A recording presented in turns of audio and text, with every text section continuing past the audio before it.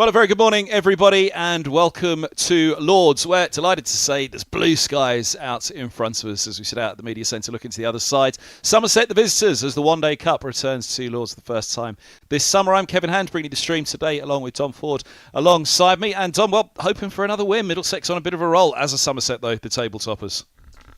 Absolutely, Kev. We've got a good bit of form behind Middlesex at the moment. 3 wins from the last 4 games. Obviously had that rained out game at Radlett as well, but it's going to be a tough opposition against Somerset today. Very strong squad, but Middlesex batting first after Somerset won the toss, so it's going to be a good game ahead of us. Certainly will be. As we say, the first bit of news is overheads, it's a blue sky. That's what we need to know first and foremost. It's a central pitch today, a little bit of a greenish tinge to it. It was used on Friday night for the 100 match. We'll look through all of that and everything else a little bit more in detail coming up in a few moments. But first of all, let's look back on yet another win for Middlesex. And the two captains are just out in the middle here. We're going to catch a word with Josh Bohannon, the Lancashire skipper, who's going to come and... Just you, if you don't mind, please, mate. Josh, what's the news from the middle? We won the toss and we are having a bat. In and balls again to Bell. Carved away for 4. That's sat up. Nice juicy opportunity for him to throw his hands at that and carve it away for 4. Unless you've lost them all. Here's Bamber in and balls carved away and caught at backward point, and Bell goes. And smart looking catch by Luke Holman at backward point.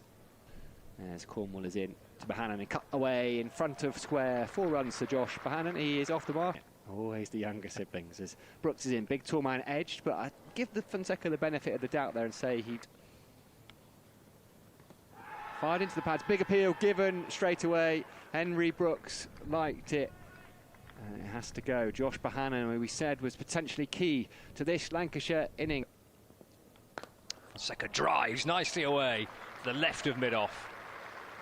Ball racing along the grass over the rope. Goes again. Same outcome as well. 4 more for Fonseca. Cornwall back into Fonseca. He's run that down to third man. There's a bit of extra bounce there. He's going to get another. Flintoff drives. Good looking shot. 4 runs. Nice shots by Flintoff. Drives away through the covers. And might just get hauled back. Final ball of the over. It's a lovely straight drive by Flintoff. Gorgeous shot. Brooks is in to Fonseca. He's batting beautifully. Oh, that's a lovely shot. And there's a fielder at backward point, and there's a fielder at Fernandez in to Flintoff, who goes for a big hit down the ground. That's lofted all the way over the rope down at log on. First 6 of the game. Oh, he's gone for a big hit here. Skied it. There's Fonseca. And Holman takes the catch off his own bowling. Holman to Flintoff. It's a cute shot. Just paddle that down towards fine leg. Little lap sweep from Flintoff. Middlesex would love to get him early. Uses his feet, goes up. He's hit that a long, long way. An early show of intent. Bang into the lower tier. Goes back, plays it back to Holman, who takes a brilliant catch off his own bowling. Venkatesh departs for 9. Fabulous catch. Green waits as Holman's in. Goes for a big shot. Does it get enough to clear the infield? Just about. It's spinning out toward. Here's Brooks in. Green waiting. Short ball pulled. Top edge. There's a fielder down there. It's Noah Cornwall who takes the catch. Fernandez in. Just a little bit short, and Balderson has rocked onto the back foot. It was just a fraction short. It's going to pick him up 4, I think. Over the wicket to Flintoff, who drives for a single through mid-off. And 16-year-old Rocky Flintoff, first appearance here at Emirates Old Trafford, gets himself his maiden List A half-century. Worked out to the leg side, slapped away by Balderson over mid-wicket. The Metrobank One Day Cup. Balderson driving down the ground. Oh, terrific catch. Fernandez in. Lovely looking shot. Just chipped down the ground. I think that's going to split. Fernandez in around the wicket. I'm not sure if that's a bit of pad or a bit of bat, but it's going to run away down towards the boundary. Ethan Bamber is going to chase it. Slows up.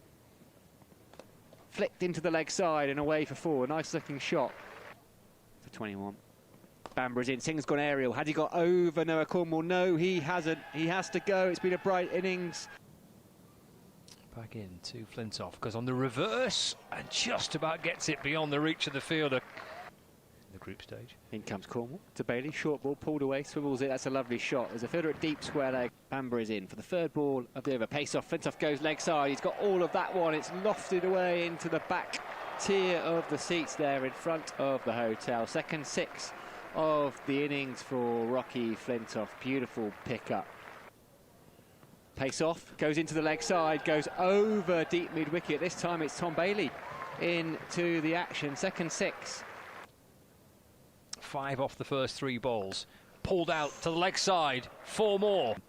Brooks to send down the final over. Flintoff launches it high towards the leg side. It's been a great knock for Flintoff though. Bailey's back on strike, hammered down the ground. Long off underneath it, takes the catch. Brooks to finish it. Flintoff goes big as he cleared long off, who's underneath and takes the catch. Flintoff caught at wide long off. Ends a very, very, very good innings. One slip in. Waiting for Cracknell, who cuts that away, just sat up nicely. He did hit that one hard, firmly. It was only a yard or two to the left. Here's Tom Bailey. He is out there and he is bowling to Joe Cracknell, who can just stand and watch as that half volley is punched away. Front foot. Venkatesh Iyer has had 3 bits of fielding to do at cover. Boyden in balls to Cracknell. Cut away for 4. He's not had much to work with from Boyden, who's bowled beautifully here. But angling it from over the wicket, Boyden's going to go again. Over number 6 this. Clipped away, it's in the air, but it might be 4 it is. It's a lovely shot by Fernandez, just leaning into it and whipping the ball up and over mid-wicket. Boyden back in. Asking for a little feather behind, and he's got it. Finger goes up and Fernandez departs, and Josh Boyden on list day debut gets his first wicket. And bowling to Cracknell, that's cut away. That'll be 4 down to wide third. And he's got off to a lively start here as Joe Cracknell. Clipped away down to fine leg boundary by Robson. Fonseca chasing after it, but he can't get to it. As Green's in. And Cracknell clips the ball away off his hip down towards fine leg. There's a chase on for Fonseca down towards the fine leg boundary. It's a full toss which is swept around the corner for 4 by Cracknell. Middlesex on course. Down the pitch comes Cracknell, hits in the air but to the left of cover and out towards the boundary. Fuller driven straight. Josh Bohannon needs to get something on it. He does get a little tickle, a little tip. Is it going to be enough to slow the ball up? Balderson in, keeper up, flicked into the leg side. There's a fielder out a deep square leg, but that is a lovely shot from Sam Robson. There is a deep find to Robson. He's got 44. Driven in between Bohannon and Chris Green. Chris Green knows the result there. He gives up chasing. Should they win this? Guided behind square. Call is 2. I think they're going to come back for 2 relatively easily. So Jack Morley out there still. He's had a lot of work to do. He's in. Pulled in front of square all the way along the ground. Nice shot from Sam Robson. Short, pulled, it was in the air. Oh, it's got through Morley's fingers. Here's Iyer in and pulled by Cracknell into a gap between deep mid-wicket and fine leg. 4 more to him. Into Robson, slower ball, pace off. Robson just waited and flicked it over the head of Chris Green. It's whipped out towards the leg side. Oh, and it's gone for 4 when it could be 4. It's a lovely shot, it is. Gorgeous shot by Robson. Hit hard and straight, and I think that's going to be a boundary for Joe Cracknell. Jack Morley is in to Cracknell, who is gone, I think. Yep, he's going to be stumped. Joe Cracknell looks back. 22 needed to win. And that's 4 of them. Walloped out towards the leg side by Anderson. First ball, really. Is that a little edge behind? And he's given it. So a second wicket for Boyden. Anderson goes, caught behind by Bell. 86. It was Joe Cracknell's 98 in a huge partnership. Oh, and they've got another wicket. He's danced down the track. Stoneman looking to finish it. They have got another wicket. There we go. That one's driven hard, and that's beaten the fielder. Luke Coleman, if he was feeling any pressure. In comes Jack Morley to Sam Robson, who's batted beautifully at 86. Comes down the wicket, gets it away, past Rocky Flintoff, past Fonseca, who've been two of the bright spots. Flintoff was in this sort of two minds as to whether to chase it to the boundary, and actually slowed up. It does get there. So I think Sam Robson is going to go to 90 unbeaten, and Middlesex have claimed victory here at Lancashire by 5 wickets. Well, what a performance that was at Old Trafford. A tricky place to go on any occasion, any format, but a really fine display, especially from Joe Cracknell, so close to that. First class, that list a century for him in that one, but a strong performance all round from all of the team up there against a pretty strong Lancashire side as well. Speaking of sides, here we are against Somerset at Lords. Let's have a look at how Middlesex line up for this one. As you can see, Toby Rowland-Jones is back, and in the side will still be captained by Mark Stoneman for this one, of course, but Fernandez, Cracknell, Robson, Stoneman, Martin Anderson, Jack Davies, Luke Holman, Josh De Carey's, Toby Rowland-Jones, Henry Brooks and Ethan Bamber. A very familiar look about this List A side now for Middlesex that are trying to go for the knockout places, which obviously after the first couple of games didn't look on, but in good form at the moment, Middlesex, and looking to push on. So Somerset have George Thomas and Andy Umed at the top. Umed, Goldsworthy and Rue, who went pretty well in that victory the other day, chasing down the Worcestershire score.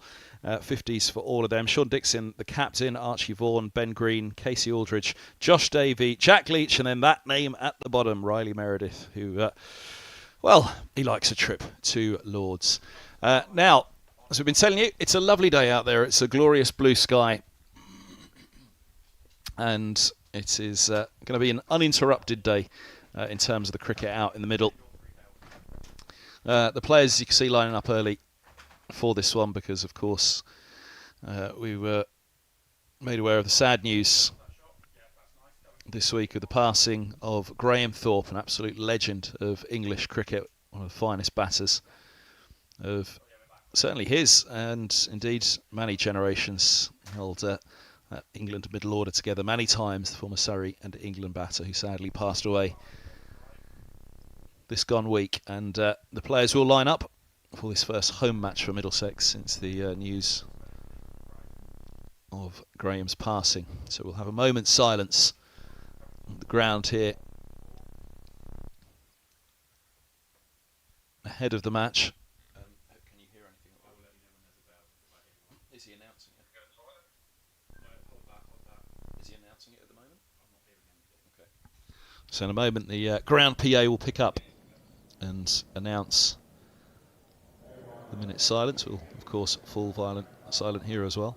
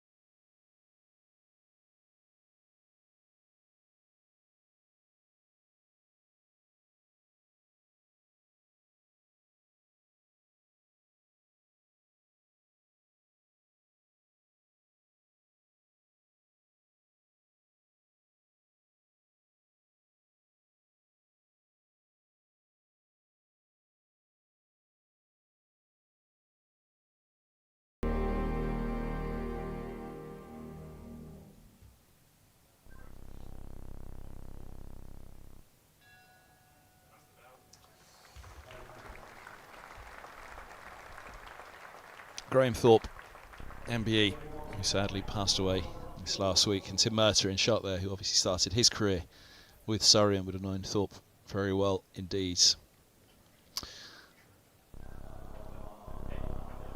So, on we go today.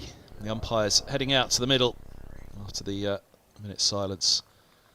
5 minutes before the start, as you can see, there's the news of the toss at the bottom. Somerset winning the toss and electing to bowl first here at Lords. No great surprise on that one. Lords, an 11 o'clock start.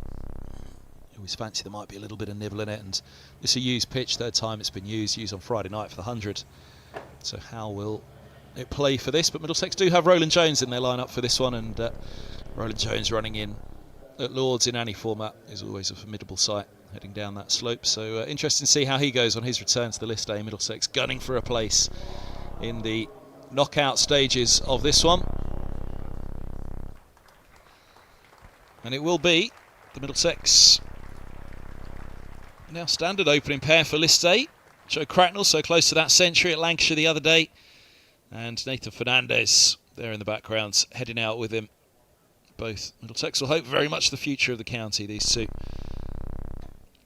Both made big impacts when they first broke into the side.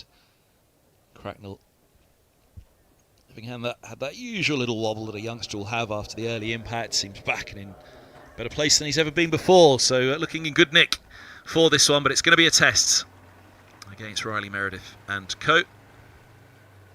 And indeed, former Middlesex bowler Josh Davey in your screen. To the left there, just having a natter with the umpire, usually with a smile on his face as he does, back at Lords again where it all started before departing, having that time with Scotland, which kept alive his career really as a Scottish international before Somerset picked up Davey.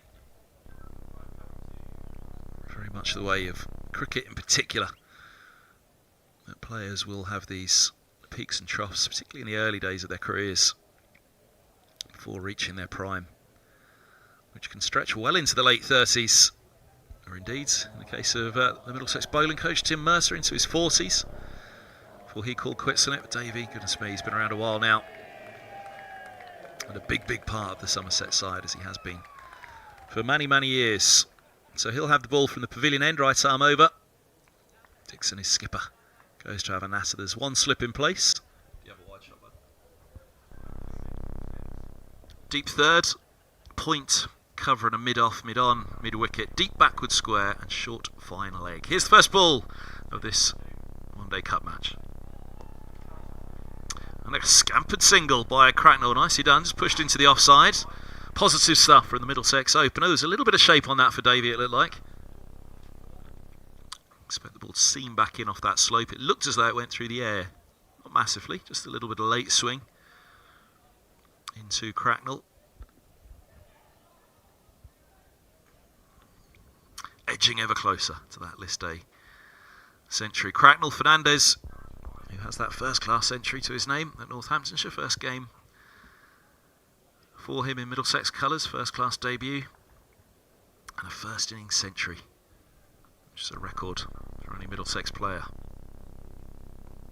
Oh, nearly a first baller here, a little dab inside edge. Was unsure about that one. Fernandez, Davey immediately onto the spot here. Wide on the crease. That was close. Wasn't too short where he was going and what he was doing with that one. First up, Fernandez, good ball from Davey. You'd imagine he'll go a little bit fuller. Let's see if that front foot moves. The off stump in his sight for this one. Indeed, did go a little bit fuller, but the width, the ball slides away down the slope. Whether that went through the air later off the surface, beating the outside edge. Two slips in place for Davey. It's an all-rounder to begin with at Middlesex. Didn't quite manage to hold down a place in the first 11 before being released, and now very much a bowler who bats a bit in his days with Somerset.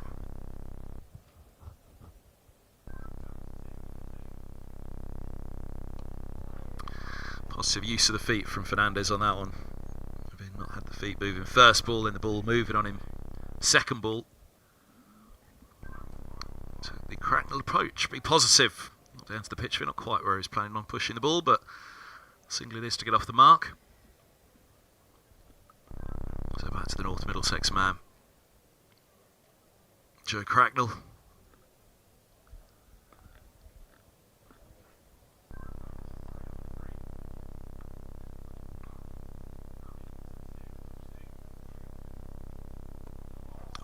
It's nice, he angled in again from Davies. Asked all the questions with this opening over. Davies been immediately onto the spot. Cracknell playing that on the splice. He talked of Beckenham after another big 50 in the victory against Kent. About how he feels more in control of his game now, more confident. Now he's come back a better player after a little dip in form the last couple of years.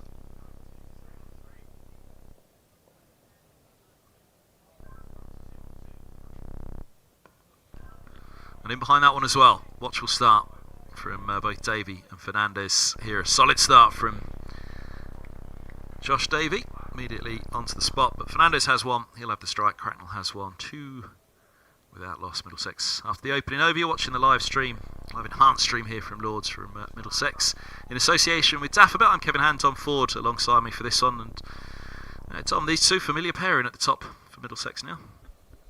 They are, and it's been a very good opening partnership for Middlesex as well. Joe Cracknell especially in some very good form. Good scores, 56, 49, 88 and that 98 that you mentioned against Lancashire. He's becoming the key batter in this competition at the top of the order for Middlesex, but it's going to be a challenge up against this man, Riley Meredith, Australian pace bowler, very pacey bowler, who, as you mentioned earlier, Kev, likes bowling at Lords.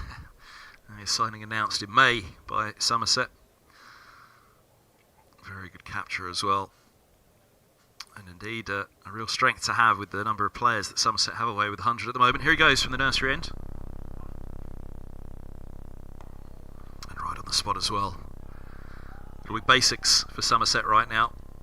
Even for somebody the class experience of Meredith, just hit the top of off. Just hit the top of off. New ball at either end. 11 o'clock start at Lords. I'd say there's a greenish tinge to this picture. It's probably more apparent down at ground level. Can't quite detect it looking as we are from the media centre at the moment. Certainly a brownish tinge underneath it.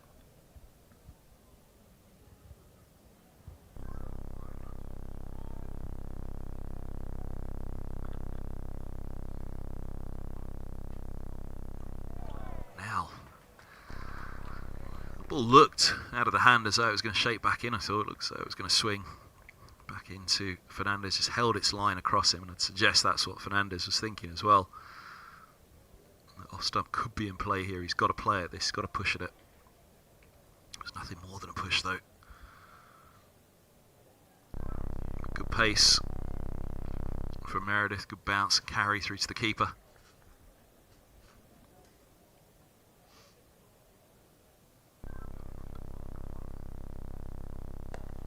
Shape on that one through the air again. Starting 2 leg side. Fernandez watchful and rightly so. Don't want to close the face and go too hard at it. Just easing the ball to that mid wicket fielder.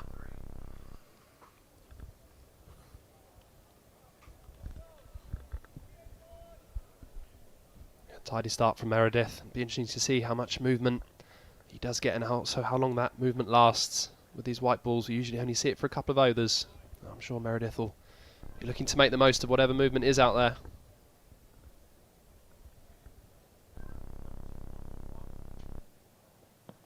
Now that's going to be close, and it's gone. Full straight. There was a bit of movement on it. Right arm over to the left-hander. Slope takes it sliding down that leg side. I think Fernandez did have a fair old look at the umpire there to think about that one. He was probably fancying with the slope at Lords, leg side, right arm over. But that's pitching in line, and yeah, I think fair call. It's at very least clipping leg. Pretty much as plumb as you like. But you can understand the thought process of Fernandez on that one. He had to lay bat on that one, really. Fine piece of bowling for Meredith. On the spot, right arm over to the left-hander at Lords with that slope. Pitching in line, and no real complaints for Fernandez on that one, even if he'd reviewed and gone upstairs at very, very least. That would have certainly been clipping leg, you would suggest. 2 for 1. Yeah, very well bowled. Riley Meredith picking up where he left off at Lords. Picked up 4 for 12. T20 match back in June. And he started fantastically well here. Very high quality bowler. And just mentioned wanting to make the most of the movement that is out there. That's the perfect delivery really to a left-hander. Bringing the ball back in. Fernandez maybe just falling over slightly. It did look pretty gun straight from Meredith. Brings Sam Robson to the crease, experienced player. He's going to have a job to do with Joe Cracknell.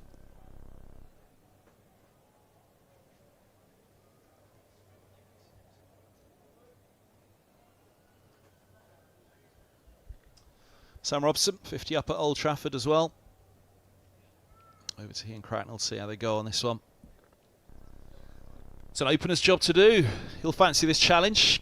A couple of Aussies, Meredith and Robson. International feel about it. 2 slips and a gully. Deep third, point cover and a mid-off, mid-on. And a long leg, a 7-2 field for Meredith to Robson. So an international feel about it. Certainly got a first-class feel about the field. Good leave. Robson acknowledging that little bit of movement away down the slope, away from the right-hander.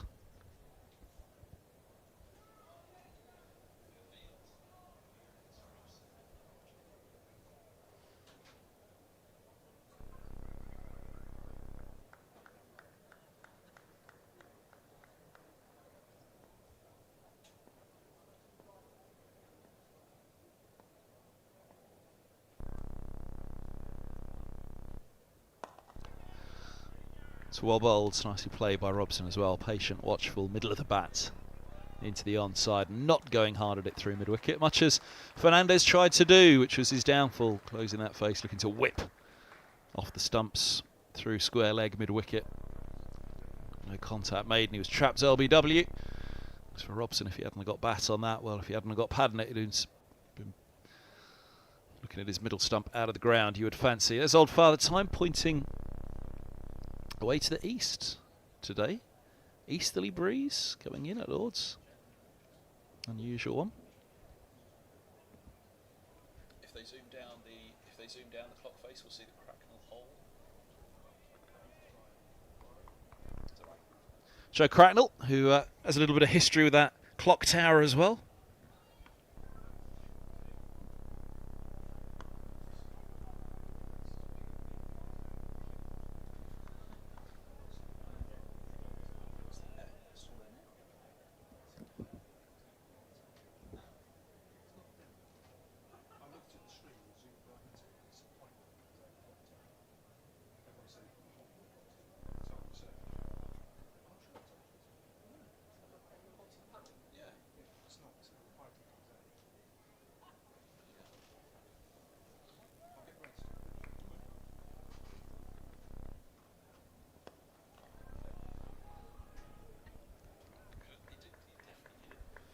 Good again from Davey. It's been a strong start for Somerset.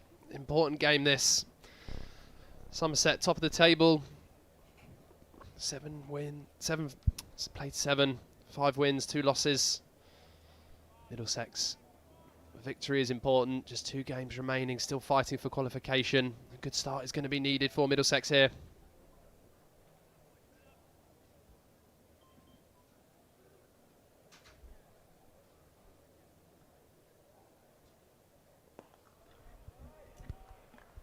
Yeah, Cracknell, who batting with the bowling from the pavilion, thumped the clock tower once for the bowling of a former Somerset man, but he was in Surrey colours. Overton thumped one in short.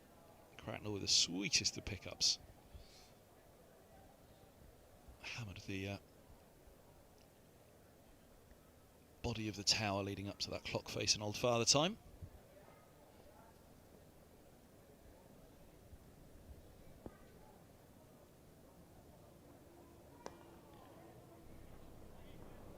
Oh, he's going to be gone by a long way, and he is. Cracknell had to get around Davey.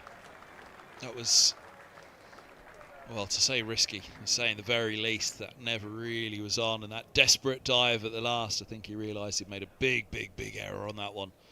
And he's going to have to drag himself off here, Cracknell. Straight to the fielder, running in, and even if he didn't have to slightly shimmy from Davey there, he was still in a lot of trouble. And there is that off stump thrown down. Even with the dive, he's out. And not the start Middlesex were looking for. Expecting a tough start here with the ball and perhaps a little bit of movement at Lords early on.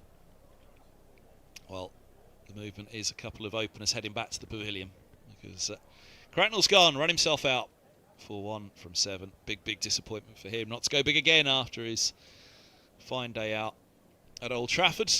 Middlesex are 2 for 2.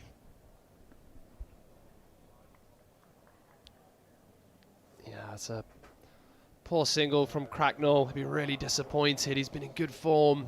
As I mentioned, key player with the bat. That's another big wicket for Somerset. And I think just the build-up of pressure. There's been no loose deliveries from Somerset early on here in these opening 2.4 overs. And Cracknell just looking to get bat on ball and rotate the strike. But it's very good fielding. But never looked like a single, really.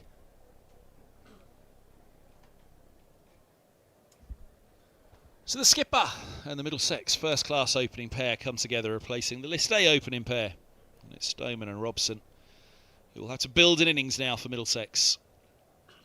Power play 1 off to a rocky start as Stoneman will head out to the middle to try and balance masses for Middlesex.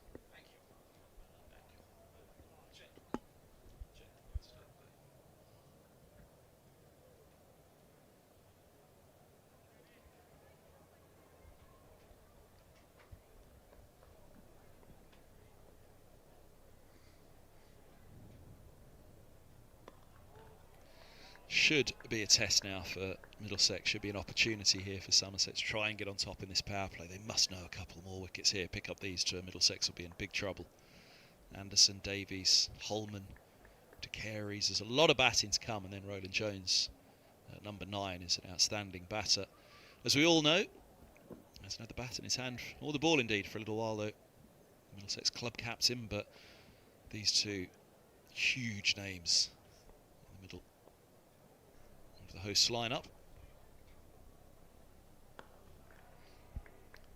Only one slip in place at the moment for Robson. Must be a temptation to go with another for David. There'll be 2 in place, you'd imagine, for Riley Meredith, though he has 1 for none from 1 over.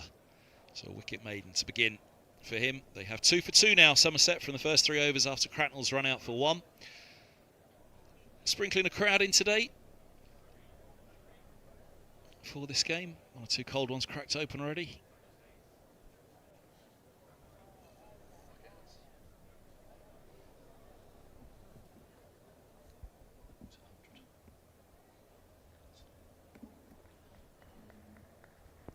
So, talked about the international field of Meredith to Robson, now Stoneman as well. And that's a nice start for Stoneman. Watchful push down the ground. He hasn't quite got all of it. So what's this outfield like? Oh, goodness me. Poor old Leach has taken a fair old chunk out of Lords. Hopefully Lords hasn't taken a fair old chunk out of him as well. What a valiant effort that was, though. Full offering of the bat face from Stoneman. Leach not giving that up at all the way. Fix the damage, well done. That would be right in front of the ground staff as well. So, doing the right thing and replacing the divots. A much needed boundary for Stoneman to get off the mark.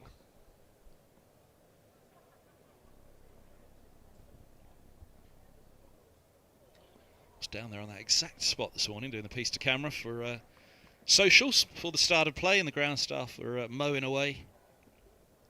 It's absolutely perfect, Lords, as it always does.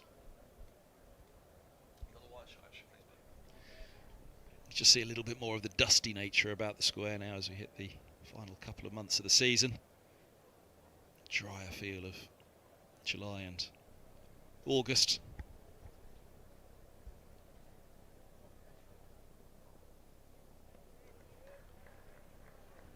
It does just have that more dusty feel at either end across the square now.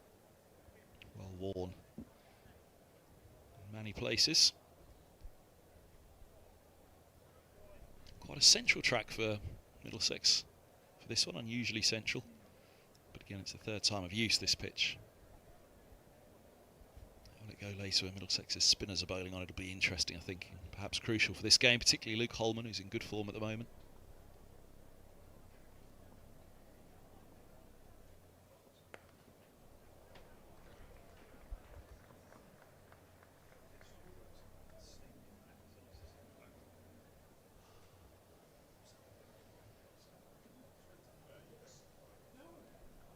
This really is the game here for Middlesex. This is the partnership. Two most experienced batters. Open the batting in first-class cricket. And they're going to have to dig in. Really look to bat. Large majority. The first half of this innings for Middlesex.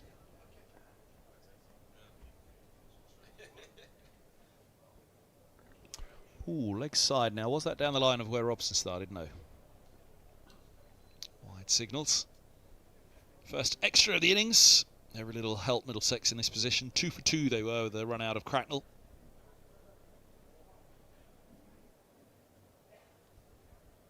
Off the mark first ball, then played out 5 dot balls before the run out 7th ball. Perhaps just on his mind, thinking about rotating.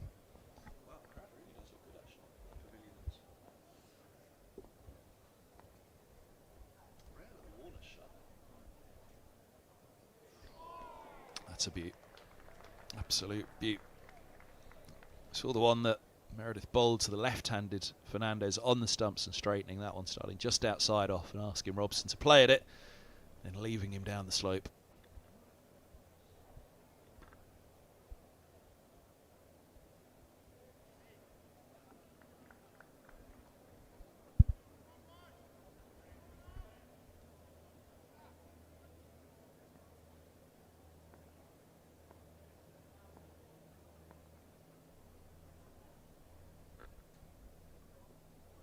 And that one's even better. Wow. What do you do about that, Sam Robson?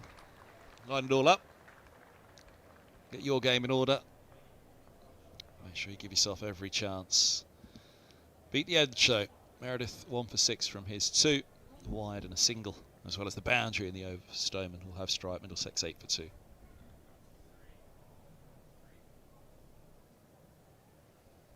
Pavilion looking beautiful in the sunshine, getting nicely populated. Should expect to see this crowd get busier and busier throughout the day. It's a lovely warm Sunday, big game here at Lord's. It's been the perfect start for Somerset.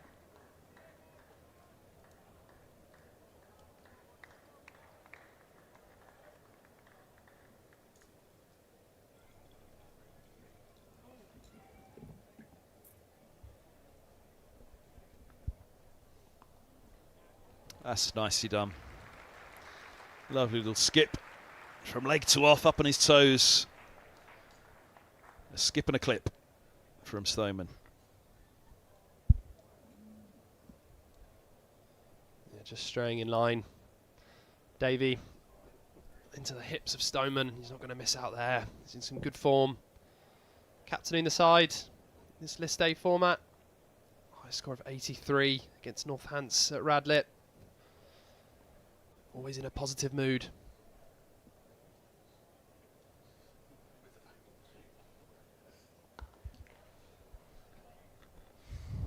Yeah, I mean, it's a competition here to be won, isn't there, for these two sides, for all the sides up and down the country. We've talked about the absentees. Middlesex have 5 of them, of course.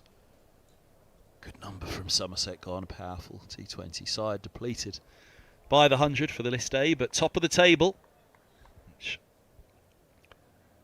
really does exemplify the strength of cricket in Somerset, as has been for many years.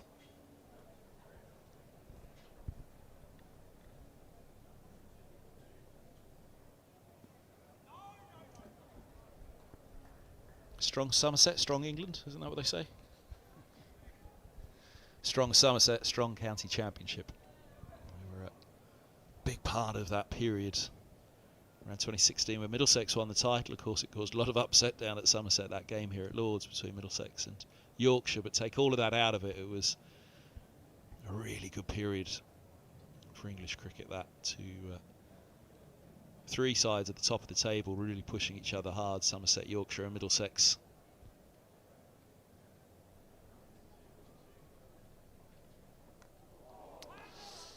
Gets away with that one, Stoneman, eyes lit up. Slightly shorter boundary down the slope to a mound in the tavern, looking to go hard at it.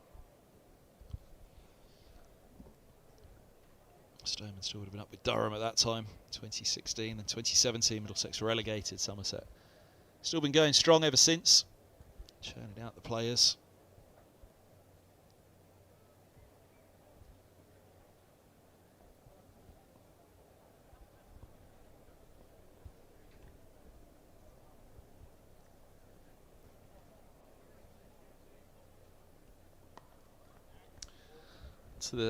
Towards the hips again, wasn't quite as high in the end. He almost scooped it a little bit into the onside there, Stoneman. But the fielder set back sweeping, so comfortable single. But winning honours galore in the one-day competitions. And again, this line-up with Davey and Meredith opening it up, Leach in the attack as well. It's hard to say it's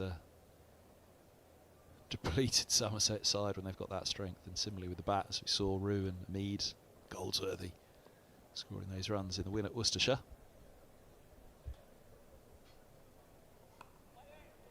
It's run nicely. Deep third will come around, hold them to 2.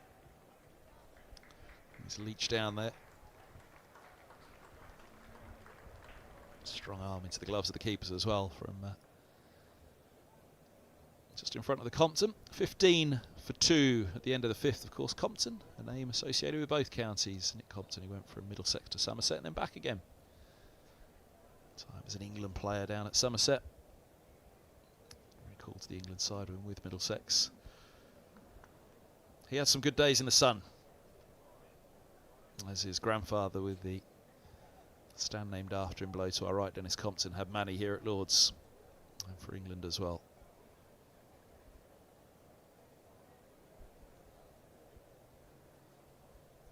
15 for 2 after 5 then. Meredith really upset the host though. A couple more wickets now. Middlesex have got a lot of work to do. Oh, kept a fraction low. Just towed it past slip. The single Stoneman. Always happily on the back foot to that one, Stoneman. He looks at the toe end. I think it was right off the bottom of the bat. There it is. Just looking for an ease into the offside. Wasn't even going at it too hard. It's Ben Green, who already had a go at Lords this summer in the Championship. He and Goldsworthy recalled from loans. 3 slips in place now for Robson. That's after the last couple of jaffers at the back end of the last over from Meredith. Robson gets in behind that one, and well, poor old Cracknell run himself out. Misjudged call. I think Robson very much of a similar mind as Cracknell was. Rotate the strike in these early overs here of the power play. I think there's a lot more to lose at this stage of the day for Middlesex than there is to win in this power play. As much as there's only 2 fielders back, that's the real possibility. 11 o'clock start at Lords. Pitch, you're not quite sure on how it'll play. Third use of it. Seen that one keep a fraction low to Stoneman last ball. So I think Middlesex will be very much thinking about just seeing off this opening pair. That's gorgeous. Leach is going to give chase on this one again, and he will catch it up this time. Pick up a couple. Solid push from Stoneman. It wasn't as full as the other ball, which he just offered the bat face to and picked up the boundary down the ground. This one he had to be far more watchful of, but nicely played for a couple.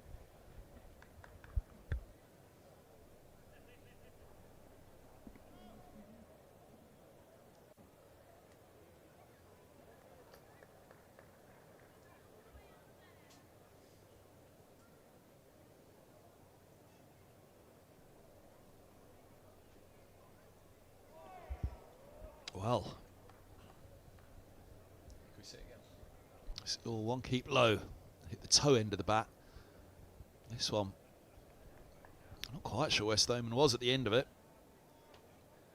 Looking to almost shovel that ball into the onside. Left in no man's land on the back foot, really. He was just trying to work with it in the end.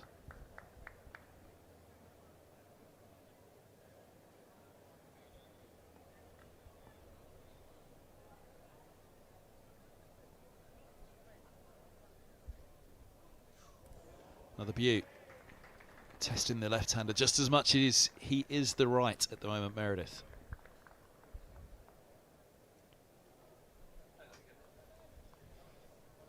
Really good from Meredith. That's always difficult. We've seen him moving the ball back into the pads of the left-hander, and that one's just gone back up the slope. Left mark Stoneman. Meredith's action will just naturally push the ball across the left-hander. At the moment it looks like the swing might have died down a little bit, but there's plenty in it in the surface. Now, just short of slip. I wonder would a second have managed to get a right hand below that. Tentative from Stoneman, and you can understand why. It was almost the tentativeness that perhaps saved him. If he went hard at that one, maybe it would have carried. Just eased that bat away, and goodness me, that was so close. It virtually carried. Just didn't quite get the fingers underneath it. Second would have been staggered slightly in front of slip, and you fancy he may well have got a hand to it, or he would have got a hand to it in terms of it not having bounced by that point, but whether he'd have been able to hold on, it would have been a sharp, sharp chance. 20 for 2 after 6. Yeah, Captain Sean Dixon did have a second slip in place, but moved him. Andy Hamid a few deliveries earlier. There could have been an opportunity there. I think Stoneman would have been safe, but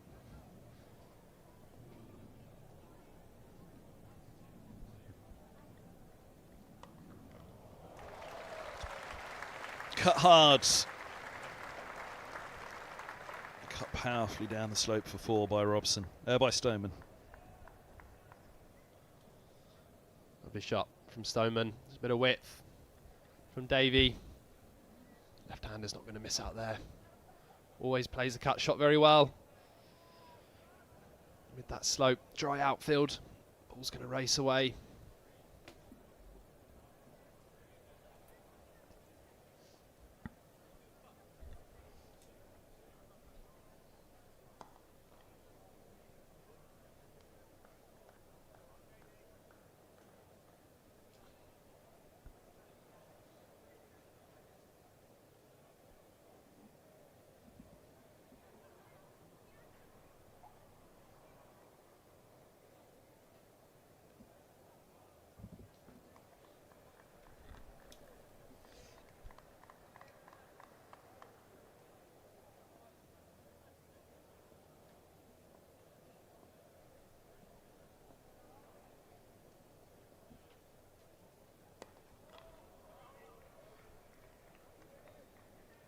Single again.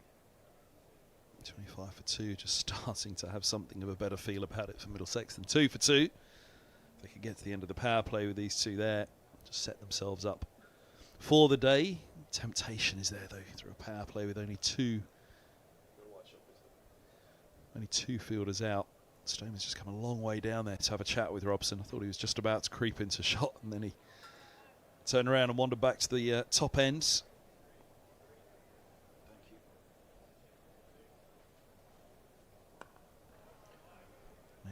Felt as though it kept a fraction low again. Almost felt as though it stopped on that one to some extent. Robson, who's backing across and waiting on it as he just trapped that bat down. Hardly say it shot along the surface. Didn't quite get up, and well, it's something that will be on Middlesex's mind now, because they'll start to think about it. Look, it will be like this throughout the day. We know it's a pitch that has been used 3 times, or for a 3rd time now it's being used, so we'll be a little bit more worn. For list A cricket, it's no bad thing. T20 match and you see slow and low, it's tough to watch.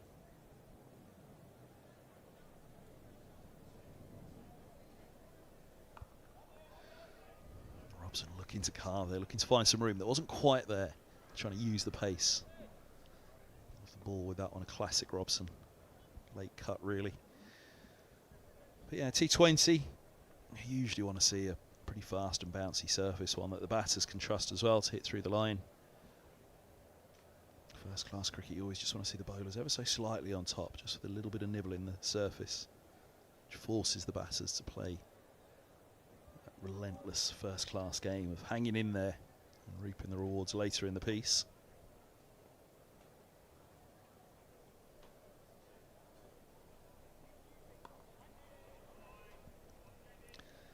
The over 25 for 2, 7 gone, but for a list A surface, you're pretty much happy with whatever you get, because it's a different challenge, and indeed a day like this where you turn up, as the crowd have in good number, to watch a clash of two sides very much with their eyes on qualification.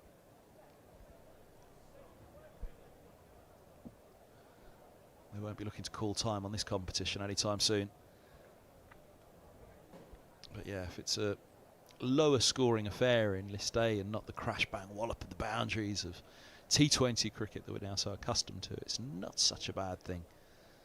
It can be just enticing a contest, and it means you do get to see players like Robson and Stoneman well tested by the likes of Meredith and co, and having to build impressive and resourceful innings. That's the feel that this one has about it, and similarly in a chase. Might find Somerset go out with a different approach in that power play, gamble a couple of wickets, try and take a chunk out of it.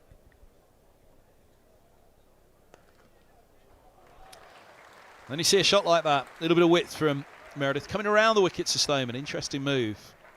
Starting wide enough for Stoneman to be able to ease across and open the face on that one. It was a lovely square drive.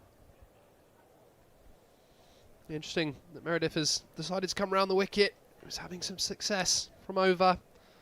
So in that last over, beating the bat, finding the edge of Stoneman as well. But it's a lovely shot. That felt good, wasn't it? It's Meredith as well.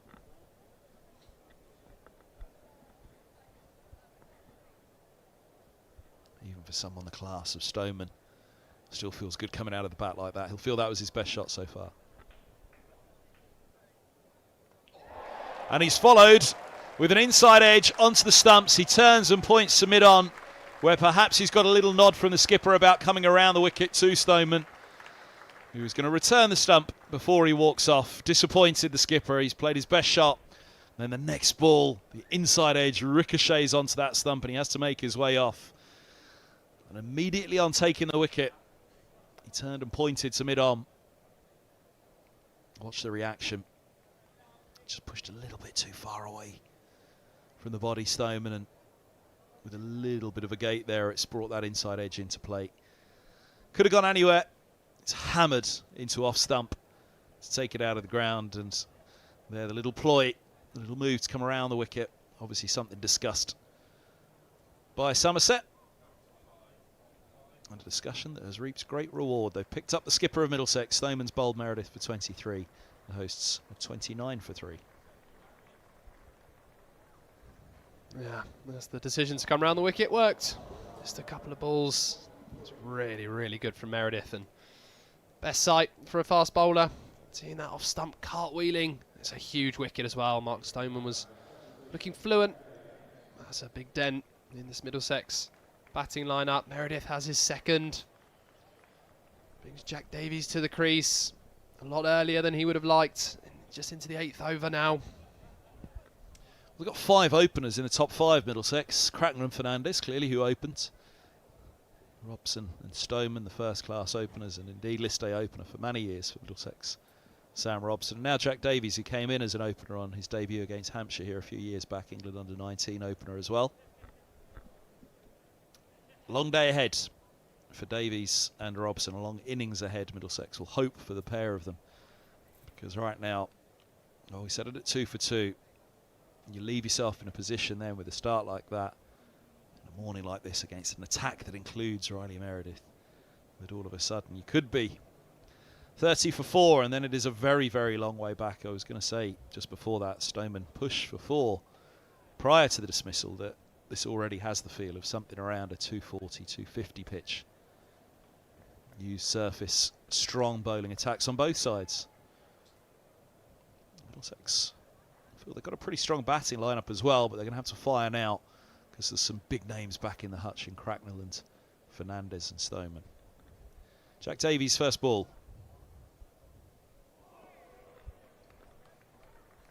Be happy with that one to leave alone outside off. Really good pace from Meredith. He's got his rhythm up, charging in. Really gets a lot of zip off the surface. So with that wicket of Stoneman, really raced through that stump cartwheeling. It's going to be a test for Jack Davies. He's got a lot of time, he can get himself in.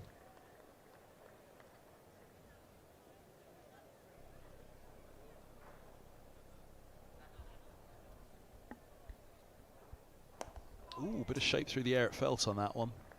Around the wicket. It's dug out of the block hole by Davies. I imagine it was intentional to go fuller and straighter and onto the stumps from Meredith. We've seen him get that shape to straighten to the left-handers, take the ball away from Robson.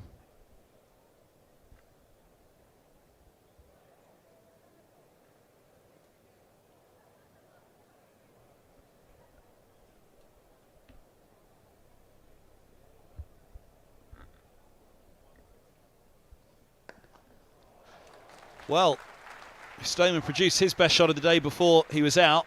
Davies has just crunched his third ball for probably the shot of the morning so far. It was overpitched from Meredith and he just had to lean into it, but he's timed it so well. I've enjoyed that. Look at that, back in the crease, deep in his crease. Already seen Meredith go up there towards the block hole once in the over.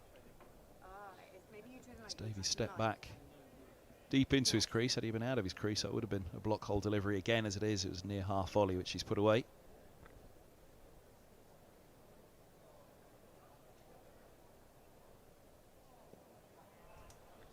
End of the 8th. Big wicket for Riley Meredith and Somerset. They picked up Mark Stoneman. Davies off to a fine start with that boundary. 4 for him. Robson with 3 and Middlesex after 8 have a bit of work to do. They're 33 for 3.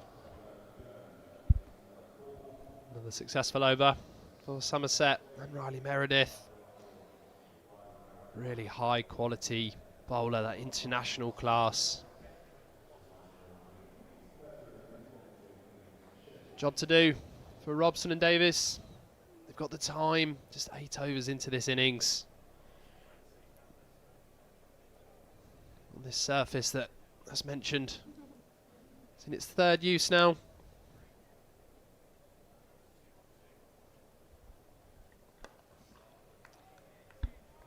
It's always the way with a used pitch. If you can just get to a competitive score, always gives you something to bowl at. Already seen a little bit of uneven bounce. I'm sure they'll be turning this surface. Middlesex 3 spinners.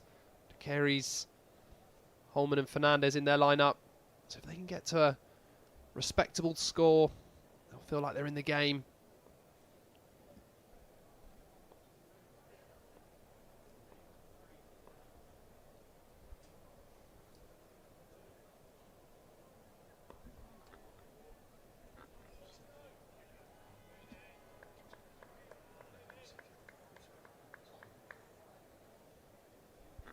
Yeah, as I say, a fancy at the moment. If you said to Middlesex 240, 250, they'd take it. That's a lot of runs, and somebody's got to score them. 3 wickets down. Obviously seen off a fair bit of Davey and Meredith. Only 4 overs there. This is Davies' 5th.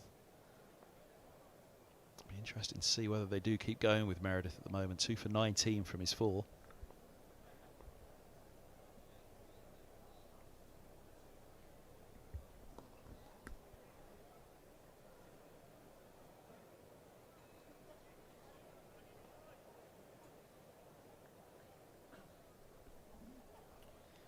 You feel like Sam Robson is the key wicket, the key player in this lineup now.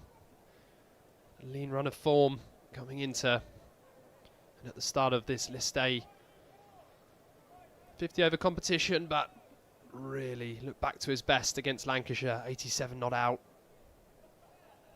in that successful run chase for Middlesex.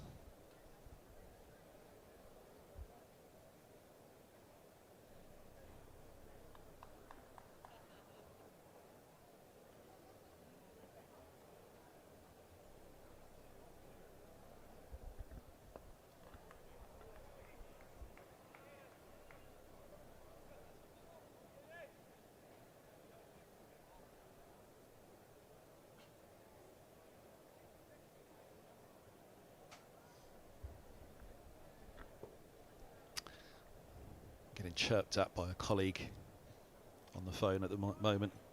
You ain't getting 240, pal. I won't say who just yet unless he says I'm allowed to. What I will say, he's got a foot in both camps.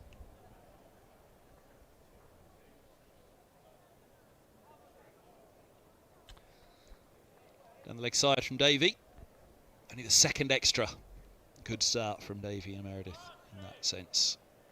And it is a day where, if runs are at a premium, as we expect them to be, you don't want to help at all with those extras.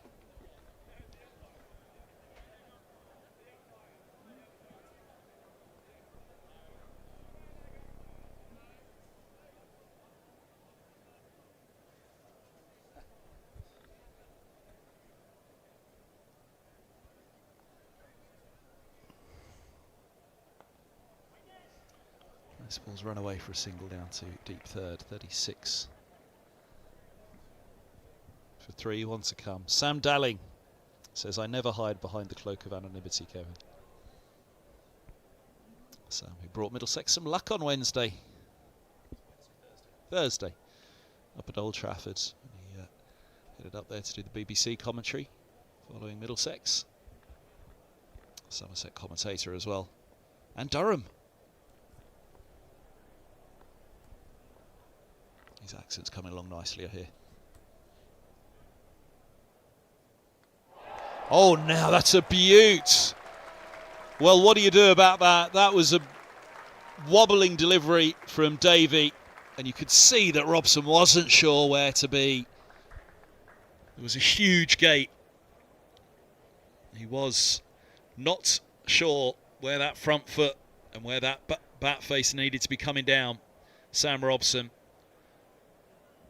There was shape on it as though it was going to leave the right-hander, and I think he was keen to try and get in behind that ball. It looked as though it might go back up the slope, but on pitching, it's held its line and an inside edge onto the stump. That's what brought that gate. Just look for a little bit of shape there just before it pitched, but it didn't then carry with that trajectory up the slope. Hit the slope and went straight on. That's where the inside edge came into play. That's why there was a gap there. He didn't have that front pad across with a little bit of late swing. For Davey, followed it with the bat, and a big wicket and a big blow struck by Somerset. Middlesex 36 for 4. Yeah, Middlesex in real trouble. Now 4 wickets down, just 9 overs gone. That's another wonderful delivery. Josh Davey picking up his first. We saw Meredith cartwheeling the stumps at the other end, and Davey getting involved in that as well. Beautiful delivery, just not much you could do with that, Sam Robson. It looked like it was going to leave him. Nipped back down the slope. Little inside edge and top of off stump. Went flying. Middlesex really need to try and get a partnership together. Martin Anderson comes to the crease inside the 10th over. Have to build a partnership with Davies now. If Middlesex want to give themselves a chance of getting to a good score, it's a really tough test up against 2 international quality bowlers who just hit their straps from ball 1. There have really been many loose deliveries and deliveries that are on the money. There's movement there, difficult for the batters.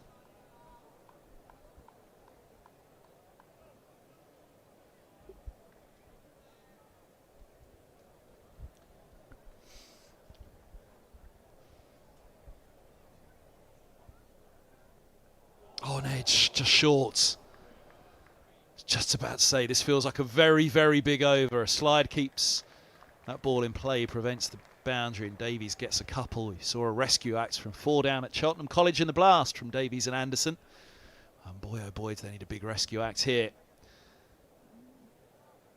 That ball was a beaut. Just stepped the wrong way. It was one of those where it was heading towards his right shin. Slip, and with that in mind, the keeper slightly in mind as well. Is he going to dive across in front of him and take it? I think there may have been a slight element of that. Angles against the keeper, of course.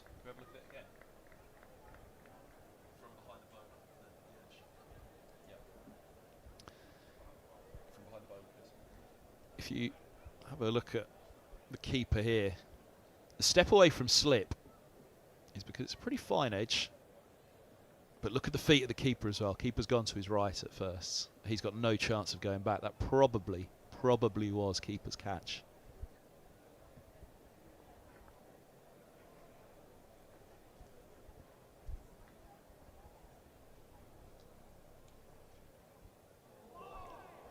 But a bounce for Meredith. Did say, did I not? This could be a very big over. Whether Meredith will go on for a sixth, I'd imagine he will. They feel at the moment as though they've really got Middlesex in a lot of trouble, and they have.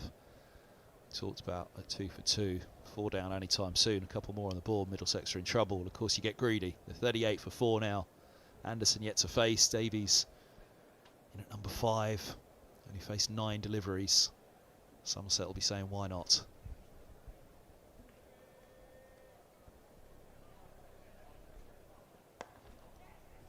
Nicely done from Davies. The throw will come in. It was a well-judged single, though. Was to the right hand of Leach.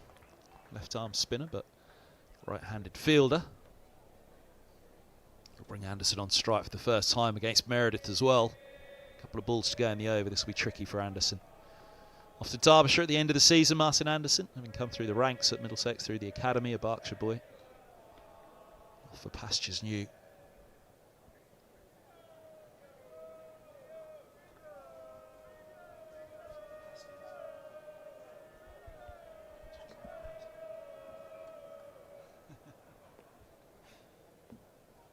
Three slips behind Anderson.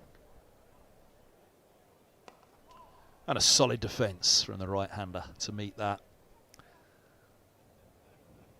At his best, Anderson, there's no doubt about it. He's a quality first-class batter. All-rounder is his role.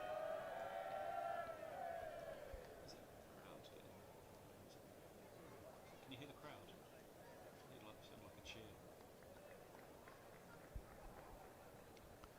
Came through the ranks as a fast bowler. With injuries, had to develop his batting, became a genuine all-rounder, and to some extent now may even be a batting all-rounder.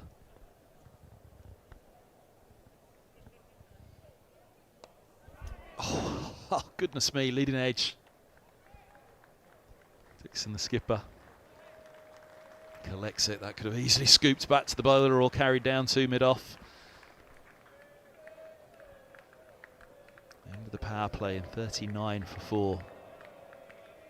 Only Stoneman's got in so far, 23 from 19. It's something of a cameo though. 19 balls faced, you really want to be in for 30, 40 deliveries, 30 runs on the board. Then you feel like you're getting there, but this is the situation with Davey and with Meredith. They are going to change, as you can see. Aldridge is into the attack. Do they go with another for Meredith though? 2 for 22. His 5 overs, open with a wicket maiden, but Aldridge from the pavilion end, right arm around to Davies.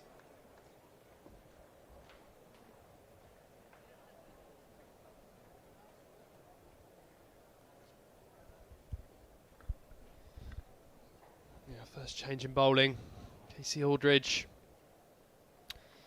picked up 6 for 33 against Lancashire just a couple of games ago, so it's not going to be much let up here in the bowling attack. Oh, there's another leading edge. Single to deep points. Desperate moment for Davies. He survives it. Head would have snapped around. All the hearts would have been in mouths for Middlesex. 40 for 4. Big trouble here. Would have felt good for Aldridge first ball as well.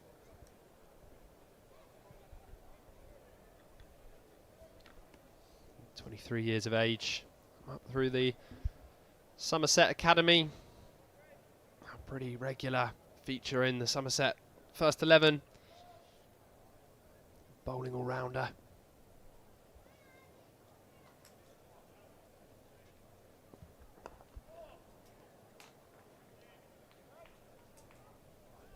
Use of the feet from Anderson, trying to negate any potential movement out there. First ball from Aldridge, being positive.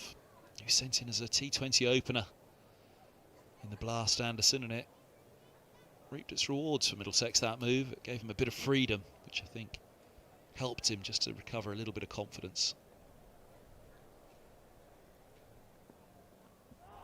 Oof, now nips back with the slope off the surface.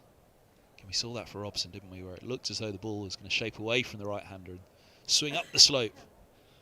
And pitched and straightened, and all of a sudden inside was in play, and so was the off stump. Robson bowls for 4 by Davey. And the last over from the pavilion end. There's still a bit of movement out there at the moment. And again, a little inside edge on that perhaps. Wasn't a long way forward nor a long way across Anderson, so look at the replay. Oh, it's hit high up on the back leg. May have been a little bit of bat involved because you'd have fancied they'd have gone up more for that one. There you go. Anybody need to know what's happening? Umpire's telling us at point. There's a little bit of movement out there, a little bit of nip. And a big use of the feet from Anderson. That's one way to negate it. Get down the track, get forward, get in behind it. I'm sure Robson would have dearly loved to have done that if he could go back out and replay the ball that he departed to. It was the one that had him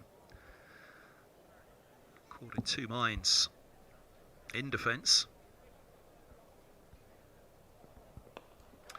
And a full toss helps. So does a boundary. Middlesex are 44 for 4 at the end of the 11th. Anderson's off the mark. Yeah, nice shot from Anderson. Full toss clipped into that leg side, vacant. Out there, no chance for the fielder. Aldridge will be disappointed with that finish to the over. It's important that Middlesex really under the cosh here, but it's important that any loose delivery, they can get it away, get runs on the board. And you can see this surface is not the easiest to bat on at the moment. There's nibble in it. A little bit stop-startish. Again, if Middlesex can get to a respectable score, give themselves something to have a go at. They've got work to do to get there.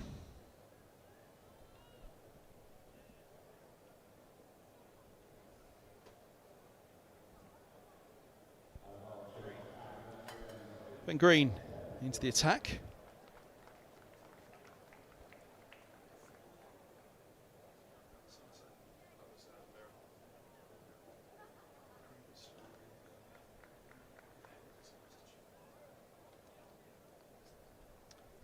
His lone spurt Leicestershire, so did Goldsworthy. Impressed greatly as a youngster. First class debut against Middlesex Goldsworthy. Green was pavilion ends in the championship match for Leicestershire here.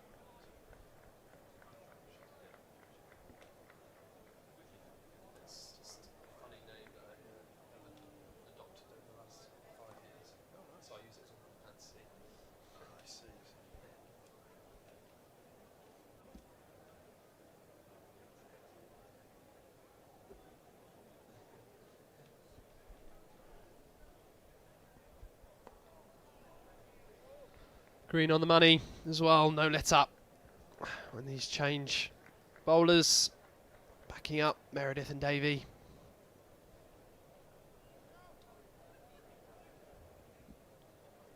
Somerset will look to just keep this ball straight. Just one slip in place. Deep square, deep fine and deep third.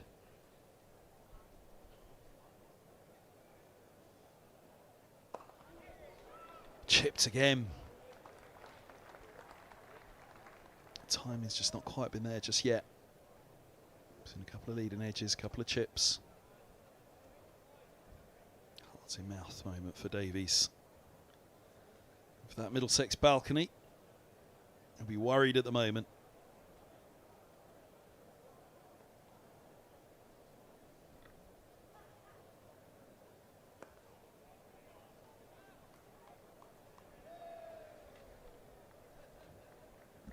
6 for 4 on Robson's departure. My mind will always turn to Somerset match at Lords here. 50 for 8. Somerset were reduced to. Skippered by Justin Langer. At the time, 2007 that would have been. We moved from Middlesex to Somerset, the Australian opener, Australian coach of recent years, of course. Nearly doubled at that, Davies. Into the 12th, 44 for 4. It was a stark contrast to this morning that day. 50 for 8 they were, with leaden skies and the ball hooping around for the Middlesex attack. The declaration made by Langer, which denied Middlesex the 3rd bowling point, with the 9th wicket going down. 50 for 8. Langer questions about it, said with the skies as they were and the sun expected to come out, they wanted to have a bowl in the same conditions at 50 for 8 on that first morning. So testing day that was. Testing morning this is for Middlesex under sunny skies. 44 for 4.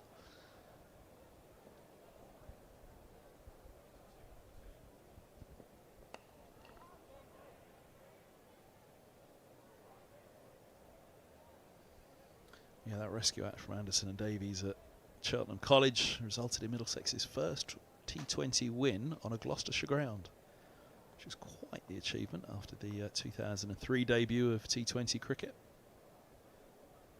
21 year, 22 season wait for a win on a Gloucestershire ground.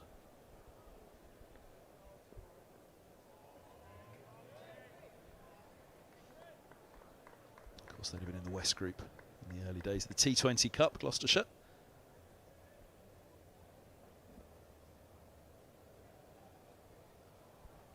But yeah, 4 down, Davies and Anderson led Middlesex to an unlikely victory. Got to lead them to just something competitive here with the ball when they come out to bowl later.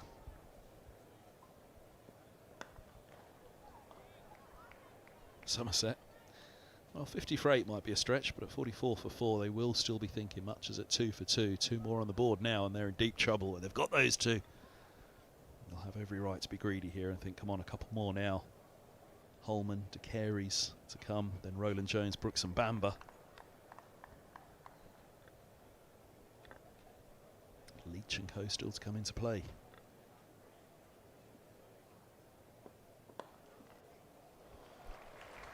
There's the Anderson drive. Only dealing in boundaries at the moment. Low full toss got him off the mark. Bit of a half volley just outside off stump, but effortless from Anderson. Yeah, nice shot. Anderson using his feet the ball before. Aldridge just going a little bit fuller. That's a beautifully timed drive through the gap. 4 more runs, much needed runs. But what a response from Aldridge. Anderson left dangling the bat on the off stump and hoping. It is his strength, the drive, Martin Anderson. You just wonder, will that little 4 through the covers get those feet moving, get the brain ticking. Somerset very much on the attack with their field placements. Nice use of the feet to defend out the end of the over. 48 for 4, 13 bowled.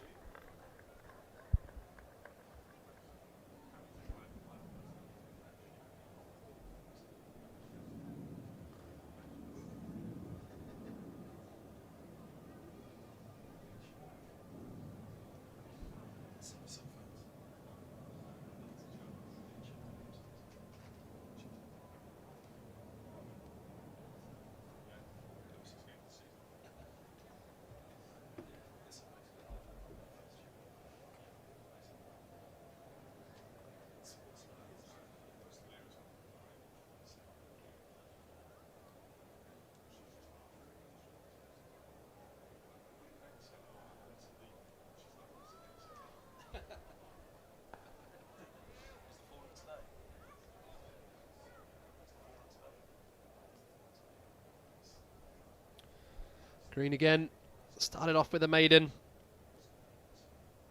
It looked above very straight. Saw the field placements in the last over. Somerset on the attack, a couple of mid wickets. Fielders in front of the bat usually suggest that the ball is just stopping in the surface, looking for a leading edge. That's what Somerset are going to play for here. Get Davies and Anderson to push at the ball, the hard hands, look for a leading edge. Maybe fielders waiting for that catch.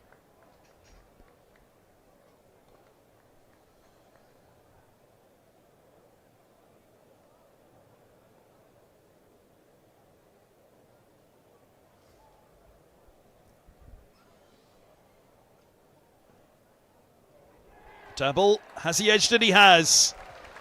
Kick of the dirt from Davies. A nibble of the outside edge from Green. And Middlesex are 5 down and in real bother. Very good from Green. Deserved. He's been very accurate. And again, just in that corridor of uncertainty, no matter what format, if you bowl in that channel, you can always get a batter to play eventually. Davies just having a nibble. The ball left him slightly. Feather of an edge through to the keeper, and Middlesex now 5 down. Just 48 on the board. Real trouble. Maybe 50 for 8 still is in play. It's tough out there, isn't it? Around the wicket, that one's gone back up the slope, just straightened on Davies, but this is a real test now for Middlesex. Somerset are right on top here, and they're a substantial way through. They've got the entire top 5, and they're into the all-rounders as Anderson will be joined by Luke Holman. Josh DeCary's a fine batter to come as well for Middlesex. Again, another one who's been an opener. So the Middlesex lineup, they've got 6 openers in their top 8. One of them coming in at 8, so in at 7, Holman. Right-handed, left-handed combination will continue, and I think you can see there Anderson's given a real briefing that this ball's seaming about, and that means that Leach should play a big part as well. If it seems, it will spin. So Holman will want to play a big part with the ball later on, but they'll have to get runs on the board first, and he's going to have to be one of those to do it. DeCary's, Roland Jones, Brooks and Bamber can all hold a bat. DeCary's obviously a lot more than just hold a bat, but at some point that scorecard for Middlesex has got to have a substantial addition to it from an individual, but also from a partnership.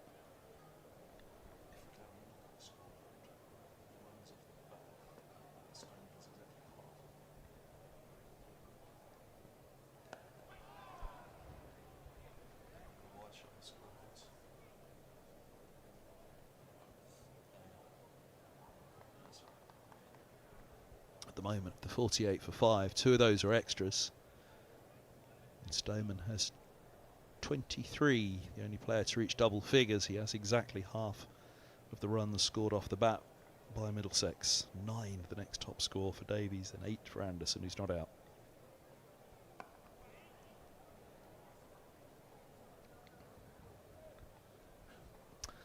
Now, much as Anderson came through as a bowler, developed into a batter, similarly Holman came through as a genuine all-rounder, really. They didn't know what he was going to be best at, batting or bowling. It's his bowling that's really taken off in the last couple of years, and this year in particular.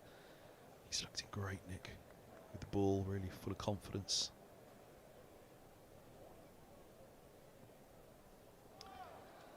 Now would be the time for him to find some runs with the bat, big runs as well. Middlesex in a spot of bother after 14 overs. Davies out, caught behind for 9, Rue with the catch, Green with the wicket, and the hosts of 48 for 5.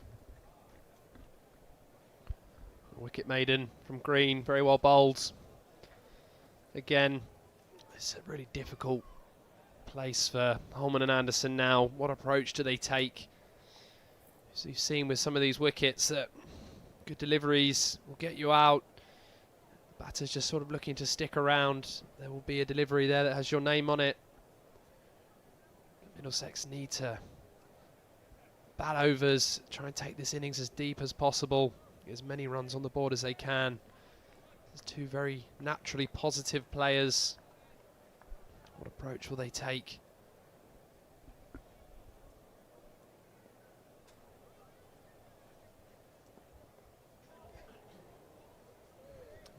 wide. Helps down the leg side. Middlesex 49 for 5. It's probably pretty tight, that one. Batter taking a step across. Big step across from Anderson on this one. And down the leg side. The question is, for the umpire, is did it pass down the line of where the batter originally started? There was a fair chance that did.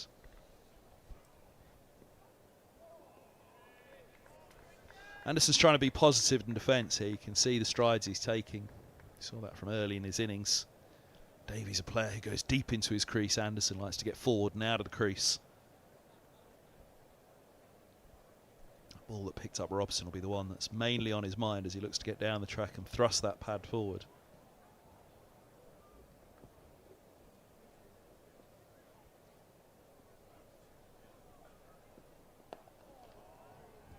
Response from Anderson. I think just from Aldridge, just to go a little wider on the crease. I think they're trying to angle that one in.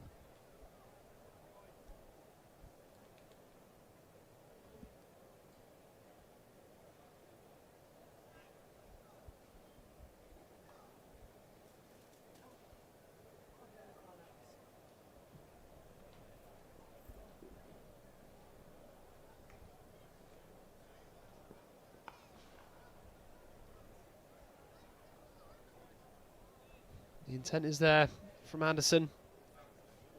Get down the track. To cut that one away. Just looks a little bit inconsistent for the batters. It's not really coming onto the bat fluently.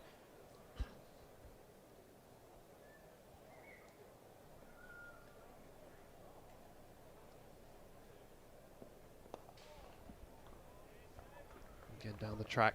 See it very often with Martin Anderson in all formats of the game, really. With the bat, he likes to get down the track, just put the bowlers off their length. Just takes a couple of steps forward, but the important thing is gives himself a solid base.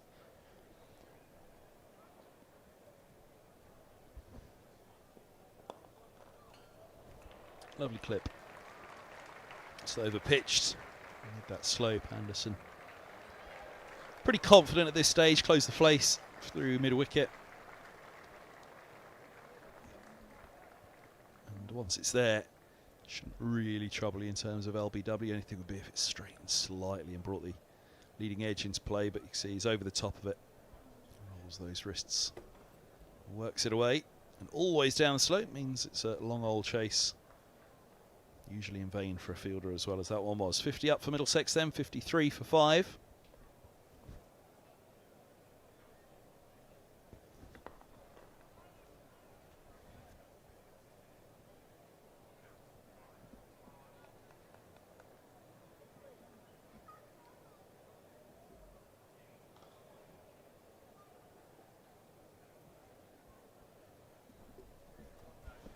End of the 15th then, 53 for 5, and Middlesex desperately need a 2 at the front of that. But they're not going to get it, you'd have thought, unless there's something quite brilliant. It really would take a couple of centuries here. So many wickets so far down. Family day out on a Sunday. I'll be hoping for a full day of cricket as well at the moment. They could be robbed of it unless Middlesex can get these runs together. We've seen a couple of list day games like this. Mentioned one a couple of weeks back at the Oval where Surrey was skittled in 35 overs and Glamorgan knocked it off in 15s. The total numbers of overs that day were 49.5, so they didn't even have half a match on a very sunny Sunday, much like this. Again at the Oval, Middlesex will be hoping there's no such repeats here and they can get in and get a good innings going, but goodness me, it's a long way back.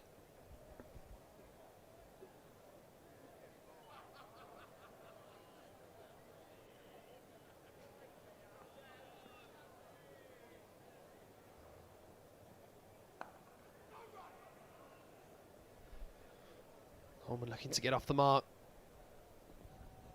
Left hand, right hand combination with Anderson. Look to rotate the strike, pick up the singles where they can.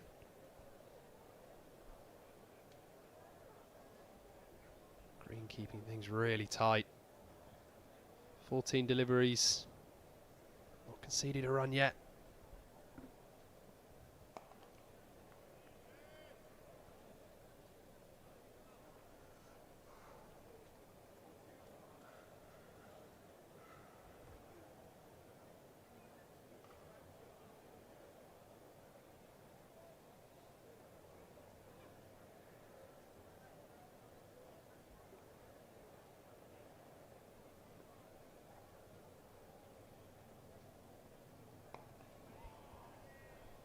Really probing. Line from green. Just looking to try and find a gap between bat and pad of Holman. Looking for LBW. He's bowling very straight.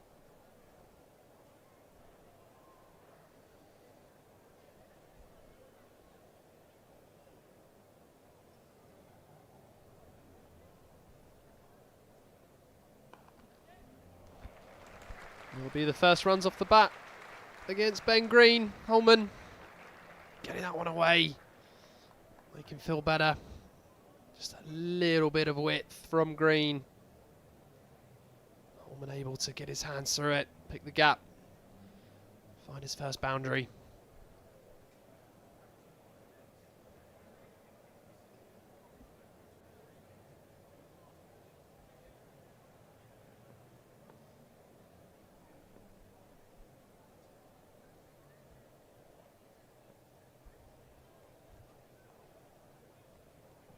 Left to finish. 4 from the over.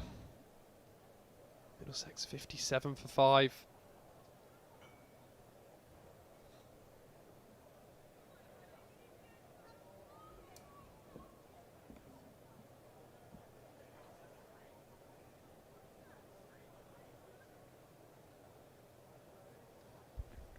There you can see Anderson only the second batter into double figures. It's a tough start. Every ball's going to count in this one, as it pretty much usually does in most formats of cricket, but moving on.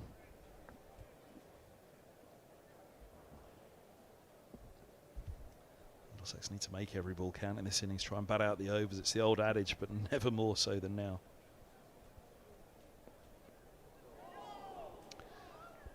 Talk about what Middlesex would chew your arm off for at the moment, and there's another example with that delivery of why. If you were to say to Middlesex, you'll still be there after 49.5 overs, will you take that? The answer is yes. The ball's seaming. You'd imagine it'll be spinning soon for Leach. At the moment, they're sticking with the seamers. Get what they can out of these 2 new balls before they go soft.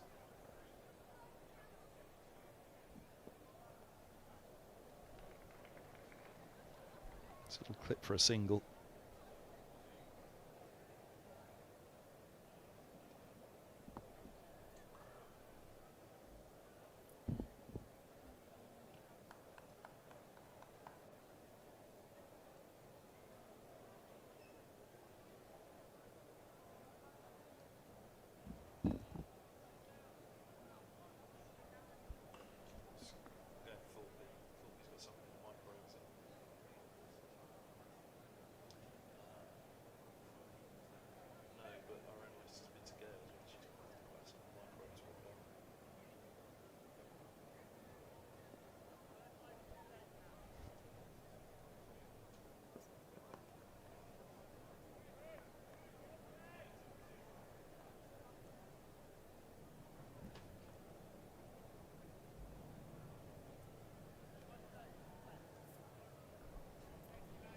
Tall bowler, Casey Aldridge, 6'4". Extracts that variable bounce in this surface. Saw it with Meredith as well, another tall bowler. You get some balls to really shoot up, some keep low. Ouch. No, it didn't quite get up, and he was through it very early. I'm not sure if it was a slower ball or not. Holman is quickly onto the back foot here, and oof.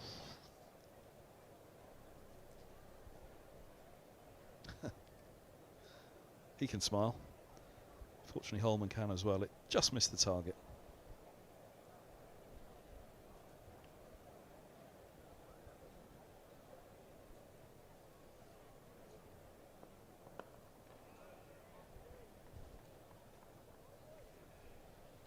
Good from Aldridge. Right on the money. Around the wicket ploy to the left-handed Holman. To angle it in naturally with the action and get it moving down the slope. Try and find that outside edge. On top of off stump.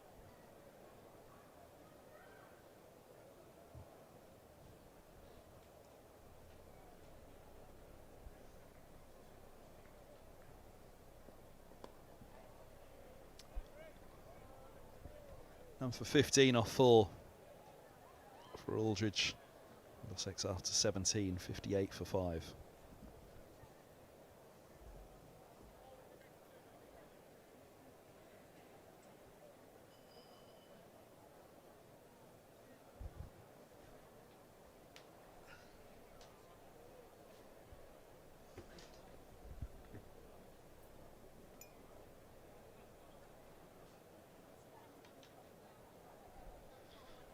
Beautiful sunny Sunday. Good crowd here at Lord's. Catching some rays. We'll be hoping to catch some sixes as well. Haven't seen any ice creams yet. Cracked open a few cold ones, but no ice creams. Too early for ice cream, eh? Chip down the grounds. Wide mid-on in place though, so relatively safe as long as he got it back past the bowler for Anderson. Talks about how strong his driving is. That was a forceful push, which is why it went in the air for a fair bit. But he'd been eyeing that field as well. Look at the use of the feet down the pitch. There you can see almost a straight mid-wicket as opposed to a mid-on. Anderson liking the look of it.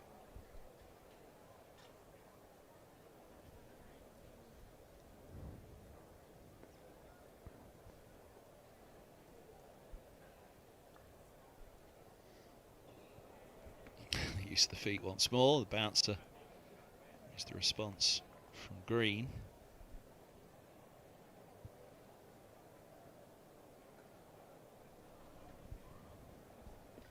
I think Andy's got a sombrero over him or the photographer next to him has quite a good shot. I don't know, but if one of the other two pick up Andy himself, the umbrella over him is quite a good shot. See that use of the feet again from Anderson, just getting himself out of the crease, trying to take LBW and bowls out of the equation. Get a long way down, get into position. If that ball thumps on the pad, there's a fair chance it's hitting outside the line of off, and he is playing the shot to it on each occasion.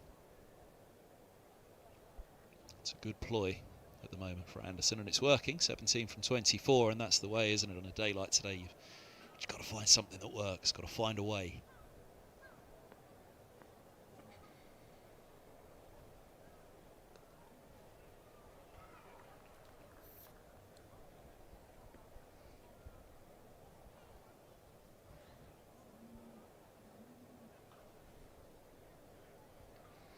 As opposed to any sort of total in mind for Middlesex at the moment, it really is back to that old adage. And you don't often say it anymore, bat out your overs. But I think if Middlesex were to be offered something now, it would be that they bat out their full 50 and just see where they are. Hang in there. It's a good test, it's a good challenge, good experience for Holman and Anderson. The carries to come. There you go, proper cricket shot. Glorious looking one from Holman, just leans into that, up the hill, all the way to the grandstand, and welcome. Cover drive for 4.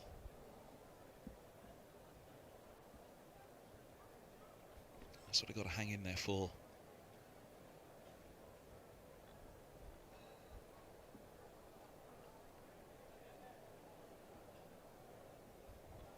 Out the 50 overs and you're likely going to have something just over 200. We talked early on about 240, 250, didn't we? I think that was at 2 for 2. Had the feel of a pitch that wasn't going to be full of runs. Not with the lack of Meredith, Davey, Aldridge and Green. Similarly, Middlesex will hope the same. Brooks and Bamber and Roland Jones. Bit of Anderson as well, but I think crucially it will be spin as well today. See what impact that has. We're going to have to wait a little while before we see Leach. Has to ponder life in the meantime. Just starting to get to grips with the seamers. A couple of balls that they use in white ball cricket, one new ball at either end, just started to get a little bit softer now. Should be a little bit easier to play, but there has been movement out there. We've seen it through the air, but it's the movement off the surface. That'll probably be there throughout. It won't be as exaggerated throughout, but we saw one come back and go through Anderson. A couple of overs back from Aldridge, coming down the slope.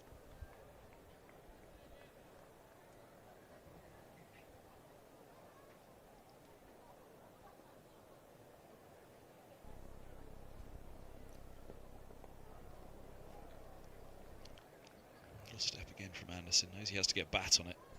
Taking it from quite a straight line, that one. But yeah, list A cricket. You fancy, you turn up and you're going to get a good chance of seeing your favourite player, be it a batter or a bowler. 50 over game, you can guarantee. And like first class cricket, of course, your favourite player is a batter, and you turn up and he spent the day in the field.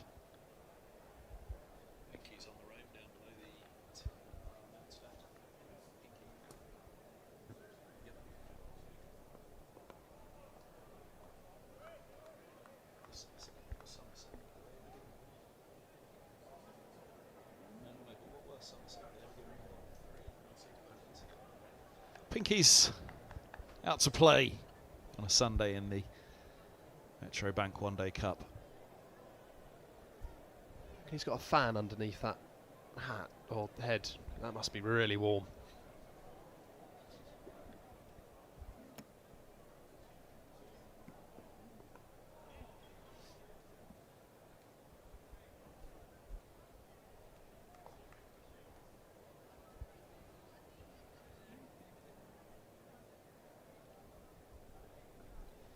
I remember I had tickets for quite a few years ago, India touring over here. Got tickets for the day of the test match, India versus England. I was really wanted to see Sachin Tendulkar bat, and he was in the field the day that I had my tickets, unfortunately.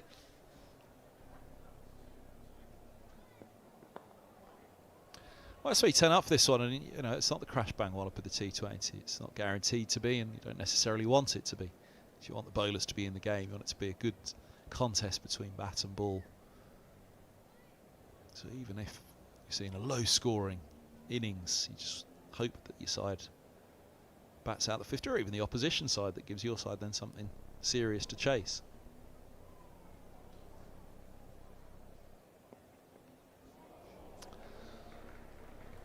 Edgy, but a bit of control about it from Anderson. Fine of the deep third, he'll pick up the boundary. There's no slip in place. He was quite positive and forceful about that outside off stump.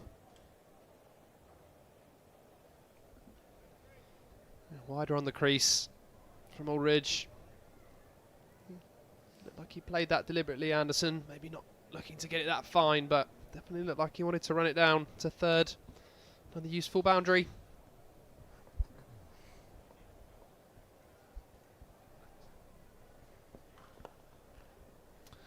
There's the use of the feet again. It's negating the movement. 73 for 5, end of the 19th. Came together with a score of 48 for 5, these two. And perilous position it was. It still is, but Middlesex will feel they've got a chance of getting up somewhere at least to 150 at the moment with the batting they have to come. Obviously they'll want to be up to something around or just over 200.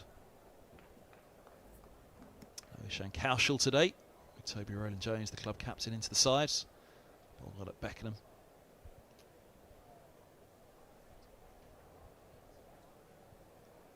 Cornwall as well has been an interesting one. Cornwall have been disappointed to miss out in the match against Somerset. He's a man who rarely misses out. Jack Leach will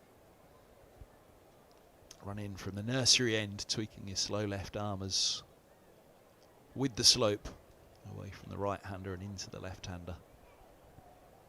This is really a key moment now, because you could full well imagine Leach bowling through here, and if he starts to get on top, and the damage done by the seamers could be finished off by the spinners. Having a good competition as well as the spinner. 12 wickets. Leading the wicket tally for Somerset. Best of 6 for 26 as well. I think I mentioned it in the morning video previewing the day. Bashir was an option. He was here at the ground with Somerset. Not named in the 11. Don't think he was even named in the squad actually, but he was here with the squad. Must have had a thought about bringing him in. And I'm pretty sure that Middlesex fancied Bashir was going to play. They'd play Bashir and Leach on this one. Right now, even before Leach has bowled a ball, I'd imagine they'd be thinking, oh, I wonder should we have found a way of getting Bashir into this side. And that's where Middlesex do have 3 pretty decent spinners. Not to the class of Leach just yet for Holman and Carey's and Fernandez, but 3 pretty decent spinners.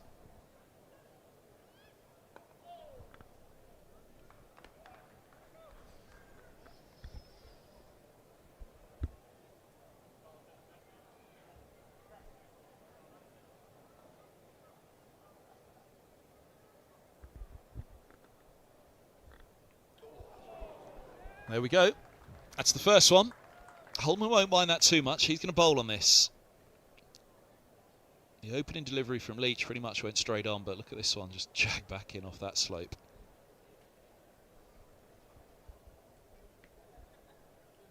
Retakes his guard. Holman perhaps just steps a little bit further across. He's going to try and take LBW out of play. Get outside the line of off. Try and smother that spin.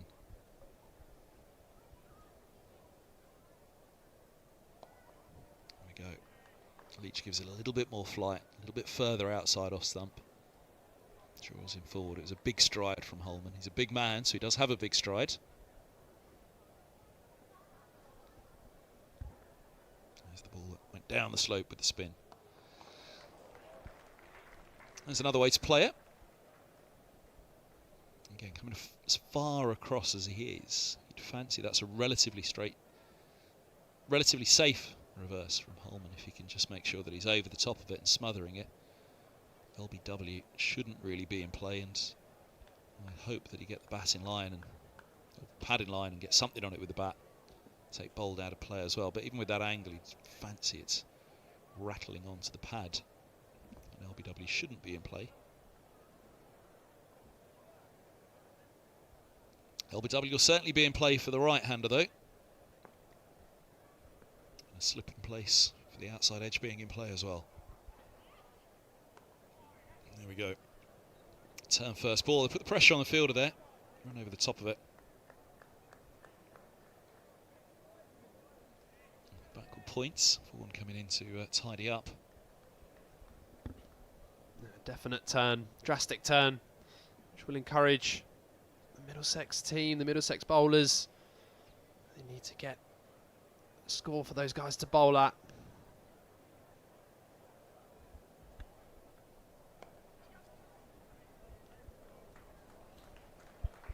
Very good running to end the over.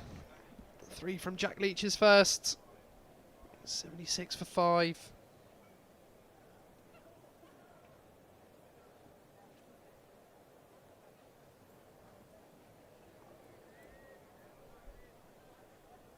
Just having a look elsewhere in Group A of this Metro Bank One Day Cup. Looks like a bit of a bowler's day at the moment. Other fixtures that be important to keep an eye on, could have an impact on how Middlesex go, depending on this result. But Northants have Lancashire 4 down for 96. Worcestershire versus Hampshire, a big game there at Worcester. Hampshire 90 for 5. And Kent Durham 129 for 3. That's another game that Middlesex fans will want to keep an eye on. See a change of bowling from the pavilion end. George Thomas, opening batter, can bowl as well into the attack.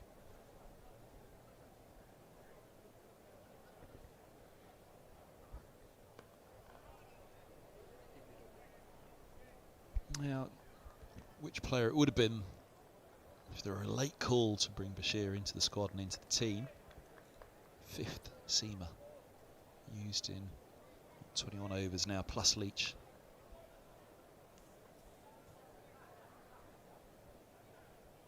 This man's going to need to play a very big role for Middlesex today. Bat and ball.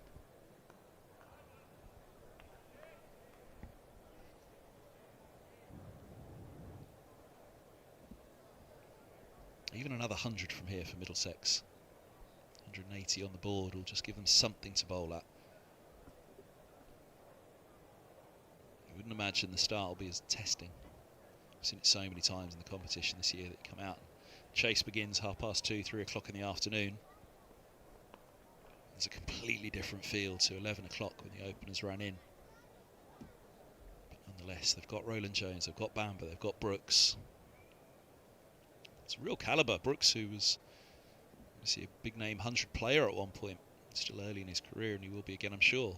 Middlesex talked about the tweaks they've had since his arrival in January. They want a full winter to work with him. Bamber's off in the other direction to Edgbaston. He's been an outstanding bowler for Middlesex. Roland Jones, little to no introduction required at all, so they'll have a seam attack that they'll pretty much feel they can bank on keeping it tight at the off.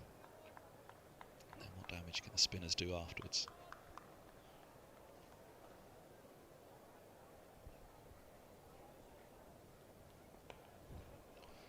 All that to come. They need another 100 runs in the next 30 overs, he'd say, just to give them something in this game.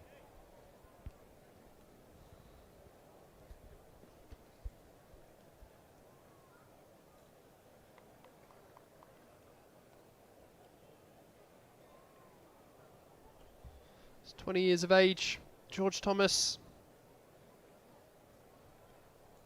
Best of 3 for 41 a few games ago against Derbyshire.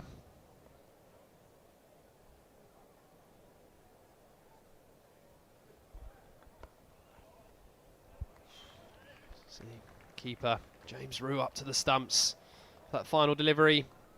Anderson, as we know, loves to get down the track. Rue up to the stumps will just keep him in check. End of the over, just one from it. Lords bathed in sunshine. Anderson and Holman, they're digging in, doing what they need to do. Highest partnership of this innings now. 29. Just overtaking Robson and Stoneman early on. They're doing a good job. Long way to go.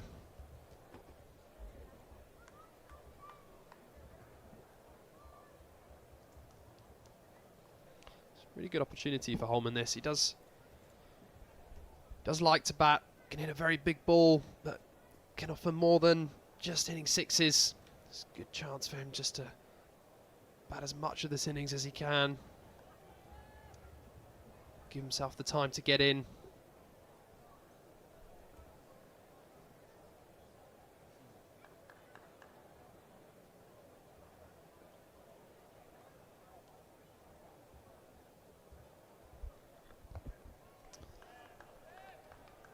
As much as Holman can face Leach, he's really going to help Anderson at the other end. That slope at the moment, left arm over to the left-hander, turn into the left-hander. With the slope, LBW isn't in play, or it shouldn't be in play.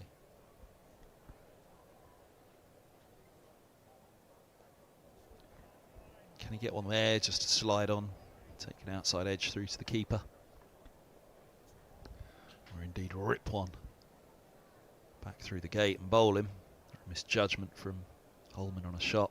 We've seen a couple of inside edges today, the ball seaming around. Same for the spinners, but this is going to be the big challenge. Turning it with the slope away from the right-hander. It's right back in line behind that one, Anderson. We've seen him go deep a couple of times now to Leach. Leach won't mind that at all.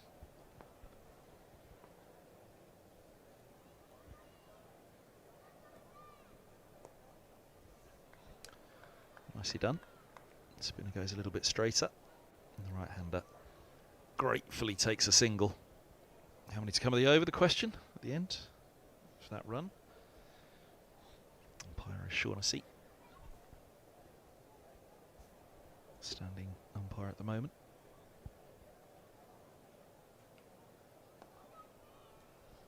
There's that turn again, you probably just get a little bit more of a feel of it when he backs up Holman.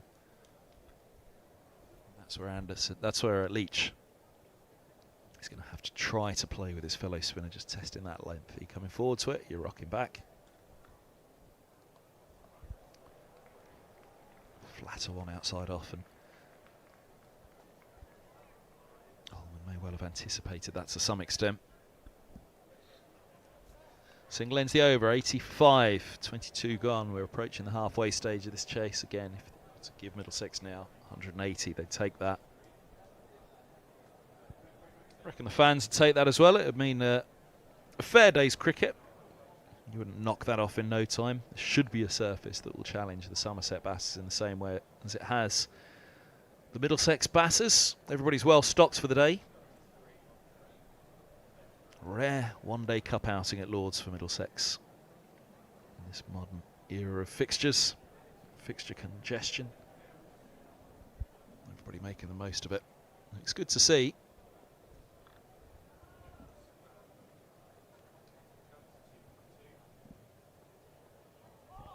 Wow. And that slipped away down the slope. Pops back out of the gloves of the keeper standing up, but look at this movement. Totally squares him up. Look at that go. Slow left armour at one end. That was pretty much right arm off break from Thomas, and at pretty good pace too.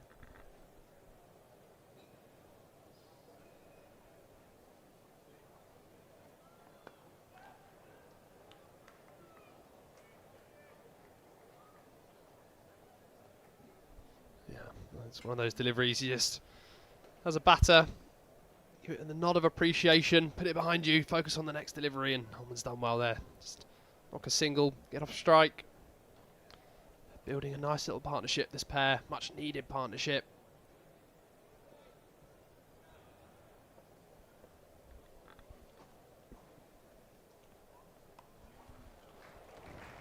That gets through, backward point with a tumble. Nice cut from Anderson. And the boundary for him. He's now Middlesex's leading run scorer in this innings. Yeah, lovely shot. Bit of width. Anderson in good form. He's having a good season with the bat. Important, impressive player in this Middlesex middle order.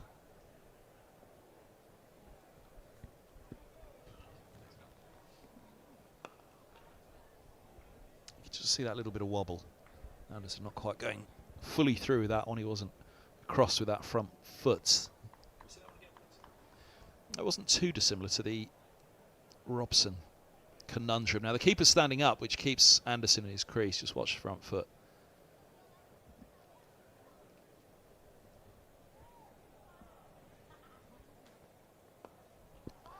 Through the air. As a right-hander, you're worried about getting too far across and then having to get the bat down and around that front pad and being trapped LBW with the ball nipping back in with the slope. Goes back to that Robson dismissal, that little bit of wobble. It looked as though it was going to swing, or it did swing indeed, but on pitching it straightened. It didn't swing up the slope, and there was the inside edge.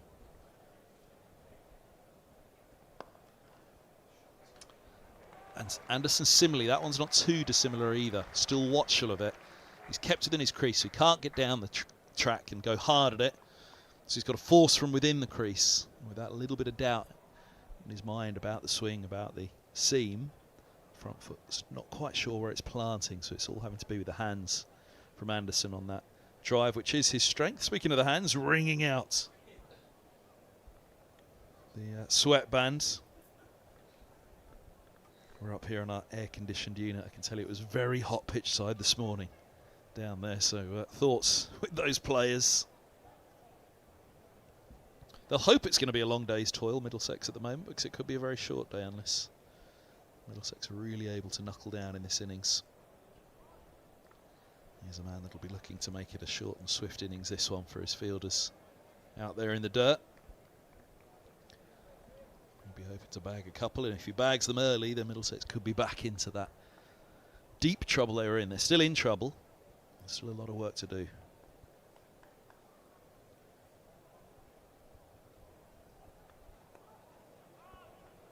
Anderson's looking pretty content playing Leach off the back foot at the moment. And Watchforn darted through a little bit quicker, just sliding on from Leach. Trying to beat that inside edge on the back foot. He'll obviously float a few up outside the off stump. This is perhaps the flatter one.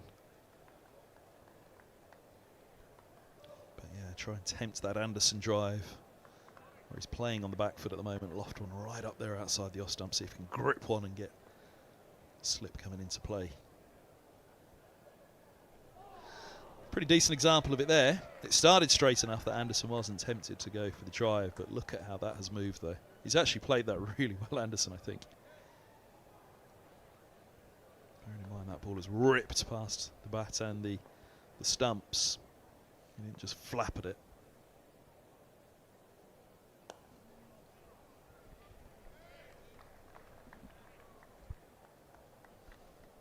Big challenge this for Anderson.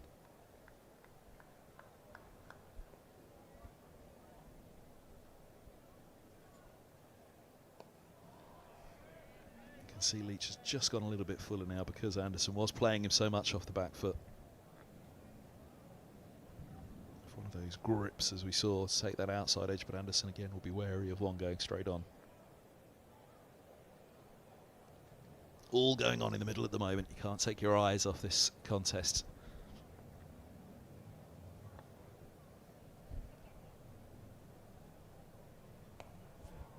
Middlesex need a sedate Sunday, but it could all happen in a flash. 86 for 5, end of the 24th. One more over until the drinks break will be taken.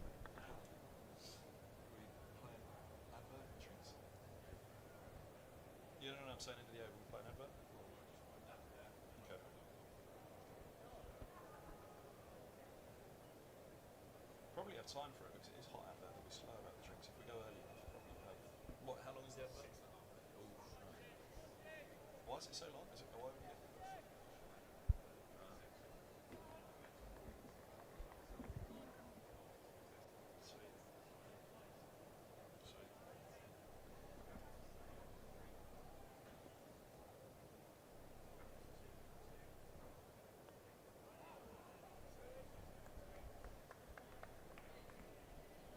Thomas again, sticking to this round the wicket ploy to Holman. We saw one his previous over.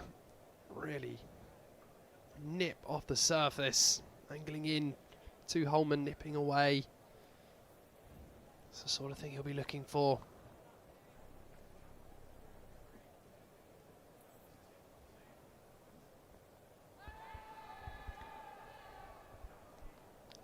It's hit high up. Often talk nowadays about DRS. Stumps being that 33% bigger because of DRS. But that's hit just above the pad, which, as we've seen with, let's hark back to the one at the World Cup, Steve Smith, it was just clipping the top of the pad of Smith. He was also clipping the top of the stumps.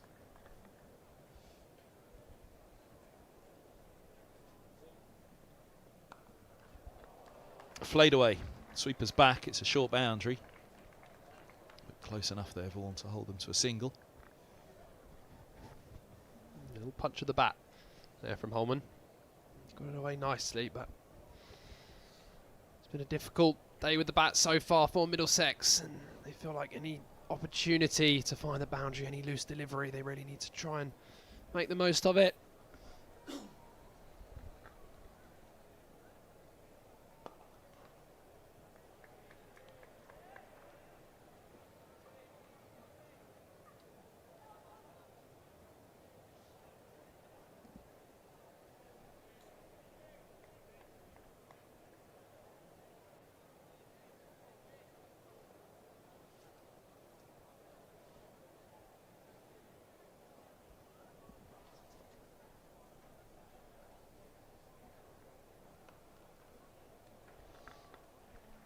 Sweeper brought into play on the other side now, a much bigger boundary. Green out there. Distinctive hair flowing out the back of the cap.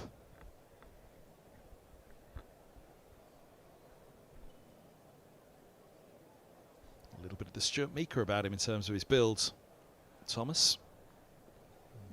Express post bowler that Meeker was. Ooh, well done, Roo. He saved 4 there. They've taken a single off the wide, a run off the wide. Only the 5th extra of the innings. Something we marked very early on.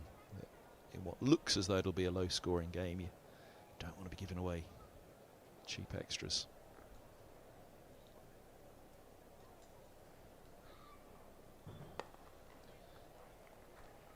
He's going to get away with that. Anderson's really towed it more than anything.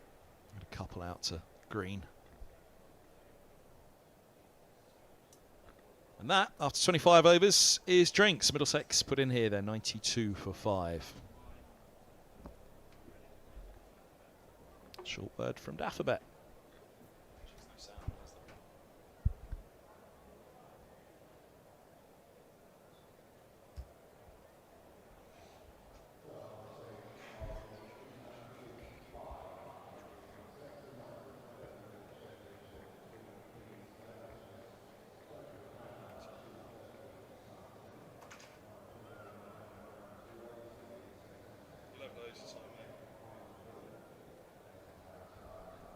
That's the tail of the tape. Staмен's 23 off 19, was just looking as though it was going to start to get Middlesex going, but the inside edge off Meredith, one of his 2 for 22, opened with a wicket maiden, getting rid of Fernandez. Lovely delivery to trap the left-hander, LBW. They've all bowled well, they've all hit the spot, which is what Middlesex must do when they come out with the ball, no matter what's on the target. For Somerset, they've just got to relentlessly hit the top of off and hope there's still enough of that seam movement out there this afternoon. There'll be much swing. There was just enough to unsettle Middlesex with the seam movement this morning as well, but it was doing both.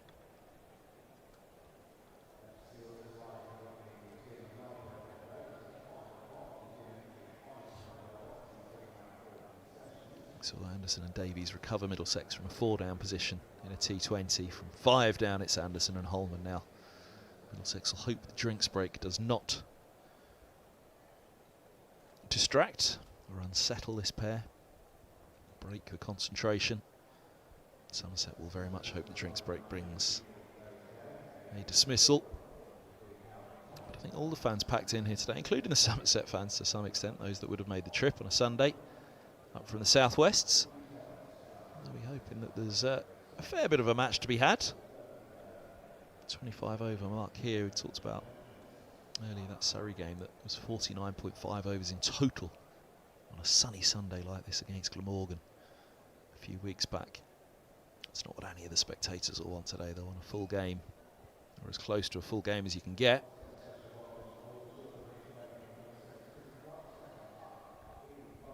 92 for 5. If Middlesex could double their score from here, they'll be delighted. 180 on the board, it's just something. Chase always comes with that little bit of extra pressure. Of course, they'll need a very good start, much as Somerset had with the ball. 48 for 5 as the loss of Davies for 9, so the partnership is worth 34 for the 6th wicket, of which Holman has a healthy 16. Couple of extras in there as well, including that last over from Thomas. Anderson's 33 from 46. It's just about where you'd say a batter is in now. In any format, really, maybe not T20, but first class or list A. Just about be feeling as though he's in. Holman, 16 from 36, is getting there. Key is, don't let the drinks break being a wicket. Leach to continue from the nursery end. Holman getting those feet moving again. As many deliveries as Holman can take out of Leach. Be a really good job, well done for his side.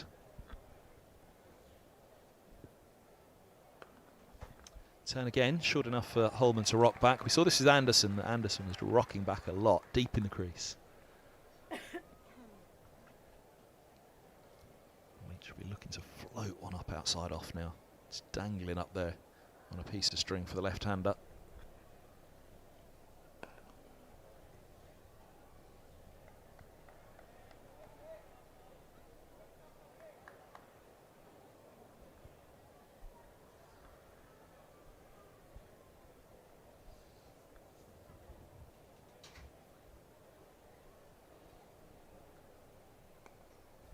To really put something in Holman's mind, perhaps put in a short leg, offering that ball up outside off stump. No slip at the moment for the left-hander, there is for the right.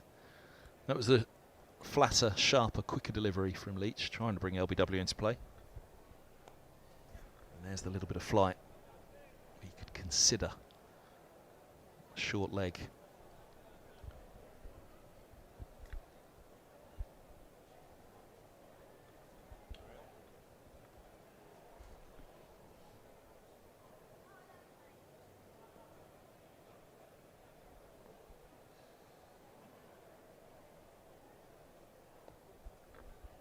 Well played. Full enough that he was over the top of it. Good angle on that bat, waits on the ball. It's there or thereabouts from Leach though, just trying to bring Anderson forward.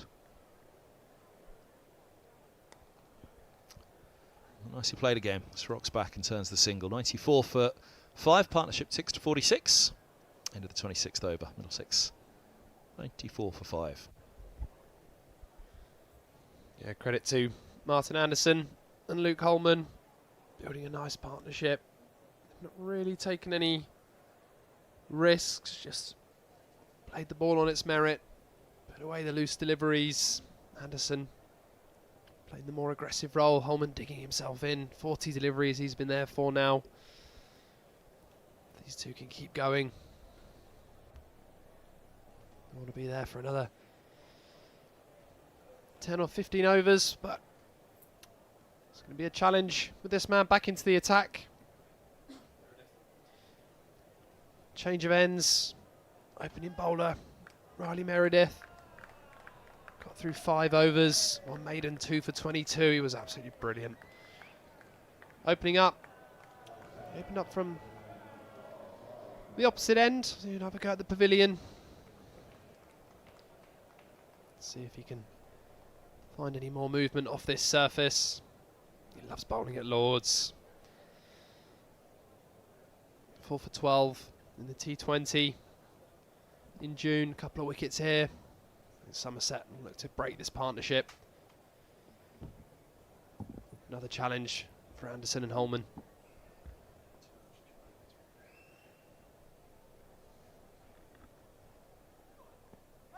Oh, now, oh, he's gone. Well, I thought that had a chance of sliding down, but it was very, very full. Meredith strikes with his first ball back. It's a huge wicket.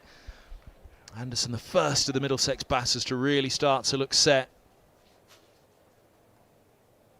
Oh dear.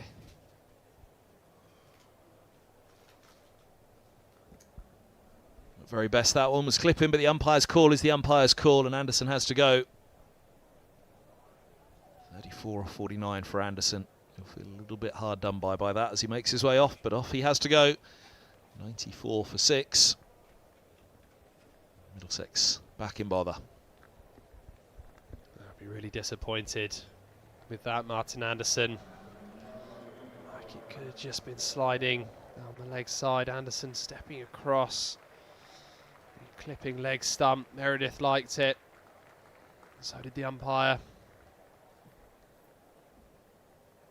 Does seem to be nipping further down the leg side. Anderson can count himself a bit unlucky. Does leave Middlesex in trouble. Meredith golden arm back into the attack. Picks up his 3rd. Yeah, I think it's a batter at Lords, a right-hander with the slope. Right arm over to you if it's full onto leg stump. Not any length on leg stump, then you've got to fancy that ball's got to do an awful lot to even just hold its line, let alone straighten. But a chance for Josh de Carey's 23.5 overs to go of this innings. He's got a substantial amount of time to build his own innings now and get out there and opener on debut for Middlesex. Coming in at 8, not a bad number 8 to have coming in. A few rescue acts last year down the order, which is what in part won his place in the side ahead of Holman, but Holman's bowling's got him back in the side this year. Middlesex's spin twins have got to produce with the bat, give themselves something to bowl at later. Smile on the face for Meredith, 3 for 22. He'll have a fair idea himself that that was a pretty close call from the umpire on that one. Kind of fancy as the batter that you'd get the benefit of the doubt at very least on that. Not to be. 94 for 6 as de Carey's will take guard and we'll have a real test. He's only into his 6th over, Meredith. Do they bowl him through here? Well, if he's taking wickets, they will. I don't think they'll need to hold him back for anything. I was wondering whether they'd go with the 6th earlier on. But a wicket with his first ball back. And now Josh de Carey's to bowl at.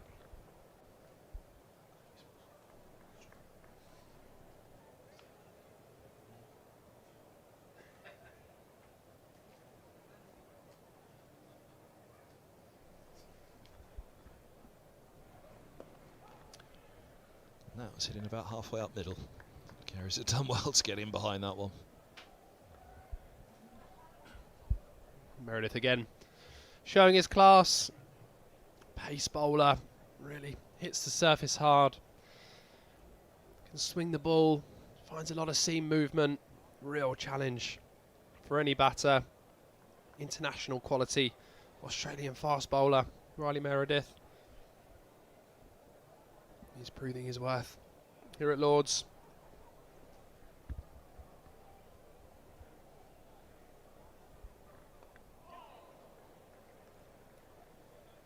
There's an example of the slope. Right arm over to the right hander, just coming back in.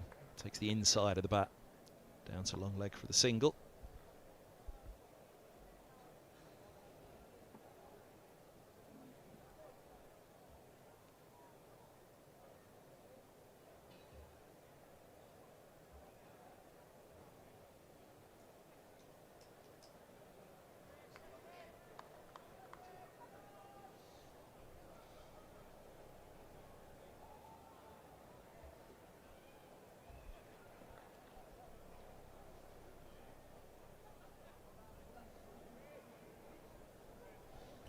Seen a few of those from Meredith. Oh, just looks like it's dying on the way through to the keeper. He's had a couple that have found a little bit of extra bounce, but there's been a few that have just kept a little low. Died on the way through to James Rue behind the stumps. A lot of pressure on these two now. A lot of pressure on Holman. He's got himself in.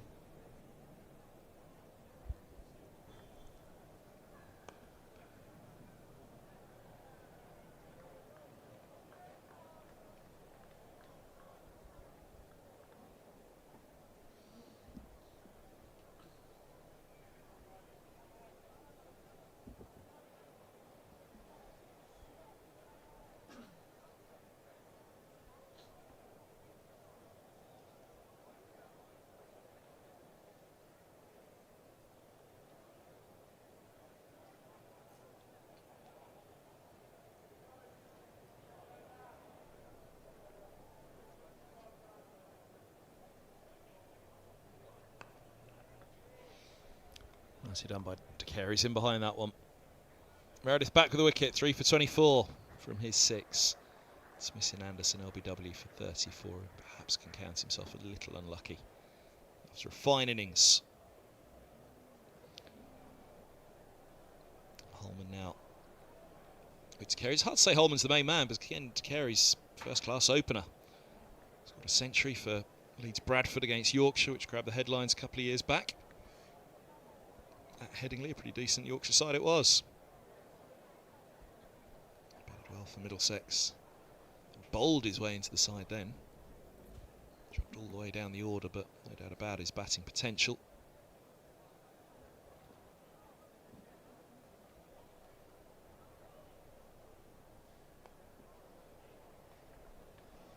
Turn there, again from Leach. That's what he's looking for against Holman. Outside the off stump, get Holman to drive. Gap between bat and pad. Try and get one through the gate. Holman just getting an inside edge. Saving him on that occasion.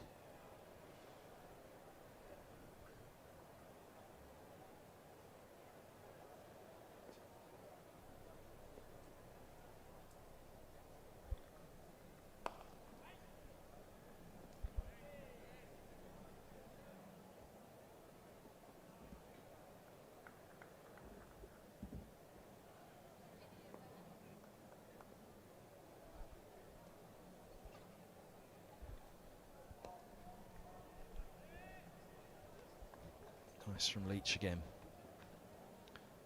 Saw Anderson go back a lot to Leach.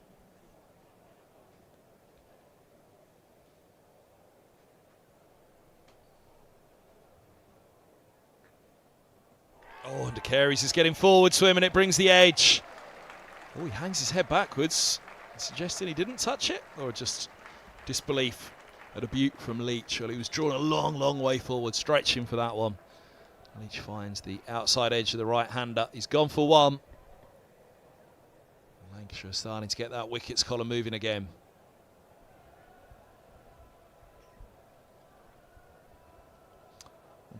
Umpire O'Shaughnessy putting the finger up on this occasion.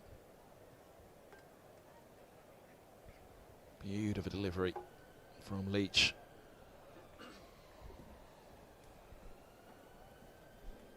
More disappointment for Middlesex. De Carey's, he felt like he didn't hit that. Could have been bat against ground. It was close to the bat as the ball went past the edge. Umpire, no hesitation. Finger went straight up. Deserved wicket for Jack Leach. Another important wicket. And Somerset are into the Middlesex bowlers. Red Bull skipper Toby Rowland-Jones back into the side. Hasn't played too much cricket of late. Back into the side for this game. He can certainly bat. And his team are going to need him here.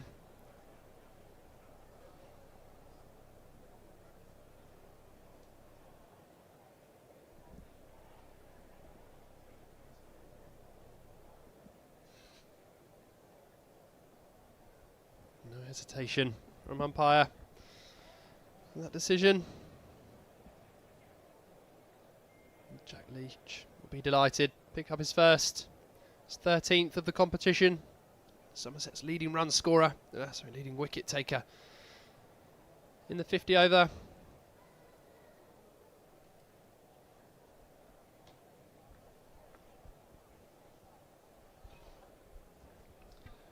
It was always going to be tough test against this Somerset bowling lineup. Leach, Riley Meredith, two big names, but all round it's been a good performance with the ball by Somerset. Squeezing Middlesex hard.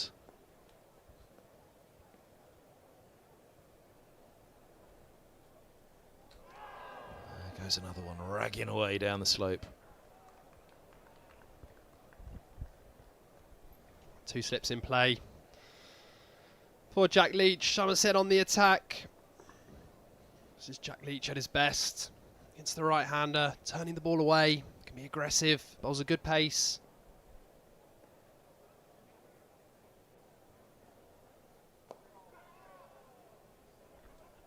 Going to be quite the challenge for Toby Rowland-Jones. 28 bowls. Carries out for one. Caught by Rue, the keeper, off the bowling of Leach. 97 for 7, Middlesex.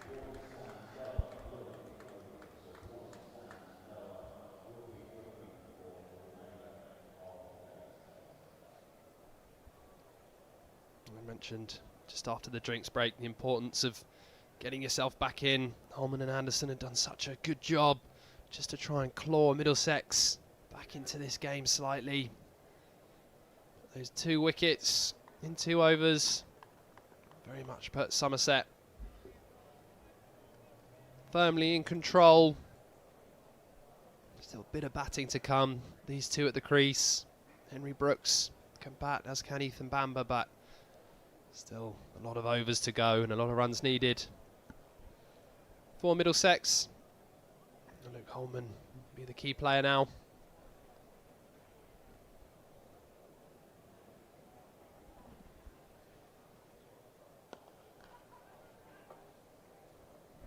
Oh, he had to go round the bowler there, Holman, which nearly brought a run-out chance. If that had have struck, there'd have been an almighty appeal to bend a long way around the bowler. That run.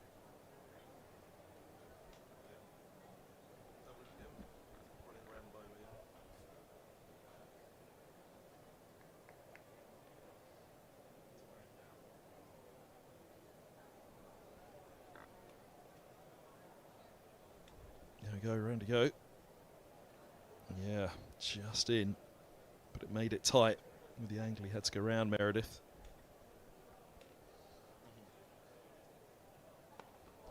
Oh, what a ball that is. Goodness me. How has he kept that one out, Roland Jones? Well, I thought that was through. He's jabbed the bat down onto the ball, into the ground. It's bounced up behind him, so it could have still got through.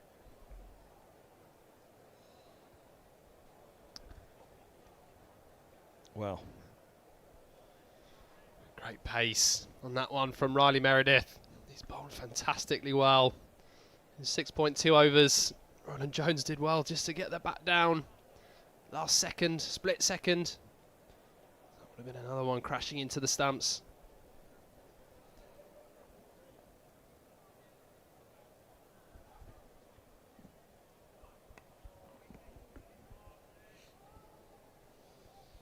I think he'll enjoy this challenge more facing Meredith than he will Leach. I think that probably goes the same for any of the batters. It's ragging enough for Leach and a bowler of his experience that with that much assistance, with the slope, any of the right-handers now are going to be in deep trouble. And Roland Jones will know that he's got to protect Brooks and Bamber here. It's got to be Roland Jones and Holman at 7 down that somehow muster a century stand for this wicket or something close to it. Get Middlesex up towards 180, 190.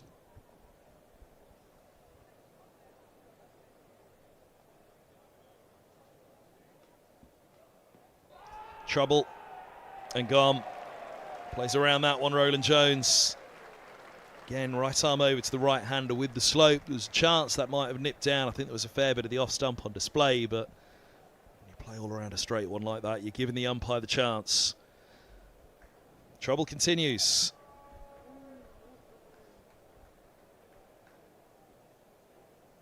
Yep. Crashing into leg. It wasn't a long way across, but I'd certainly say leg stumps in play. He's played around, so much played around a straight one. Leg stumps, we say, in play, but had to lay bat on that. 98 for 8. Brilliant again from Meredith. Just too good today. Too much for this Middlesex batting lineup. 4 wickets. Past 50 list A wickets. That was a great pace. Varying his line and length. Really difficult for these Middlesex batters today. And he'll be eyeing a fifer. Mentioned that 4 for 12 he took in the T20 just 2 months ago. Really is a wonderful spearhead to any bowling lineup. Inspired captaincy decision to bring him back into the attack as well. Partnership breaker, and he's working his way through this Middlesex batting lineup.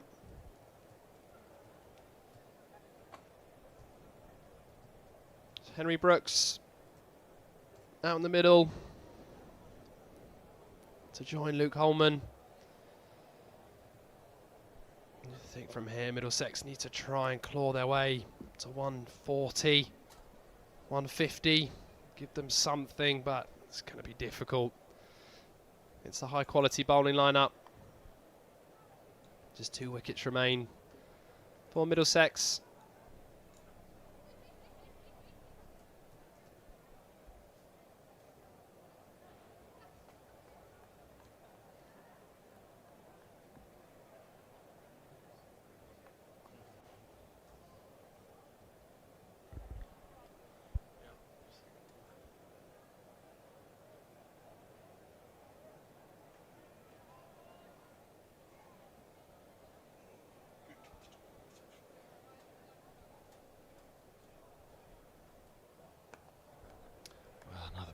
Yorker. So he had just the ball before to Roland Jones before picking up the wicket. 4 for 25, Meredith. Still 3 overs of him to go. We've still got 5 overs of Leach to counter as well. 1 for 9 Leach has at the other end. I think they're too far away, too far out to think about opening up Middlesex. I think they've still got to hope that Brooks can hang in there with Holman and try and play the long game. Too far short of a total to think of countering at this stage.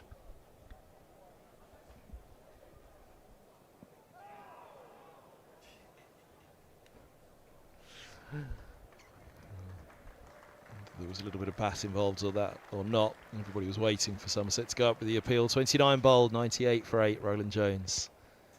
LBW.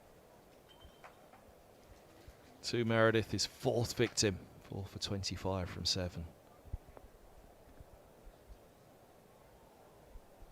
Another wonderful and successful over for Meredith. Behind his 2nd List A fifer. 28 years old. Just played the 5 T20 internationals for Australia. 1 ODI. He's been in great form since signing for Somerset.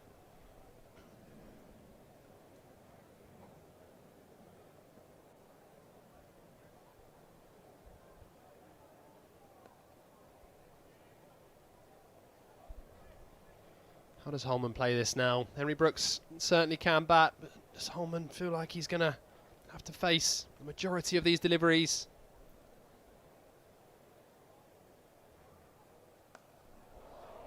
Well, he's hammered that one. Goodness me. Well, checking the fielder.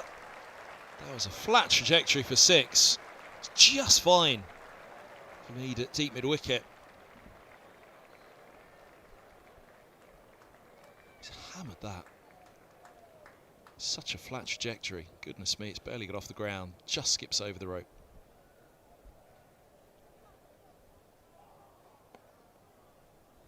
$100 up for Middlesex, 104 for 8.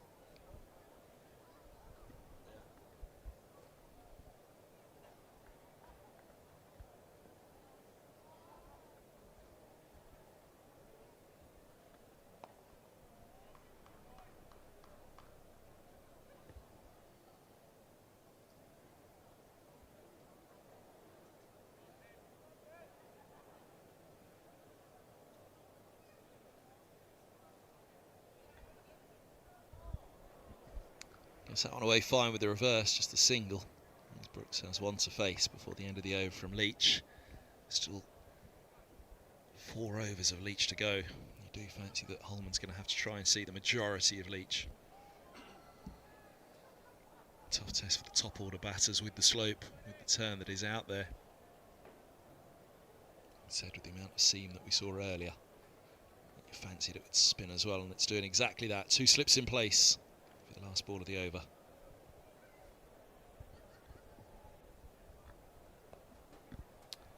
Just enough width to allow Brooks to rock back. Top ball ends the over though, 7 off it. With the big 6 from Holman, which has brought up the Middlesex 100. 27 on the board for Holman. It's a fine effort from him. He and Anderson really would have fancied they were building to something there. Anderson perhaps a little bit unlucky. Here's LBW call. Top scorer still with 34. Holman rattling along towards him. Stoneman's 23. Gave Middlesex some hope at the top. When he fell, it felt like real trouble, and it still is. They're a long way short of a score here, Middlesex. With every wicket that goes down, you revise what Middlesex would take. They'd certainly take 150 from here.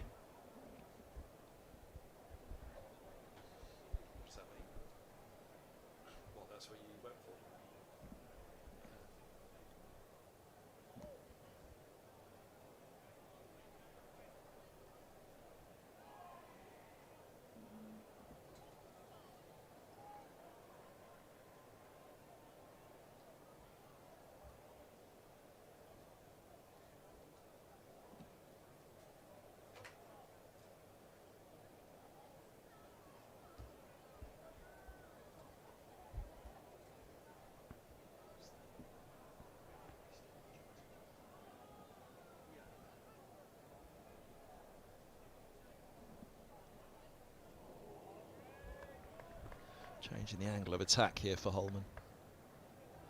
Meredith, he's still got 2.5 overs to go, 2.4.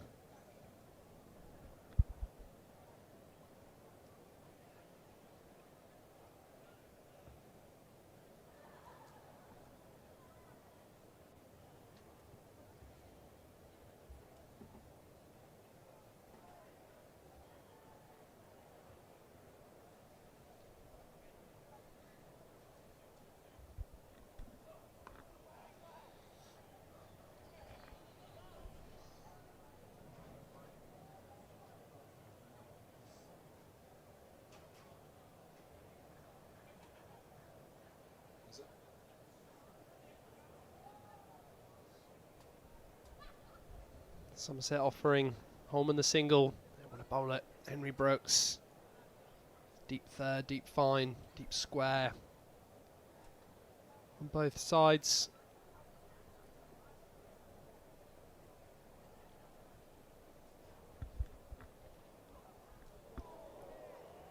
Nice ball. Once again, just asking that question around the stumps. Looking to target the off stump. Draw Holman forward exactly in that way.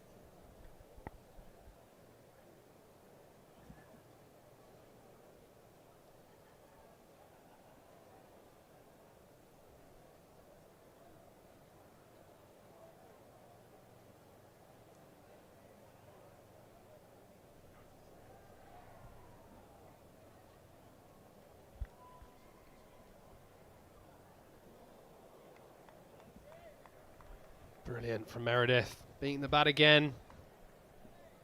Luke Holman just not of appreciation for a good delivery.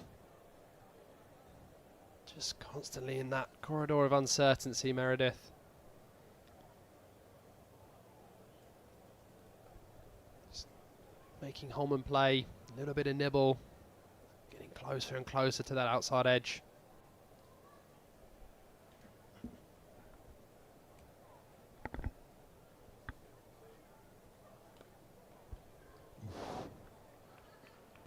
Comfortably. Thick inside part of the bat saves him for one and brings 2 to end the over. First runs off the over, Meredith just shy of a second maiden. 4 for 27 he has, 31 done, Middlesex 107 for 8.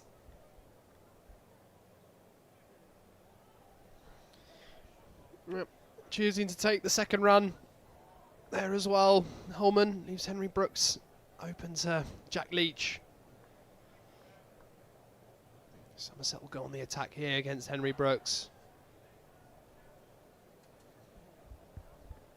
Is that umbrella? Sunbrella. Much needed today, although the clouds just rolled over Lords for the first time. It's been a really cloudless sky for the most part. I hadn't really noticed it rolled in, but cloud cover surrounds us right now. Don't think any thought of a Middlesex declaration to bowl under the clouds right now.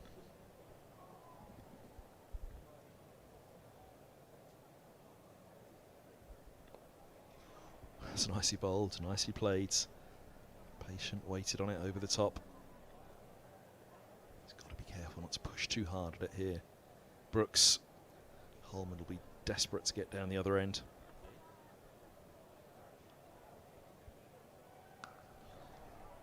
Ooh, eyes lit up to that one. Again, just that little bit of width to begin with. Fraction short. Brooks happy to try and get involved. Nobody back on the offside, so he slips in place. In fact, there's nobody back anywhere.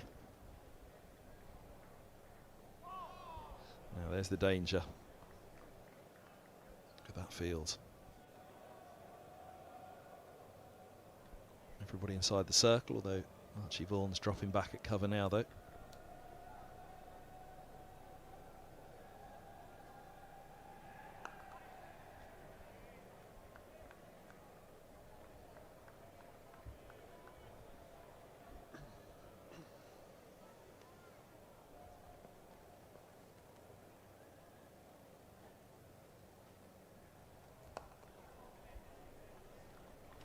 It's going to be awkward, and it should be. He's a class bowler.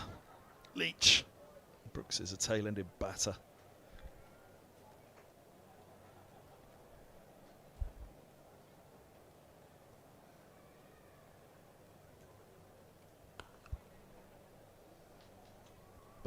He's batted out that over quite nicely. Thoughts of a single as the ball deflected away from Leach. Absolute no from Luke Holman. Meredith has 2 overs to go, and I think Holman's determined to try and see them off, as he'll be trying to see off the 3 overs of Leach if he can. These are a crucial 5 overs now. It could come to an end at any point. That's not to say that the rest of the Somerset attack couldn't bring it to an end rather swiftly as well, but first things first. Although Meredith's done for now, they're going to hold him back. It's back to Josh Davey at the pavilion end. 1 for 17 from his 5 so far, with 1 maiden for the former Middlesex bowler.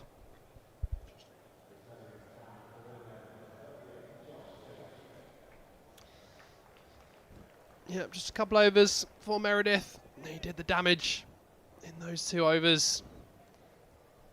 Davey picked up the wicket. The Sam Robson earlier with a beautiful delivery.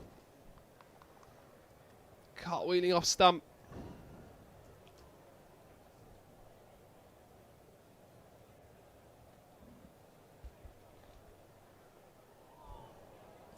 Good line again. Draws Holman into the dabble. No looseners. Josh Davey straight on the money. More challenges and troubles for Holman outside that off stump. It's very difficult. It's on or around off stump. That slope just taking the ball away from Holman ever so slightly.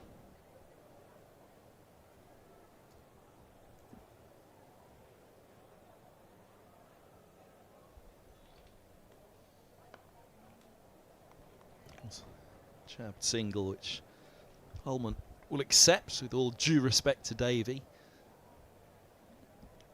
He'll have to trust that Brooks and Bamba are able to see through against the domestic level, club level, county level I should say. Bowling outside of Meredith and Leach.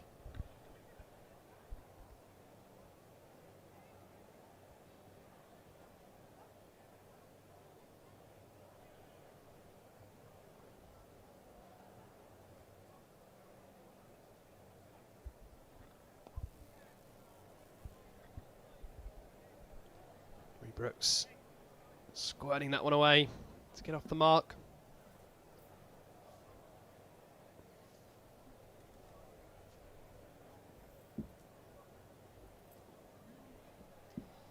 Highest career score of 84, Henry Brooks in first class cricket.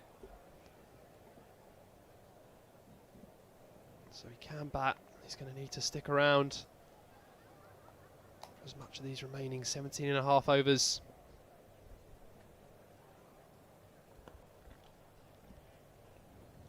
In behind that one, just Holman.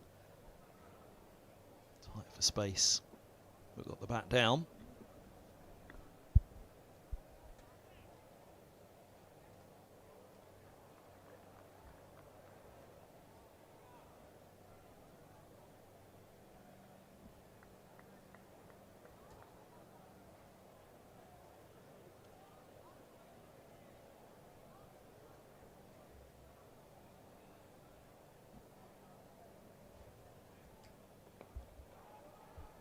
And again, they're just keeping the ball on the stumps. Hoping for a mistake from Holman first and foremost. He'll be still determined just to bat out these overs.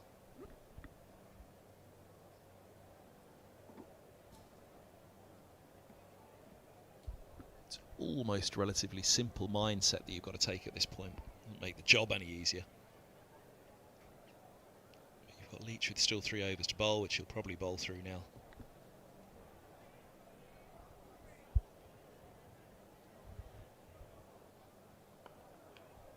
It's a case of survival and the occasional stroke. That one only as far as point though, and a dot ball. So Brooks will have a strike against Leach once more. 109 for 8 after 33.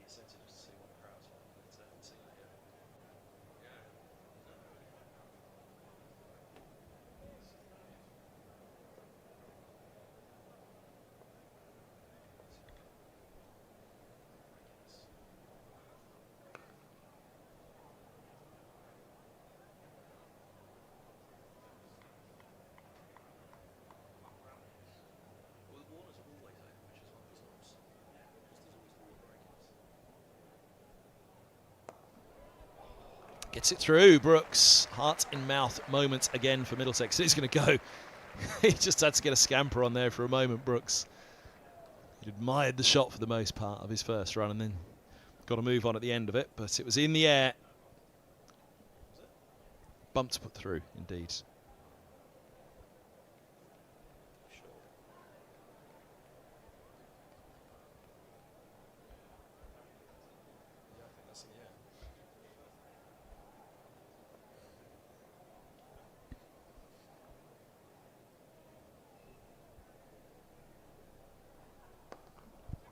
And dropping short.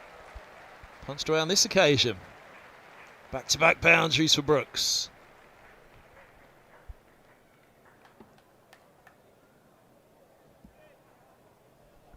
Yeah, good from Henry Brooks. The field was up. Was thinking that temptation would be there. Again, likes to put back to ball. Does Brooks. He's got back-to-back boundaries.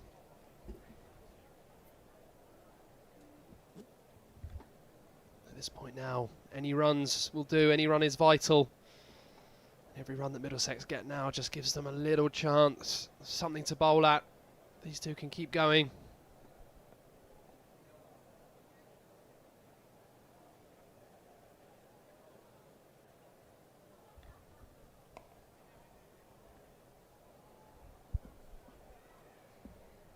Field is now spread again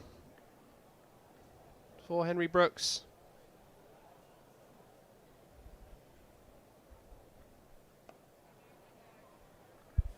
He's in behind that one nicely.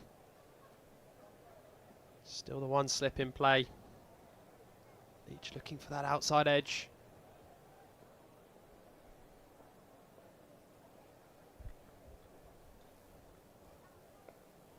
Oh, it's a nice end to the over from Leach there. He was not quite where he'd have wanted to be to play that ball, Brooks, but he plays it well in the end. 117 for 8. Drinks being run out for these two. A message, you'd imagine, as well, because they looked slightly surprised. The towels being run out. Do you want to play that first 4 again? There's a Warner stand, which it appears to us has only just opened, which is very unusual. It was noted earlier that the Warner was empty. Always has its Warner regulars, no matter where the pitch is on the square here at Lords. It could be all the way down below Old Father Time's nose, and the Warner regulars will still be in there. We're debating here whether this was a bump ball or not. Let's have a look. No, it's in the air. It was in between extra cover and mid-off. It was a real heart-in-mouth moment, that. But Brooks placed it well. I wonder what the message was there. 16 overs to go. They're nearly through Leach. And they've got 2 overs of Meredith left. Whether it was a message or not, I don't know, but just seemed the way that they ran out, the pair of them, whether there was something run out to the middle and say, look, hang in there, don't give it away now. Middlesex would dearly love 150, 160 right now. Been revising it down from 240, 250 from the start. Yeah, it's always one of those.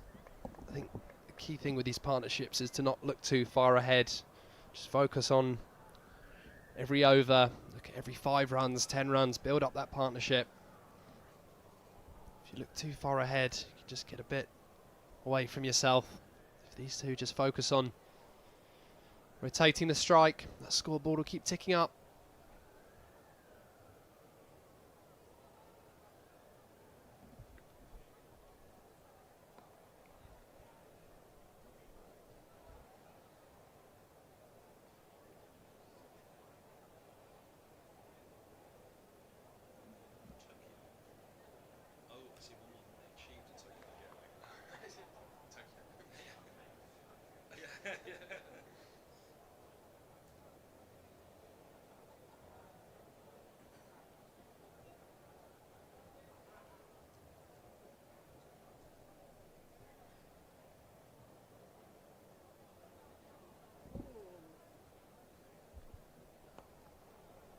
Sun's out. It'll be shining all the more brightly for Middlesex fans if they can add another 32, or indeed a lot more from here. But Again, just 150, 160. It's something if you can get a couple of early wickets in return. Somerset will view it in that power play. You'd imagine that it's worth going out and trying to take a chunk of it with a couple of wickets in the power play, so they could easily get out there and have 60 odd of them done by the end of the 10th over. I don't think there's much doubt that they'll go with an aggressive approach to the power play.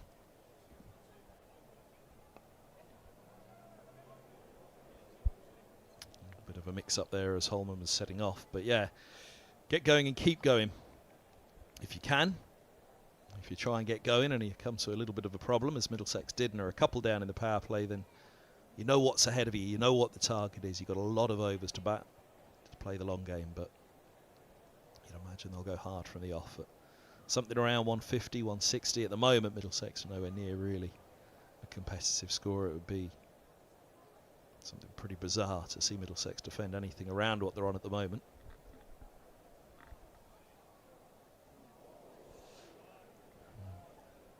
It's a little loose from Brooks. He looks back at the pitch, but really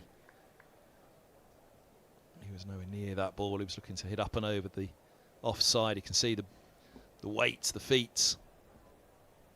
It's only really the swing of the bat, swing of the hands. Holman's come down, had a chat with him, prodded away at the surface, and I think said settle down. Again, I'd imagine if there was a message run out with those drinks last over, it would be, look, bat out your overs. You've got 15 overs here. 3 and over. You're up at around 160, 170 maybe, with a little tonk at the end as well.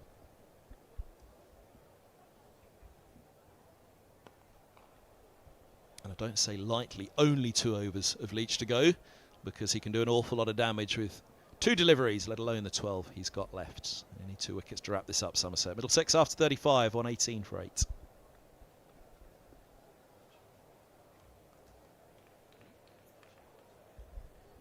There's a little bit of a surprise. Archie Vaughan is going to come into the attack and replace Leach, who will not bowl through. 8 overs, 1 for 24.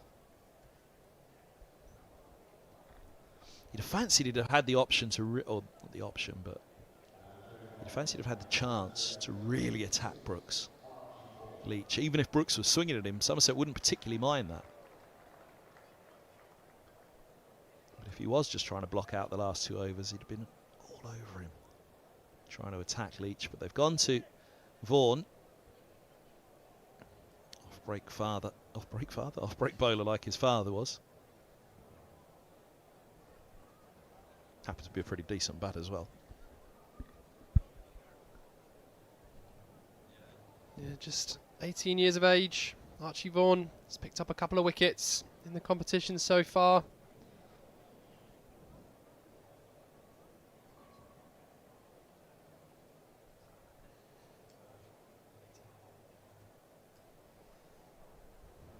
Our director, Danny's made a good point. If Josh DeCaries was on strike, it'd be Atherton versus Vaughan juniors.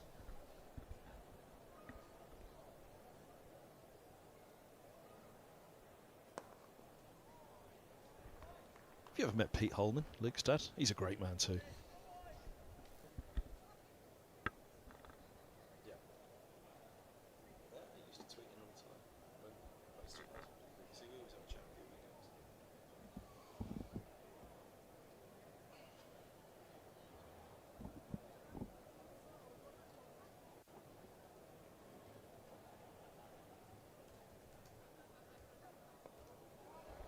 In the air and taken. What a catch that is by Dixon. The skipper changes the bowler. And he brings the wicket. Brooks will be so disappointed. He's just lobbed up a dolly into the onside. He wasn't in the position he wanted to play the shot. And what was supposed to just be a little steer into the onside is a chip to Dixon. Nonetheless, that's a brilliant catch. Huge disappointment for Middlesex. The 9th wicket falls again just at every moment when they think maybe they can get up to something around that 160, 170, 180 mark. And another wicket goes. Caught Dixon, bowled Vaughan, gone for 9. Middlesex 119 for 9. Yeah, another inspired bowling change from Somerset. Dixon, the captain, he's been really good in the field today. Packed up That wonderful one-handed grab, diving away to his right, had ground to cover as well. Wonderful catch. Just more signs that this pitch is turning. Vaughan getting that one to really rag into Henry Brooks, just trying to turn it away, but finding that leading edge. Vaughan has his first of the day, third of the competition. And Middlesex down to their last pair. Ethan Bamber comes to the crease. Happy balcony, you'll be dining soon enough. There was a point in this innings where you thought Middlesex, or Somerset may have had to come out and bat before the interval.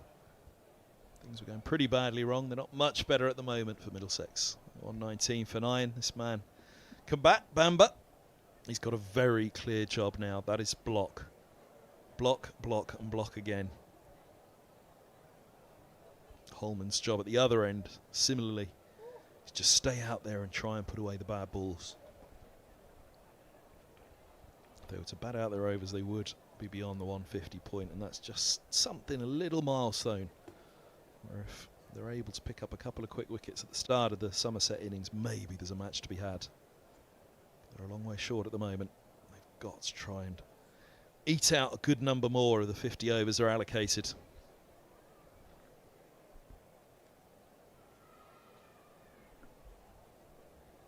Yeah, Luke Holman won't want to be stranded here. He's batting well, 32 not out. We know he can hit a big ball, he can up the scoring rate, find the boundary with ease, but he doesn't want to run out of partners. A long chat with Ethan Bamber there. Again, that message you would think. Just get stuck in, get his head down. Let Holman do the bulk of the scoring.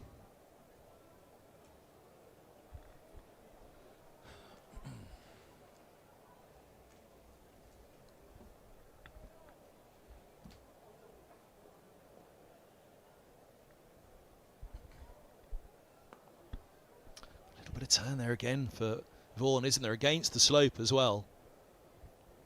All of this will interest De Carey's. Left arm finger spinner as well, Fernandez. They're a long way short of something to defend at the moment, Middlesex. Setting out in the chase, you just don't get yourself into that same panic in a low chase as you do.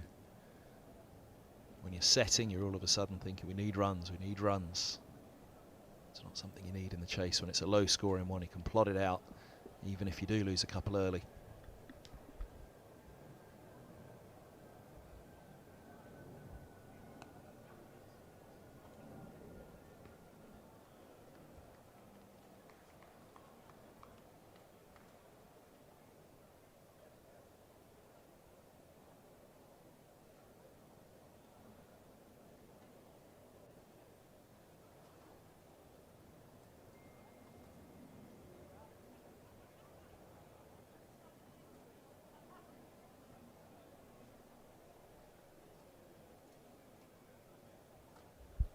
Another long chat.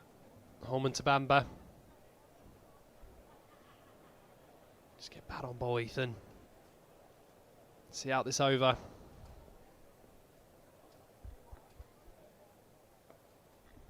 And that he is done. Dot ball to finish. Another successful over for Somerset. Archie Vaughan picking up the wicket of Henry Brooks. Wonderful catch from Sean Dixon. How does Holman play this now? 14 overs remain in the innings. As you say, you bat through those overs, it'll be at a respectable score, but also just one wicket remaining. Holman a positive player, he's been there for 63 deliveries. Will he feel like trying to find the boundary? You'd imagine Somerset will spread the field, offer the single. Casey Aldridge back into the attack at the pavilion end. Five overs, no wickets for 21 runs so far.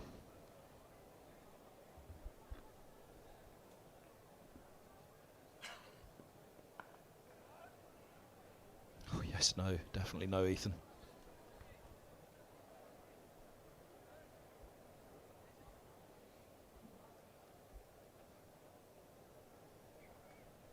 It does Holman look to play that approach. We usually see bat out the first 4 deliveries and then utilise the final 2 of the over. Boundary and a single to keep the strike.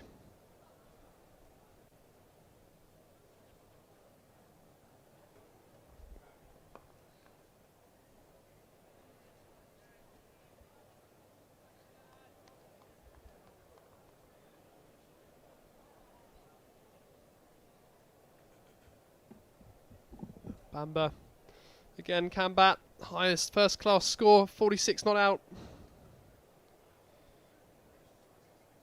Highest list A score of just 21.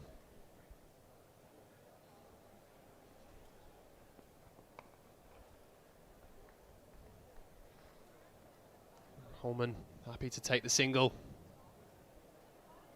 Give Bamber the responsibility. 3 balls remaining in the over. Holman will come down and have a chat.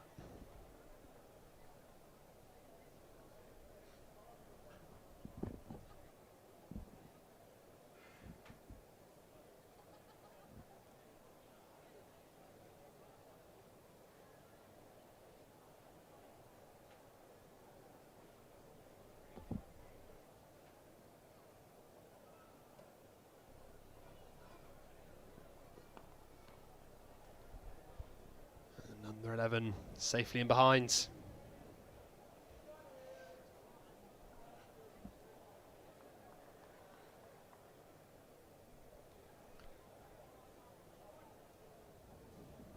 Might see Bamber just block out these 2, give Holman the strike against the spinner.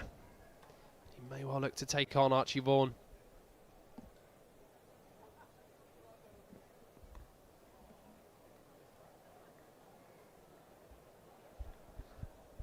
Single for Bamber, Middlesex 1, 2, 3 for 9.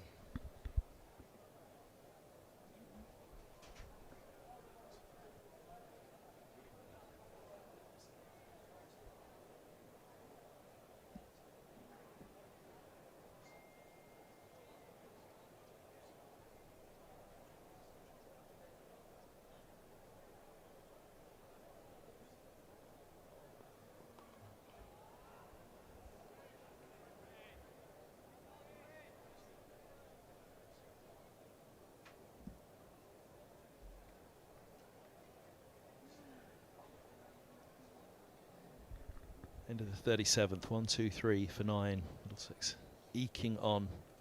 Just a couple more off that Aldridge over.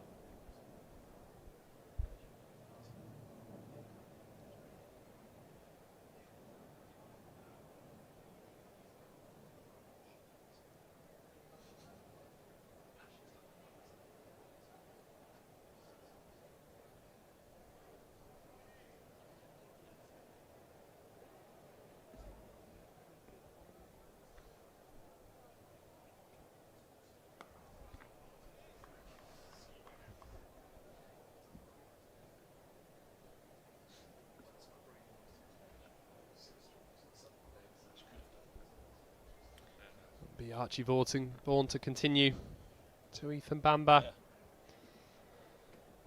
Somerset tinkering with the field.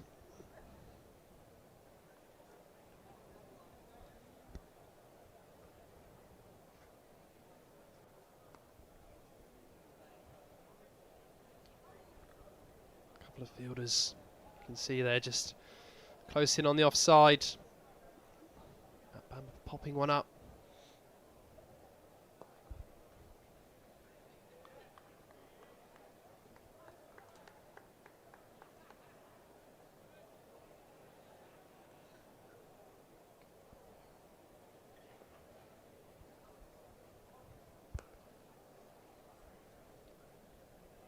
He's playing it well. Middlesex is number 11.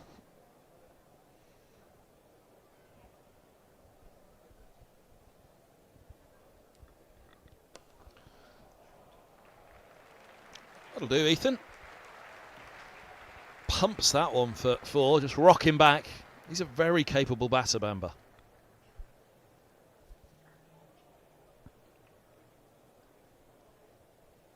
That's the problem for Middlesex here, is it really is.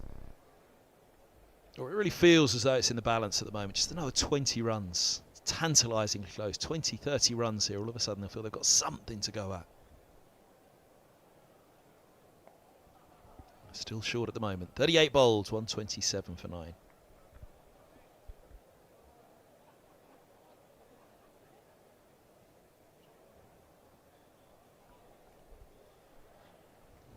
I don't think it'll be too long before Riley Meredith comes back into the attack. Still got a couple of overs. Just 1 wicket remaining.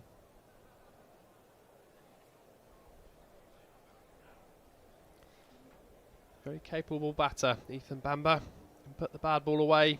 Just rock nicely onto the back foot, picking the gap.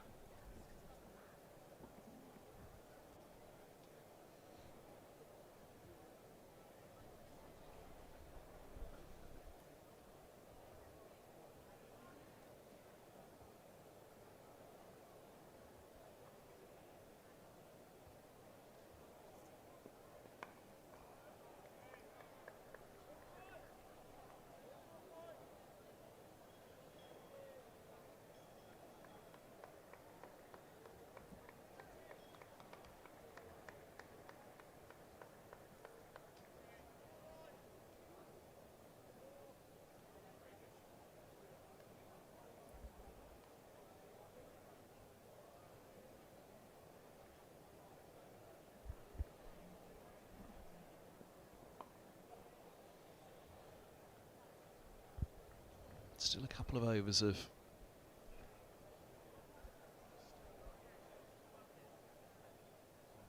Riley Meredith and a couple of Leach as well. Somerset hold up their sleeves. But this is a little period now, Aldridge and Vaughan, where I just think the threat level isn't as high. Keep the high risk shots down and just tickle some runs.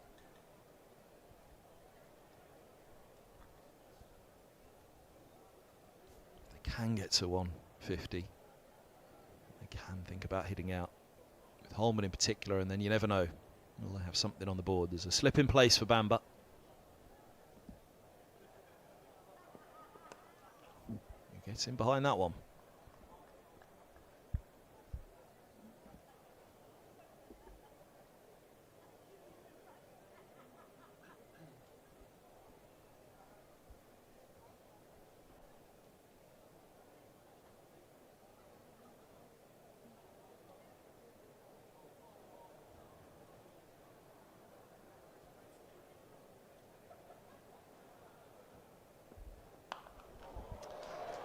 Oh, Bamba clubs that one over mid-wicket. Does a little bit better than that, really. It was dismissive, that, from Bamba. His second boundary, he moves to double figures. He's only the 4th Middlesex batter to do so. Coming in at number 11. 132 for 9.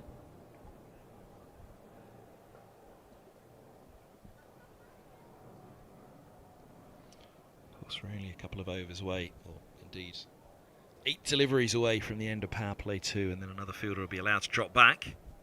But that equally plays into the hands if Somerset do, just dropping the singles for Middlesex.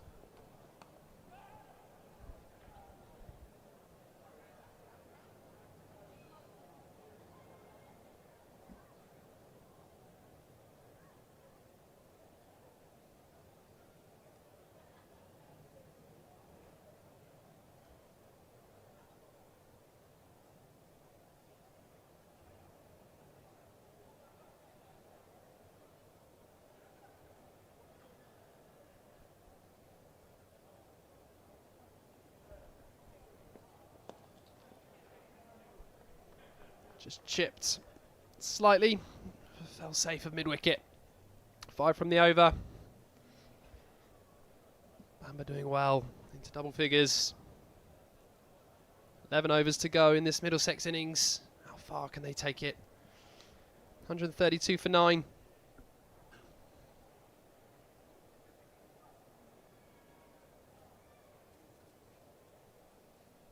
It's an absolute cracker of a game. The last time these two met, in the 50 over competition. 2022 Royal London One Day Cup at Taunton. Middlesex winning by 1 wicket. Somerset batting first on that day, 335 for 6. James Rue has got the gloves today with 114. Middlesex chased it down, 1 wicket. Peter Milan, 110. Sam Robson, 76. Nail biter of a finish. Middlesex will be hoping for another positive result. And it'll be Jack Leach back into the attack. Just a short break for the spinner.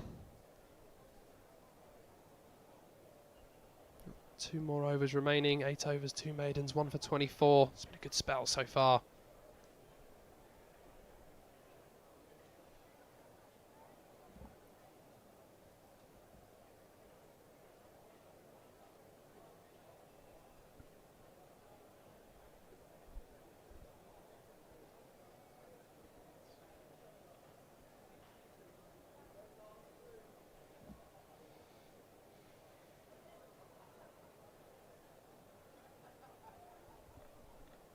Dixon just adjusting that field. It's very spread on the leg side.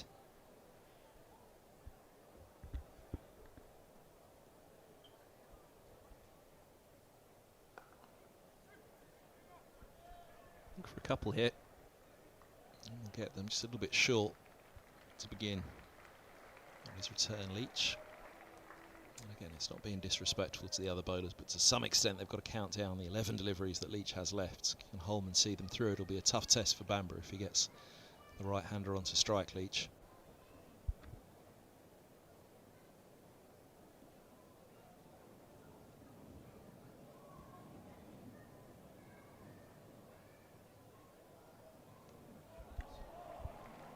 Yeah, swept for a single, so he's got 4 balls at Bamber.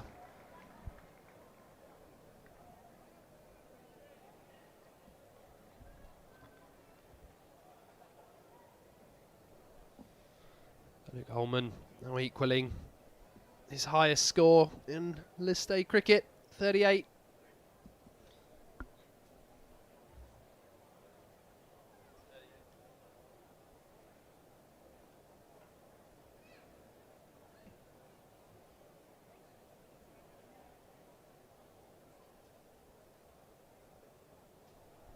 He's going to have a big role to play with the ball as well, Holman. You think he'll be into the attack pretty early.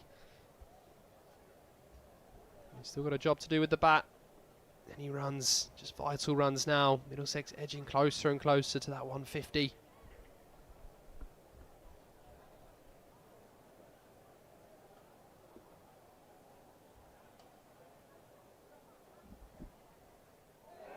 Oh, now he's got him, he has. Well, it was a risk to give the number 11 the strike, the right-hander against the left-arm spin of Leach. And they'll be disappointed. Middlesex, Holman will be disappointed as he drags himself off on 38. He has to go without the chance to really swing that bat hard. 135 all out, shouldn't be anywhere near enough for Middlesex on this one. But who knows? They've got probably the strongest bowling attack they put out in this competition for this game.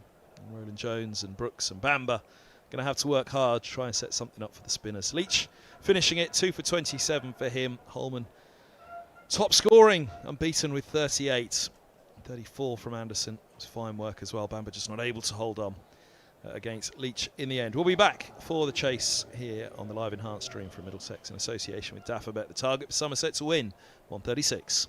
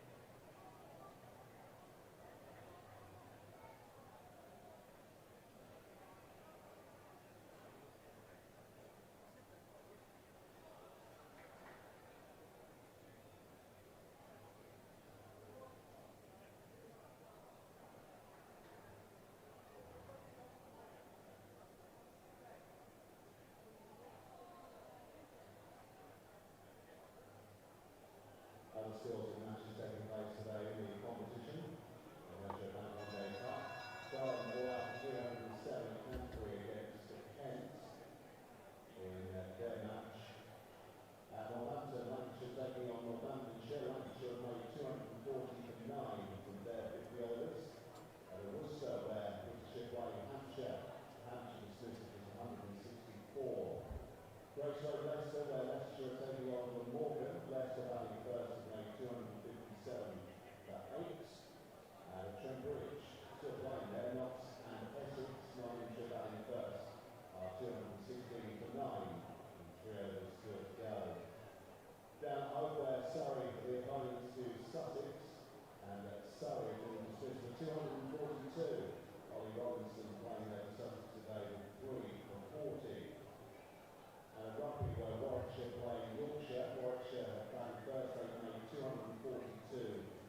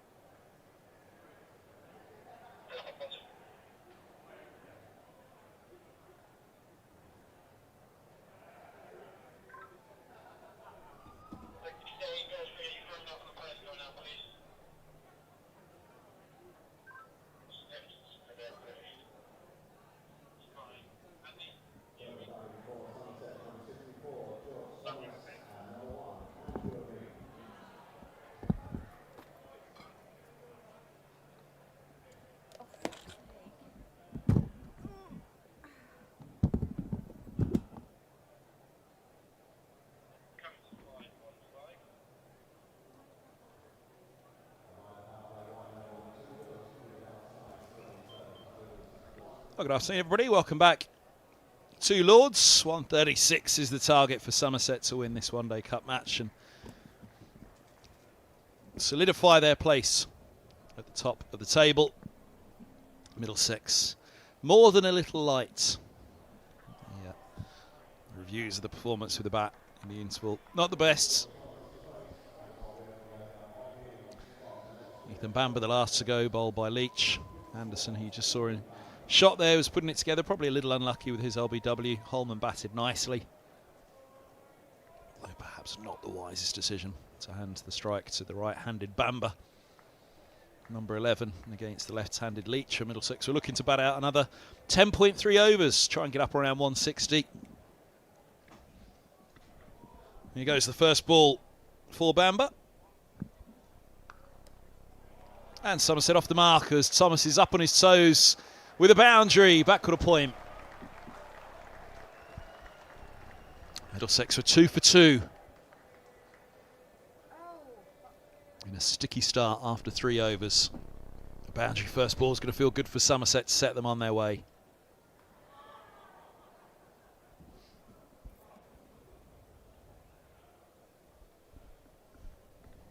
Nice start for Thomas. Golden duck last time out. 4 off his first delivery here.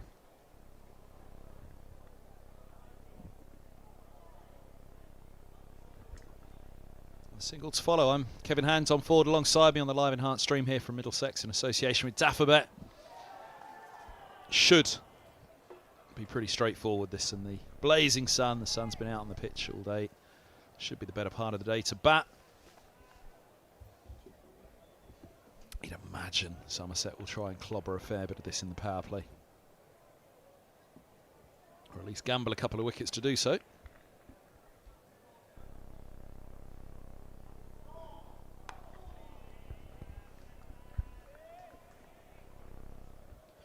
It's a powerful Somerset batting lineup. Andy Umeed, the leading run scorer in the competition. 368 runs, high score of 114, not out. Scored a couple of games ago. Middlesex, desperate need of early wickets in these first 5 to 10 overs.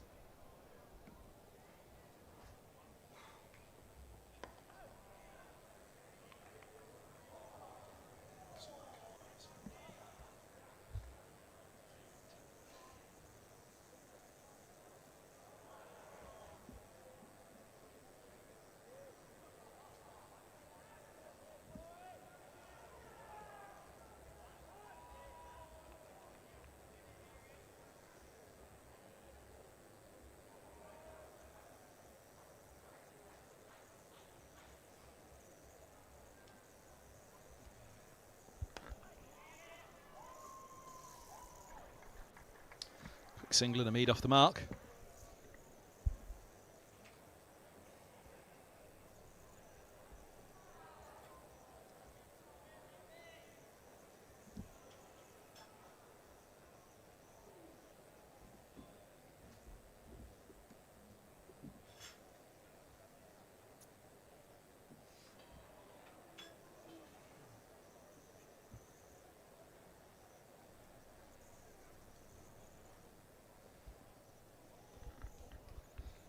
A comfortable leave to end the opening over of the chase.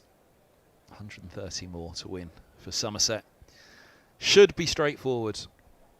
How they go about it will be interesting. Will they go crash bang wallop in the power play, or will they enjoy their day in the sun, take their time and ease it along? You'd have thought that actually the lower risk approach would be to go hard from the off and just try and make the most of the power play and crunch away a few runs. Not amble their way through. Lose a couple of wickets on the way and then have the spinners come into play for Middlesex. Toby Rowland-Jones, his first bowl of the One Day Cup this year, the club captain, as a natter with the One Day Cup captain, Mark Stoneman. They're going to need something pretty special here. Hasn't played since the last round of Championship games, not part of the T20 squad, let alone the side.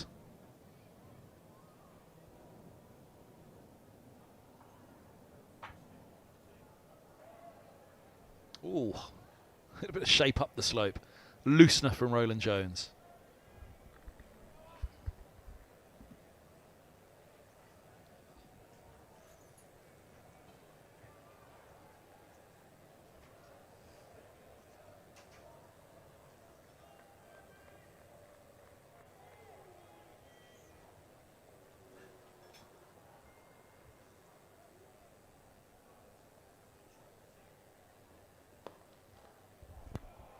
That's a lovely shot. Quite sure he's going to get full reward for it. He might just. Bamba's giving chase. Oh, it's a very good chase as well. Flicked it back in. Get back for 3.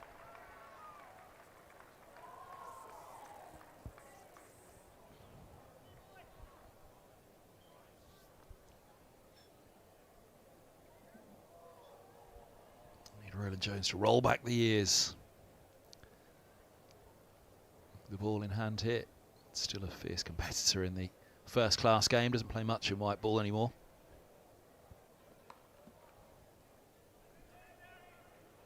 Have to make good use of these 2 new balls, Middlesex.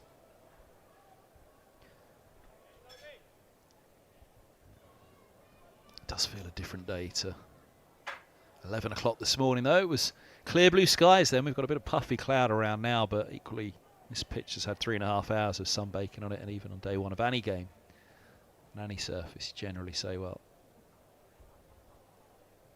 would you prefer bat first thing in the morning or mid-afternoon? From that point of view, probably a good toss to win from Somerset. You'd imagine Middlesex would have done the same, bowled first this morning with Roland Jones and Bamber and Brooks. Pitch used for the 3rd time. Sort of disappoint Middlesex that they didn't even get 50 or so more. Just something that the spinners would have to bowl at outside of the power play if Middlesex can take it that far. You imagine by the time the end of the power play is done here that 136 will have a fair chunk taken out of it. Pressure off in the chase. You can pace yourself. You can steady yourself. You don't have the thought of what do we need to do? What do we need to score? What do we need to set? All while it's happening in a rush with wickets as well as it did this morning for Riley Meredith, but all of the bowlers bowled well.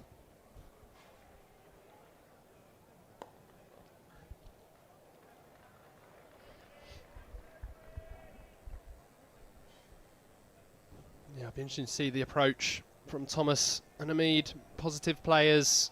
We did see not the easiest pitch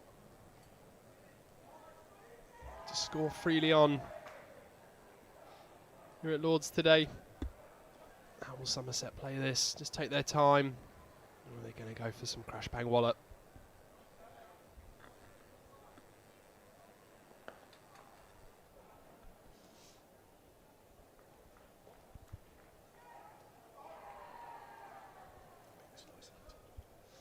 End of the 2nd over. 10 without loss. 5 dot balls racked up at the end after the wide. To begin for Roland Jones. Last game for Somerset. Middlesex facing Hampshire at Merchant Taylor's School next.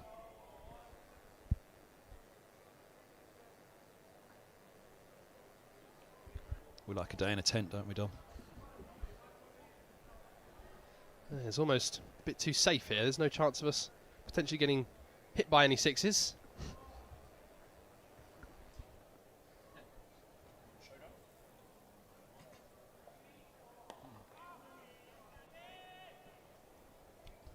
Or any lightning bolts either. I remember a game at Radlett, which was against Hampshire actually, Middlesex's next opponent,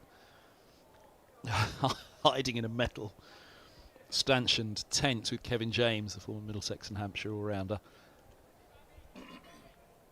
with a lightning storm going off around us.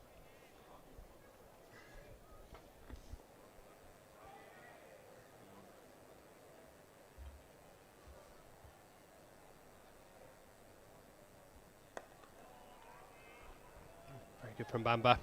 Tidy start to his 2nd over.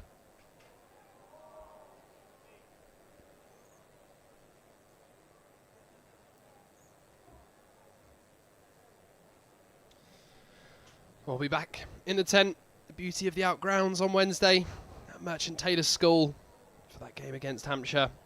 Even if Middlesex do lose today, they will still have a slim outside chance of qualification. But they'll be very dependent on other results, and they will have to beat Hampshire in that game.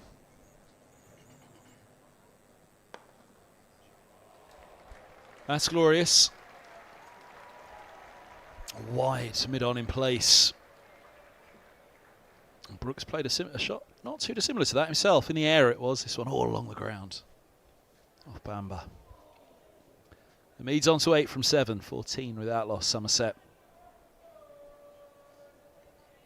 You do get the feel that unless Middlesex makes something very special happen here, then this really could rattle away in the power play.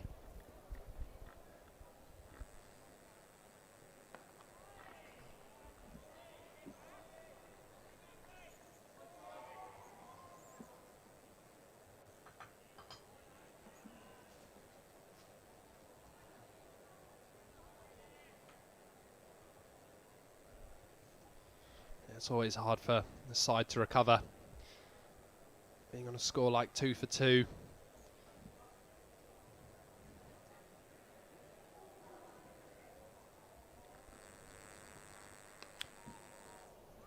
Thick edge, 2 slips in place, but it'll be a single to Fernandez, the first of the Middlesex wickets to fall. He's trapped LBW by a straightening ball from Riley Meredith. Pretty plumb it was.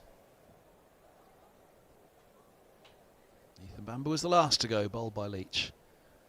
After Holman pushed a single before and everybody at Middlesex held their breath.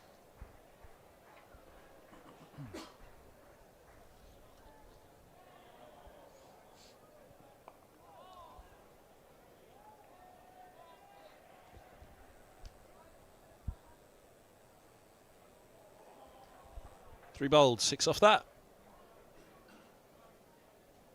6 off the first, 4 off the second, 6 off the third, none for 12 for Bamba.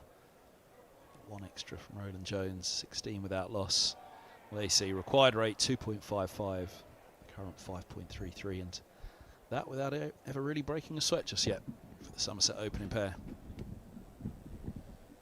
Yeah, I think one of the approaches that Middlesex could take is look to get their spinners into the attack early.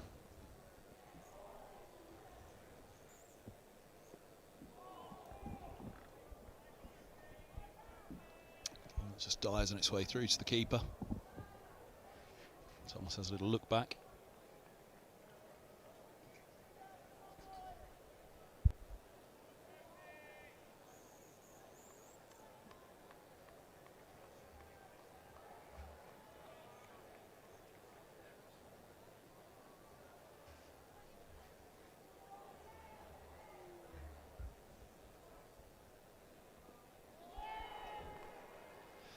Appeals, but nothing from the umpire. Very good from Roland Jones. Just beating the bat. Really good line. Just seaming away slightly from Thomas. We saw a lot of seam movement from the likes of Riley Meredith, Josh Davey. Roland Jones will be the one to extract it.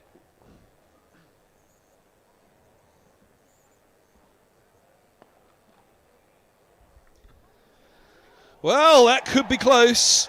And the umpire has a think and says not out. Roland Jones isn't impressed. They're going to get back as well for buzzers.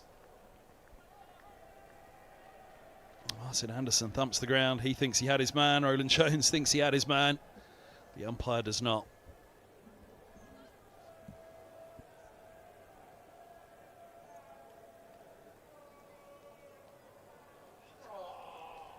To be fair, that's batters. It's close enough that the umpires, I think, can give the batter the benefit of the doubt. We'll have another look. Probably, if you slow it right down, that's out. But in a call as tight as that, the umpire has weighed, I would imagine, the benefit of the doubt. Chuntering Roland Jones. Walks back to the top of his mark.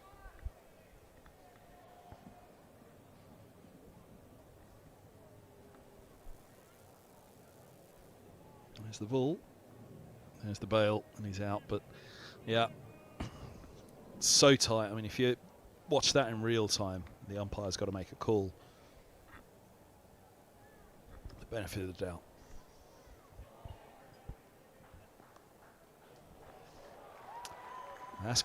crunched away, a slide, a bit of the turf, and a couple taken as Brooks prevents the boundary.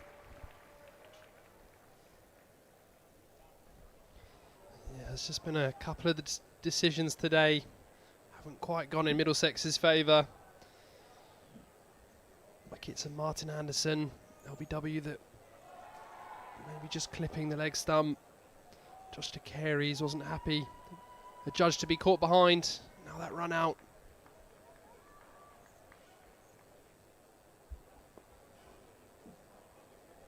It is hard for the umpire in that split second to make that decision. Frustration for Roland Jones. 5 from the over. Somerset 21 without loss. 4 overs gone.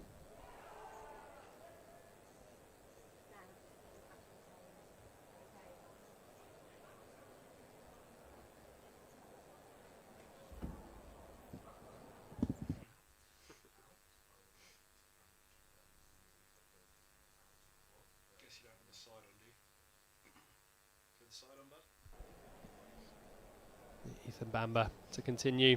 Jack Davies up to the stumps.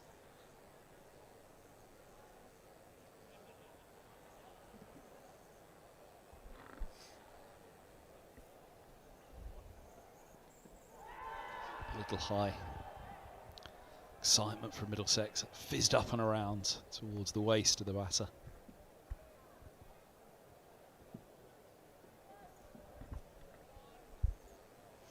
It's good lines from Bamber. Just a little bit of seam movement off the surface. Bowling very straight. Trapping Thomas, but that was just a bit of extra bounce going over the top.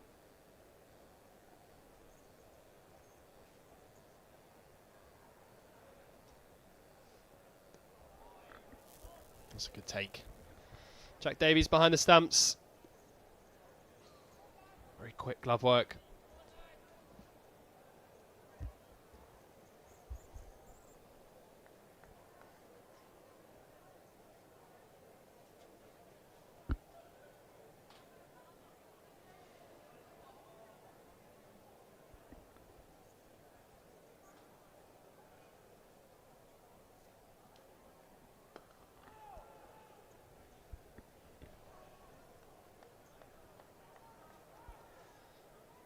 Probing, as always. Ethan Bamber, very consistent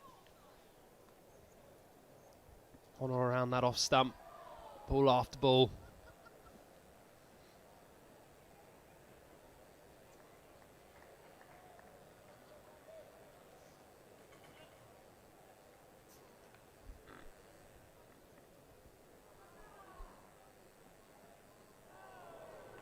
Just playing a miss outside the off stump from Thomas.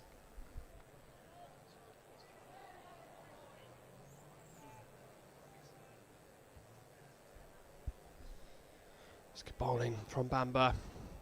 Another good take from Davies.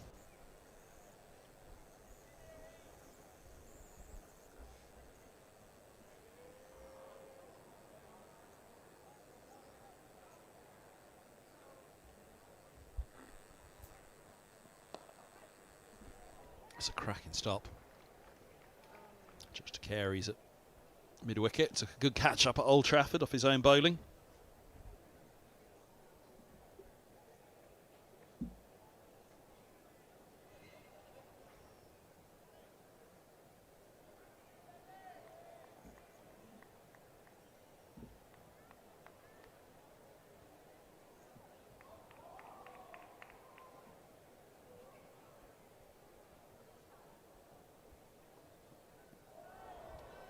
That's a lovely ball by Bamber.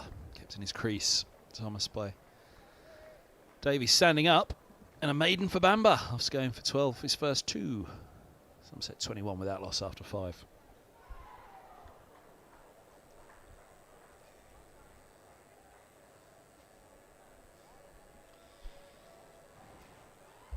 It's not the easiest to see on that angle, but there is a green tinge on this pitch. Makes sense of the seam movement that we've seen throughout the day. Bamber finding it there as well. Really well controlled maiden.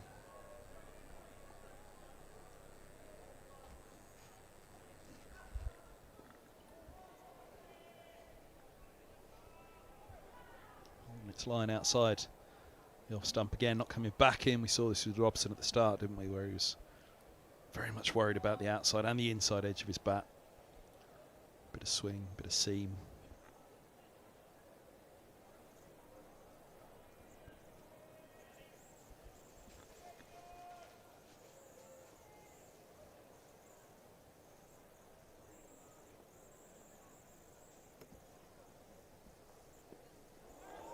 There's the response from Hamid on the attack.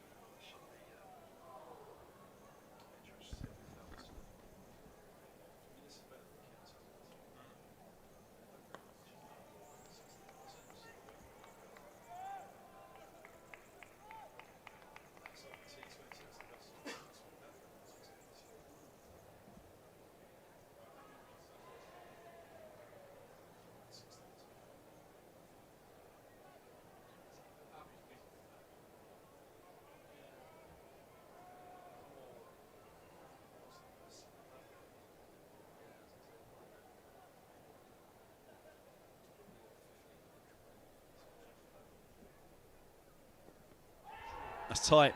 That's tight. Oh, goodness me, not out's the call. Hamid survives. Yeah, I don't think they're going to be impressed by that one.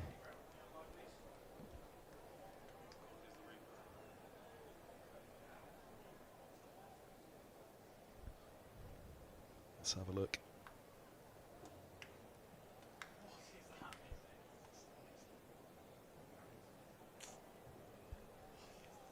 Some days it's just not your day. Middlesex have felt a little bit rough about the Anderson LBW.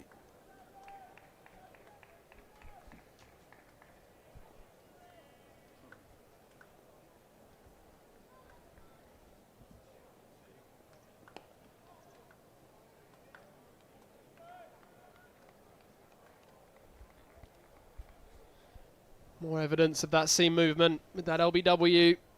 Roland Jones can count himself unlucky. Pleading with the umpire to raise his finger. It looked pretty straight.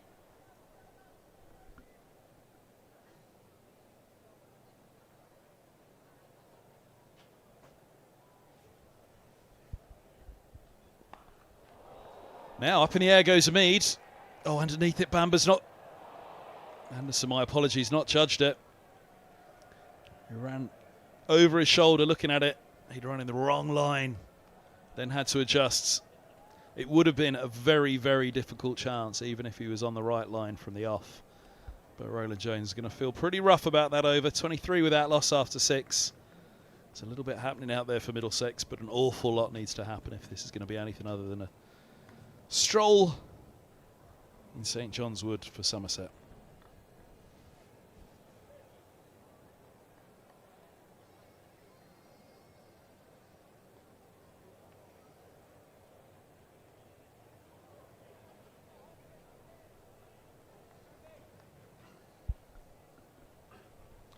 Started well here, Middlesex. Just been a little bit unlucky.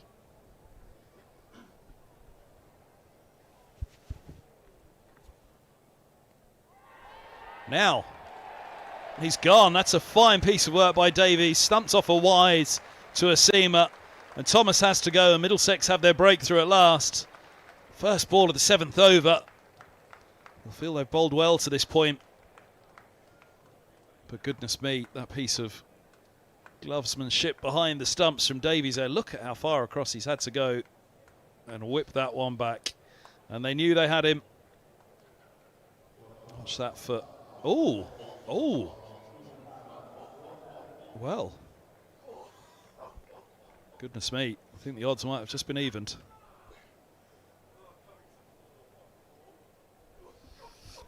Yeah, I think maybe that's a little bit of luck that Middlesex deserve after that run out. But either way, fantastic glove work from Jack Davies. He took a couple from Bamba's previous over. Very sharp with the gloves. That's not easy for keeper to go down the leg side and whip the bails off that quickly. He's done really well there, Jack Davies. Well, he's clearly gone with the back foot's in the air there, the umpire, and that he hasn't got it down in time, but obviously we've got the benefit of slow-mo, and where he perhaps thought benefited the doubt to the batter on the one where he was indeed out. The benefit's gone with the wicket-keeper on this occasion. 2+2 in cricket doesn't necessarily and shouldn't really make 4, but yeah, they were on the wrong end of the run out, Middlesex, and Somerset on the wrong end of the sump in there, it would seem.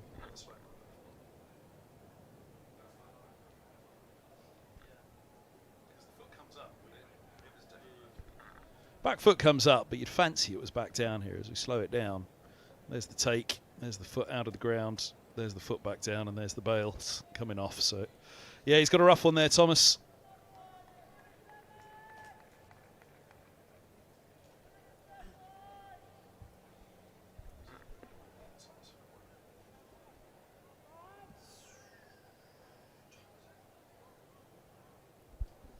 Lewis Goldsworthy, the new man in at number 3, coming off the back of 95, last time out against Worcester.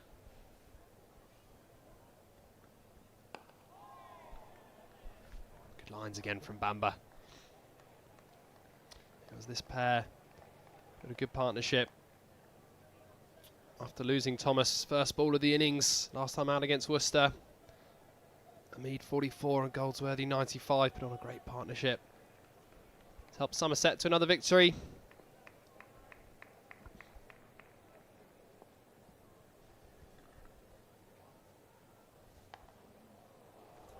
That gets through, and it gets Goldsworthy off the mark with boundary. It's a lovely shot off the back foot. Oh, he seems to score well against Middlesex. Lewis Goldsworthy.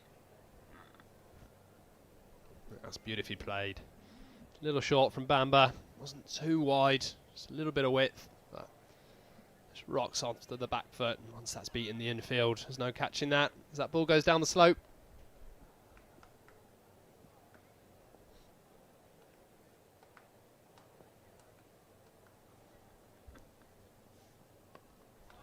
Squared up a little bit by that Goldsworthy.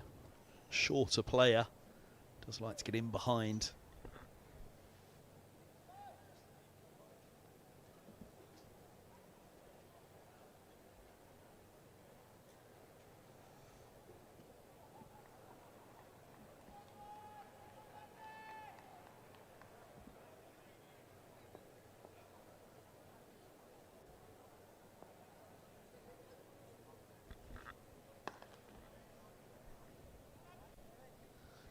Showing the full face, but only ushering it to mid-off. They've got to stay on the attack, Middlesex. 2 slips in play. The only way they're going to win this game is by bowling Somerset out.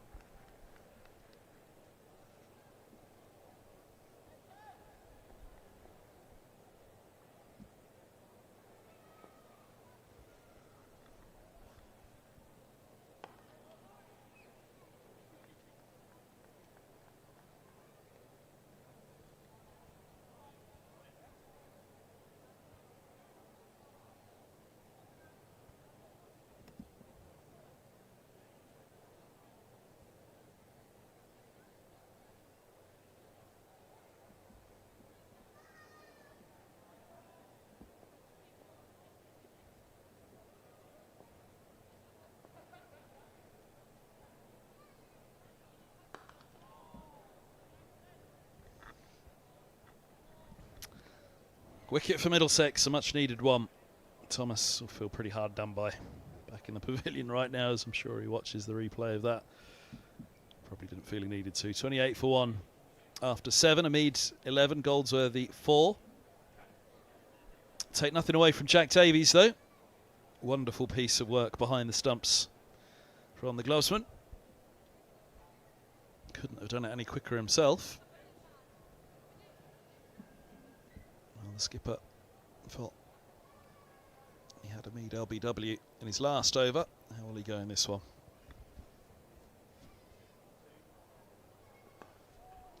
The club skipper, that is.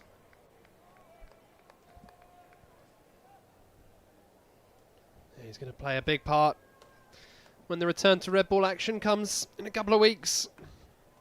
Middlesex chasing promotion back to Division 1. Roland Jones is going to be key. It's that effort. Somerset second in Division 1, trying to stop Surrey doing it again.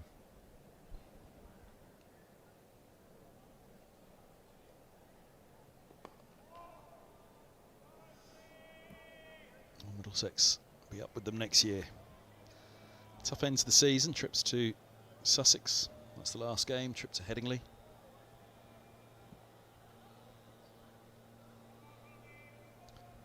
Northants at home to play as well.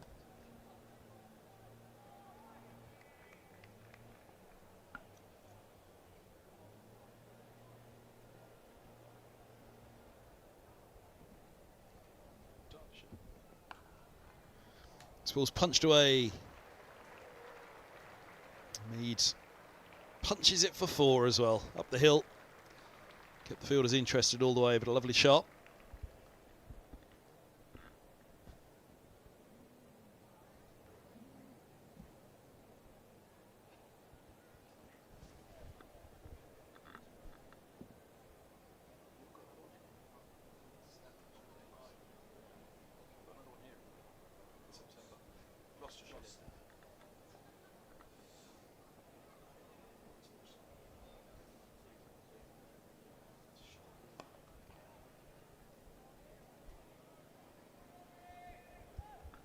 Just weighing up those fixtures, Middlesex. 4 more days cricket at Lords after this season. Stash up on the cake, Tom. You have to take all the cake and fruit to Merchant Taylor's, and a coat. Apparently it gets very cold at Merchant Taylor's. It's quite open with the wind. Yeah, one extreme or the other.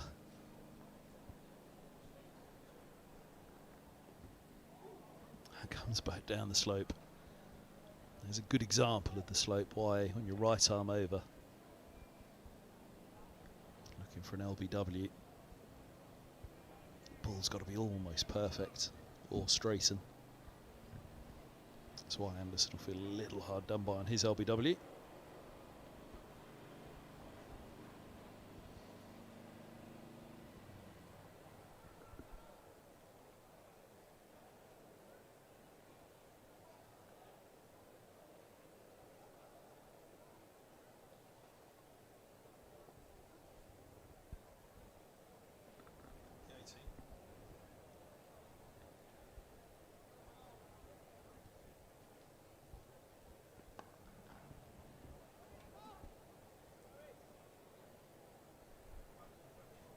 Into the over. Just that boundary from it. 32 for 1. Just having a look at the other fixtures in Group A, relevant to Middlesex. Northamptonshire have lost an early wicket. They are 1 for 1 in chase of 240 against Lancashire. Worcestershire, Hampshire, that's a top of the table clash. Second and third. Worcester chasing 165, they're 38 without loss. And probably the most relevant game to Middlesex, Kent versus Durham. Durham 307 all out. And in response, Kent are 20 for 1. So let's keep an eye on those other fixtures.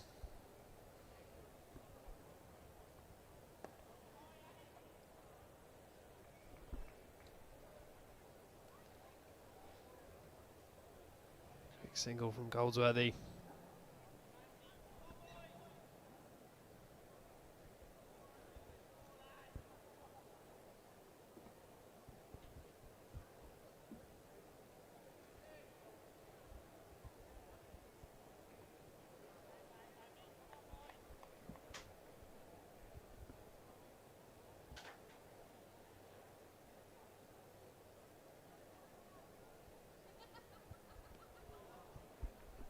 In good form, Andy Mead in this competition. I said he was the leading run scorer in the competition. Scores of 114 not out, 84, 58, 63 and 44 A couple of single-figure scores in there as well. He's a key wicket. But Bamba's hunting here.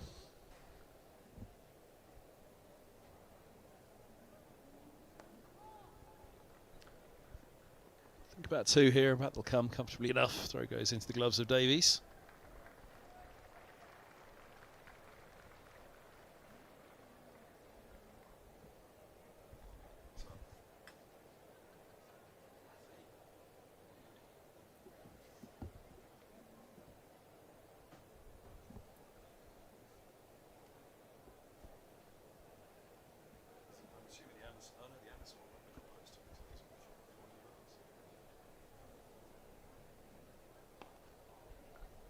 Good lines again from Ethan Bamba. We've bowled well. Bamba and Roland Jones on a pitch that's definitely more favourable for the bowlers. Really difficult early on this morning, especially with that high class attack. Josh Davey and the Australian Riley Meredith causing a lot of trouble first up.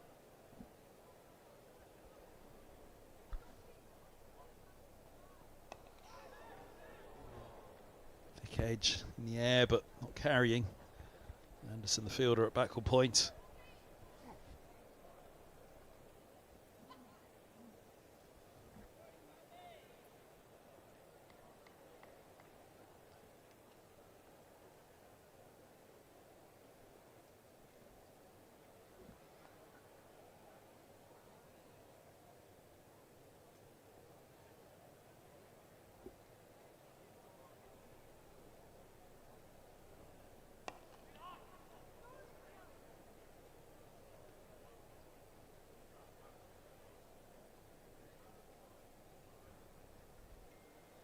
Just 3 from the over. Bamba's got through 5. 1 wicket, 20 runs. Sex keeping Somerset. Just a miserly 3 runs and over. Key thing there is that required rate. There's absolutely no rush or pressure. It's a lovely afternoon at the home of cricket. Good crowd in this one-day cup match. Nearing 6,000. Told. Good attendance.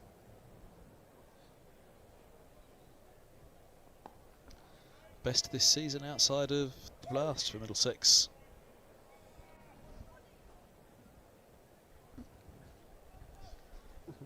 Yeah, very good to see. Nice crowd in. Beautiful sunny Sunday. The game had a lot of importance around it. A lot of talk of this Metro Bank competition and the struggle to bring in a crowd. So it's good to see a good number here at Lord's.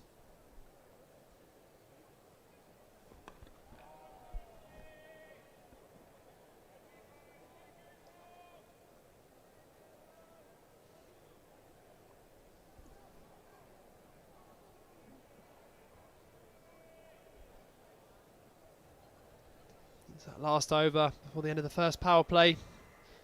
Henry Brooks getting loose.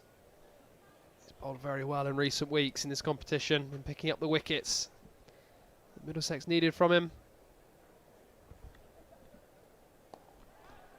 Up there, driven away. It was uppish for a moment from Goldsworthy. It was pretty much half volley outside off.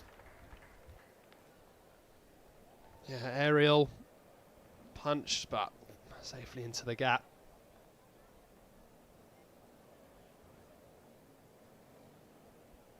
Two steps still in play. Robson and De Carey's waiting for that edge. Roland Jones got to keep it full. Look for any movement.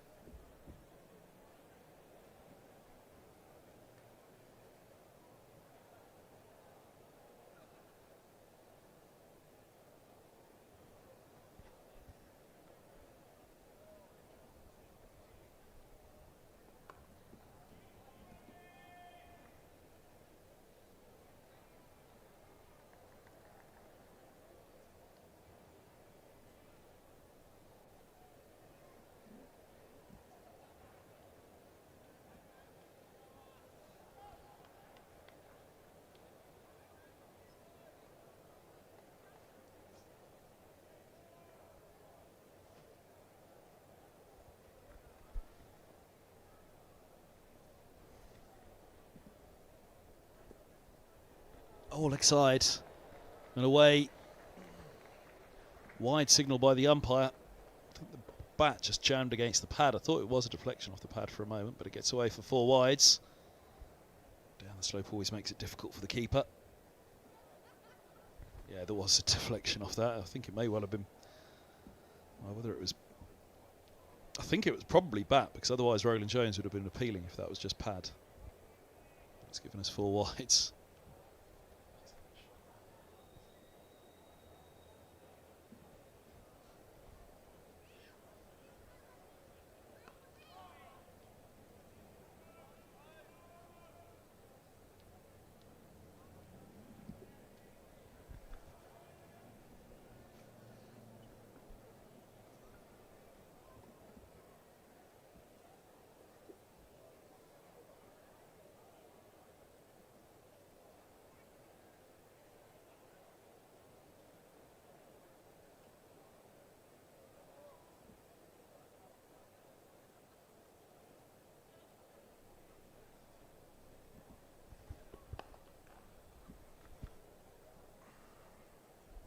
Dot to finish. That's 10 overs gone. First power play down. Somerset have reached 44. Just the loss of that 1 wicket. Just requiring 92 to win. And all the time in the world to get there.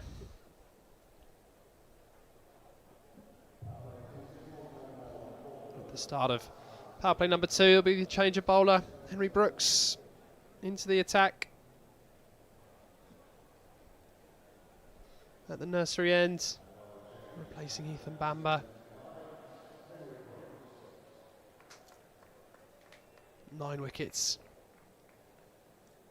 in the competition for Henry Brooks. Picked up a 4-fer against Lancashire a few days ago. Can he pull off something special?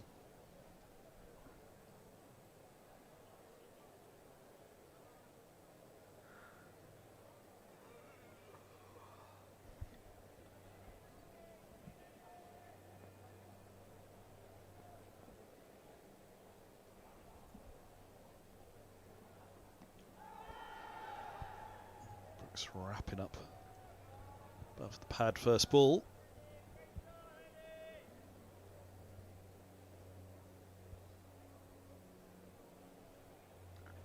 Bit of bounce on that one. Up on his toes, it's hit up above the pad.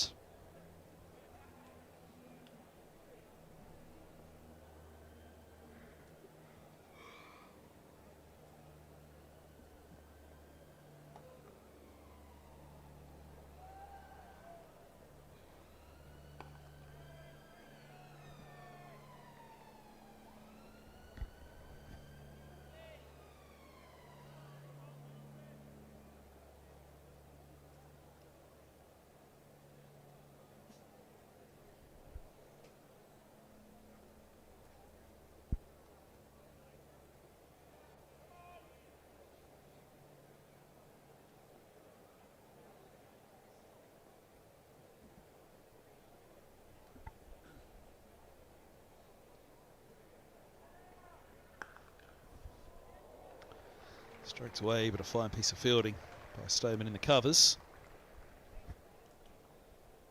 Yeah, 4 wickets that Brooks picked up against Lancashire. It was a career best in List A cricket, 4 for 43.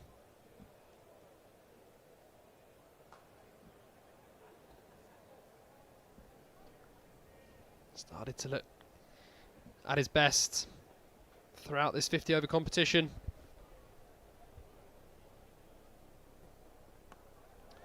Hooked away, 2 back, it was in the air, but bisecting them, it'll bring a, well, just a single. I thought they'd come back for the second.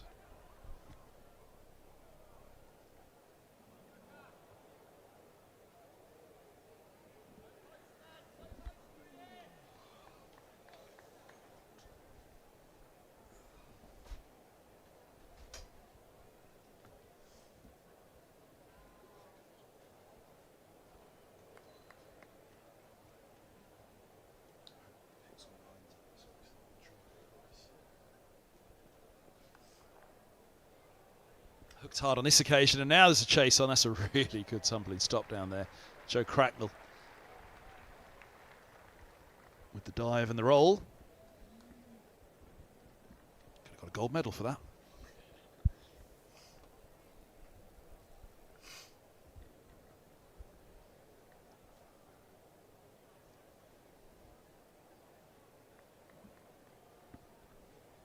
Closing ceremony today of the Paris Olympics.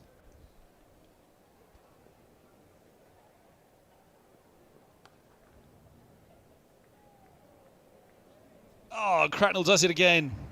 It's double gold for Cracknell. Really good stop. Yeah, I think we all felt that just watching it. 49 for 1 after 11.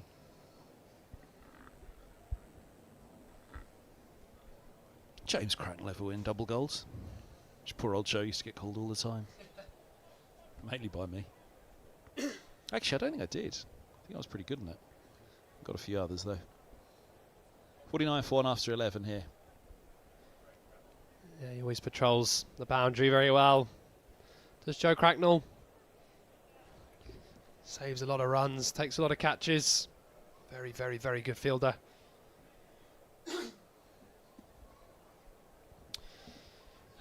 As expected. Spin into the attack early on here. Just 11 overs gone. It is the main man, Luke Holman. Did well with the bat. Finished not out.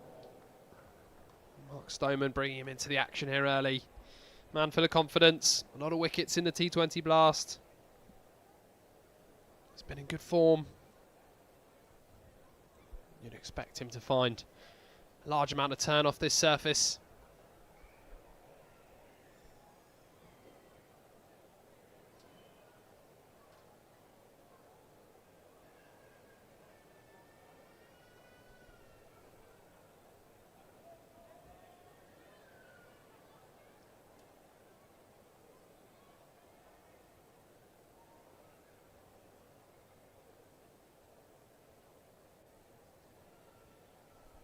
One slip in play.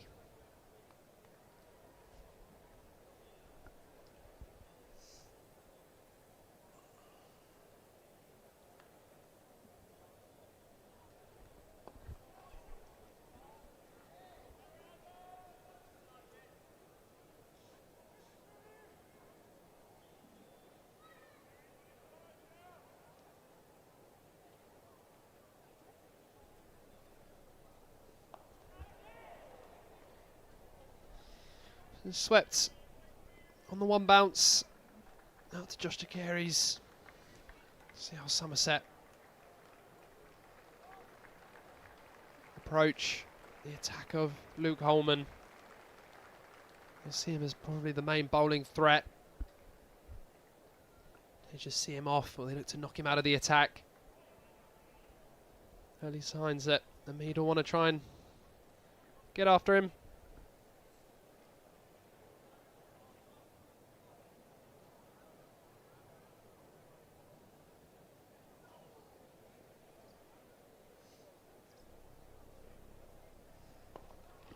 Is that use of the feet?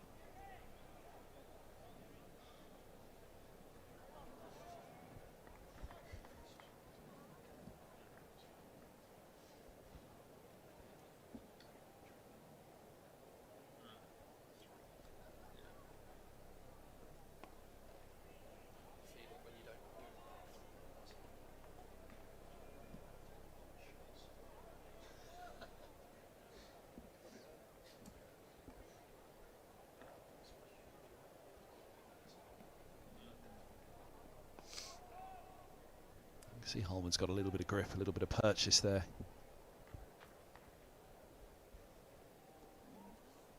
Leg spin's going against the slope, turning it up the slope, but his googly, which he turns bigger, will slide into the right-hander down the slope.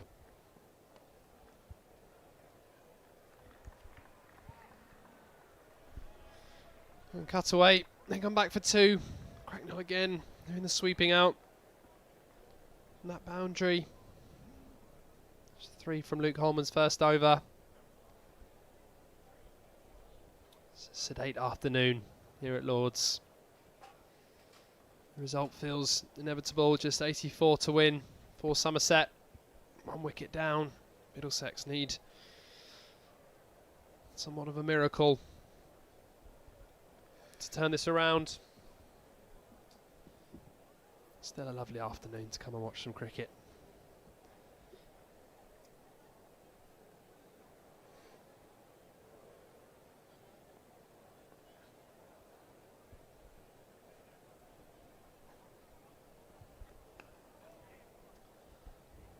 Those inside edges for Middlesex were going onto the stumps. That's a single for Mead. The ball just died in the surface. There's really no pace coming through.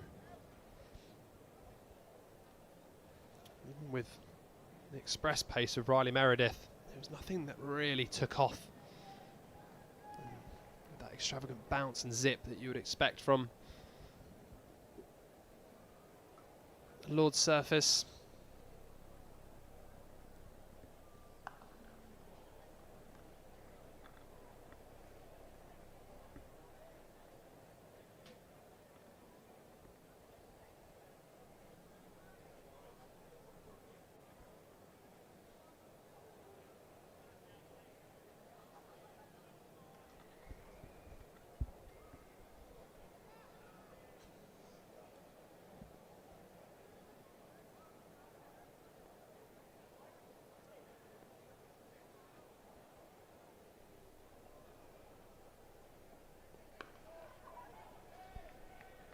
Mead comfortably in behind. Somerset not taking any risks.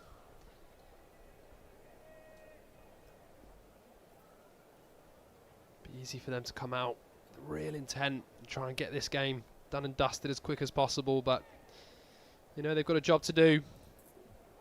2 more points here, secure qualification, top spot.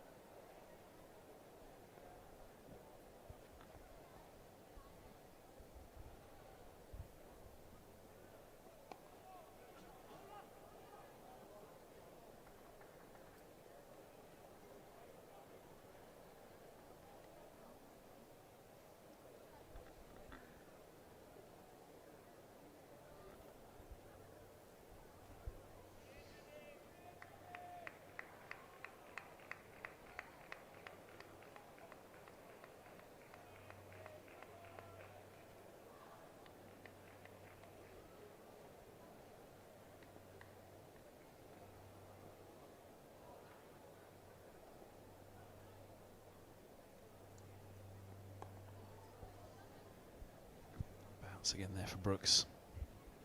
Ridden by Mead. No panic for Somerset. 80 to win. All the time in the world.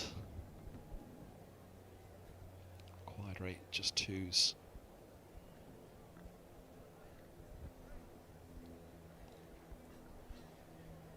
Makes it a big old match at Merchant Taylor School for Middlesex against Hampshire.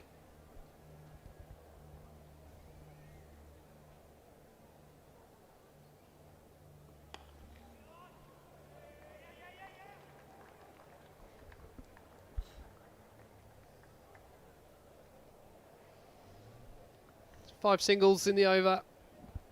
Somerset 57 for 1. 13 gone. Just about approaching 25 past 3 in the afternoon.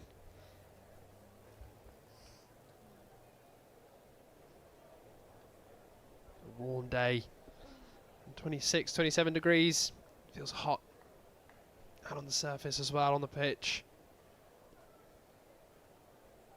Gentle breeze across the ground.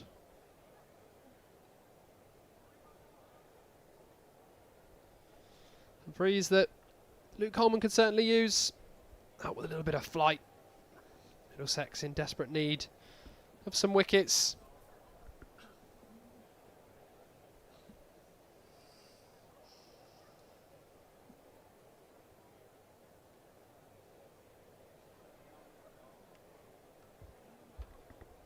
Oh, he's missed it. Goodness me. Charges down the slope. Whether it was the googly that slipped down the slope Charge down the track from Hamid. Leaves him in no man's land as he misses that ball.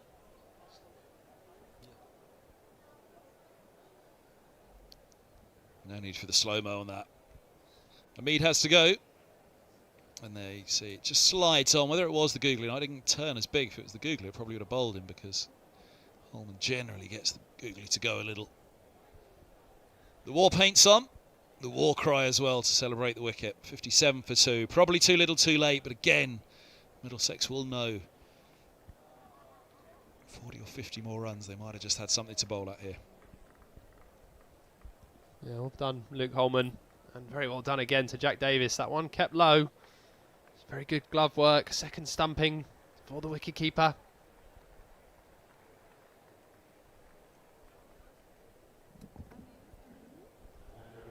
Holman in on the action again.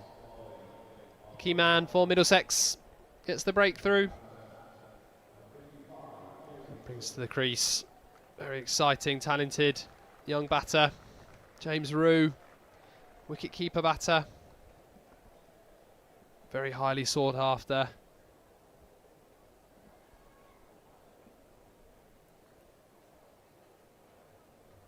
.321 runs in the competition so far.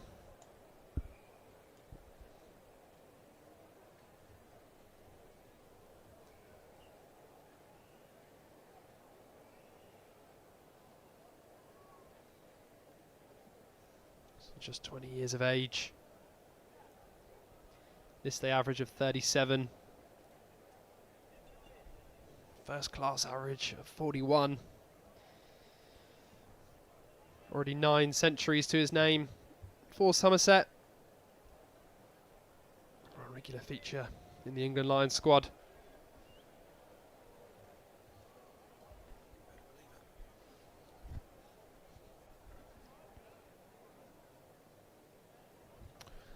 Coleman slows things down, orchestrating that field.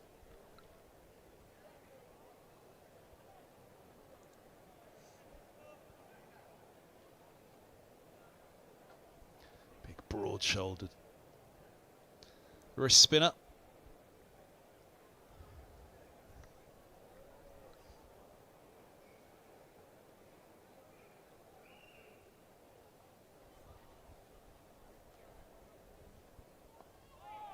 Lands that one nicely. First ball to Rue, gets in behind. Again, he's got to rip that against the slopes, trap the left-hander LBW. His leg spinner doesn't turn as big as his googly.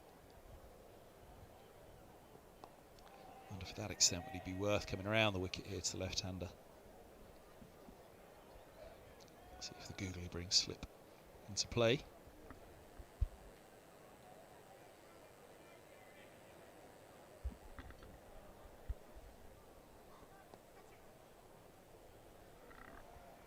Comfortable single, tucked into the leg side. Let's get off the mark. Now James Rue.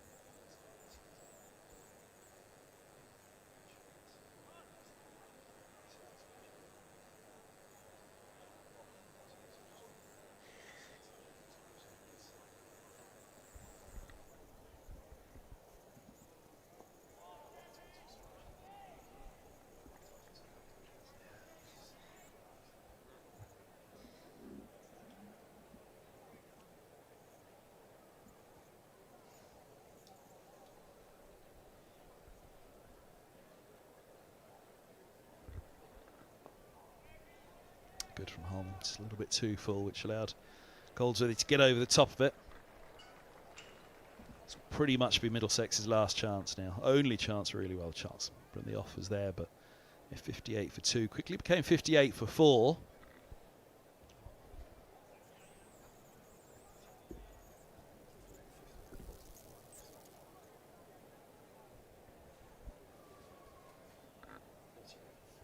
Middlesex lost their 5th wicket at 48 for 5. You never know in the chase. Could have him 58 for 4 now, just would level it. Put 2 on the board, as they say, and how does it look then? And in the chase, 58 for 4 would look interesting, let's put it that way. It's definitely a surface. It's not easy to get started on.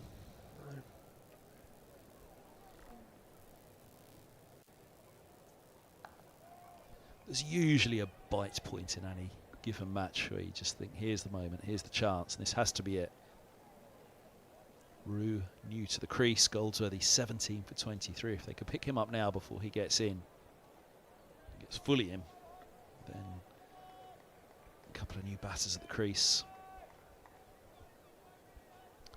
And runs to be scored. We saw Middlesex's difficulty in doing it.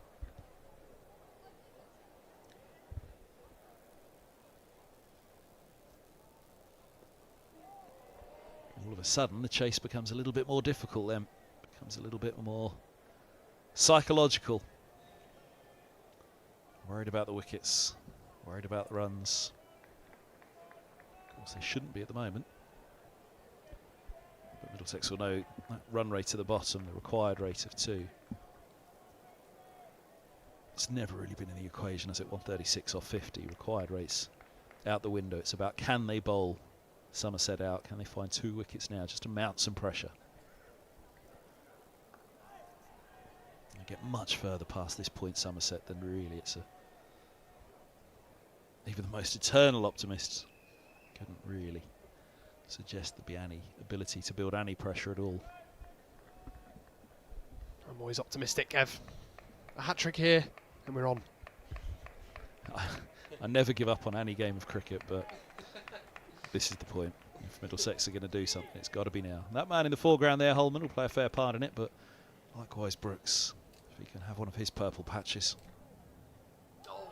Very nearly does. He's gone past the outside edge, now he goes past the inside edge.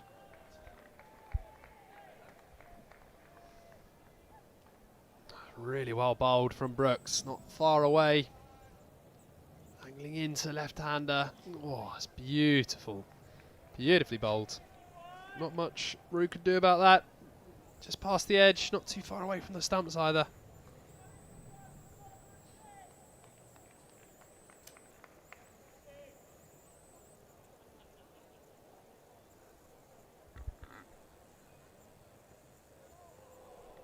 And again.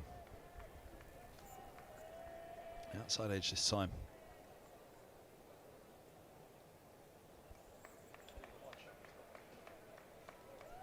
Only 3 of the 4 back at the moment. Deep third, long leg, deep square. Just as I say that. Where's backward point going? Backward point staying in, deep covers going back. Stoneman comes across into the covers.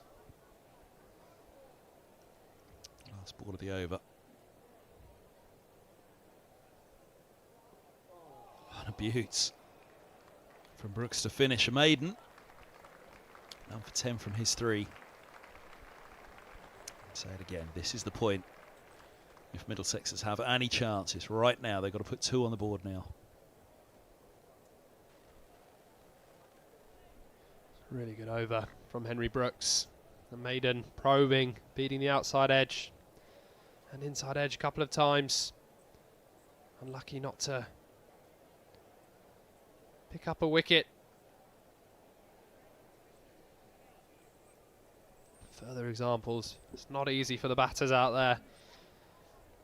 Difficult surface used in the 100 just a few days ago.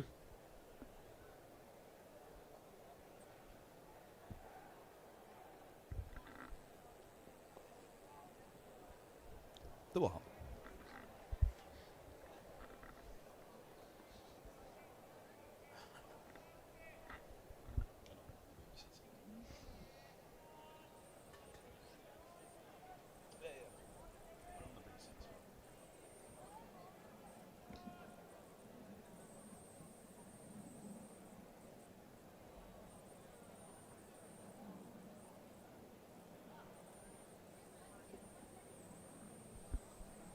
Stoneman and Holman having another discussion. Just tinkering with the field, going through plans.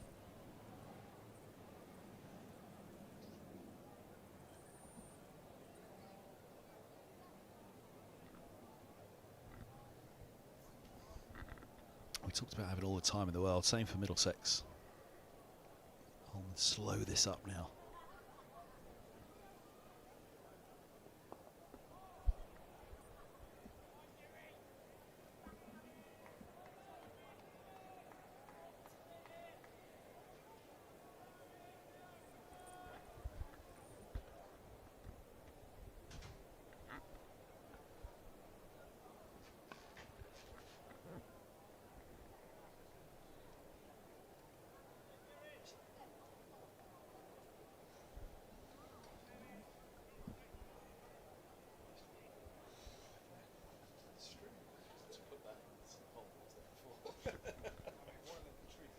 Yeah, exactly. No, I told Anthony that just in case they've overthrown the story loads, and apparently there's no hole. There never was. I could have sworn.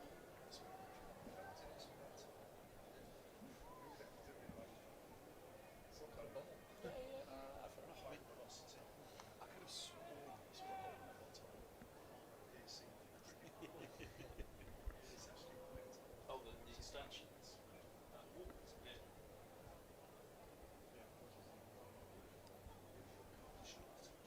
No, but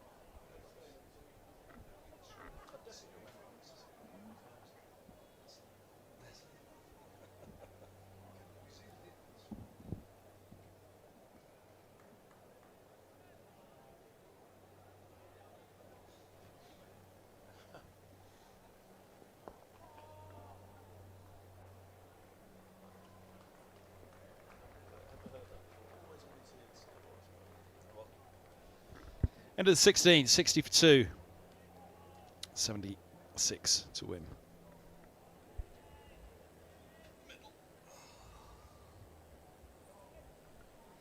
Slow going out there at the moment. Somerset just making sure they don't give Middlesex a sniff. Don't let them in. Just no need to take any risks. 76 further to win now. Still 8 wickets in hand.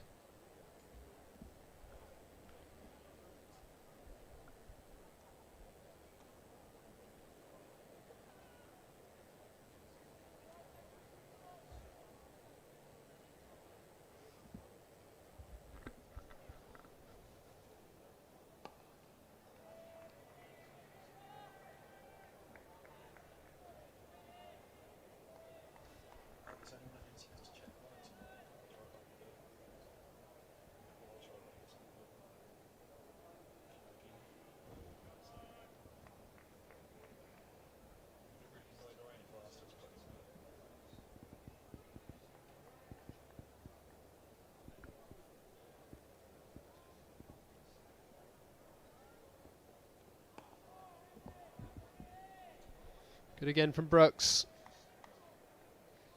Maiden in his last. Started with 2 dots here. Again, very straight.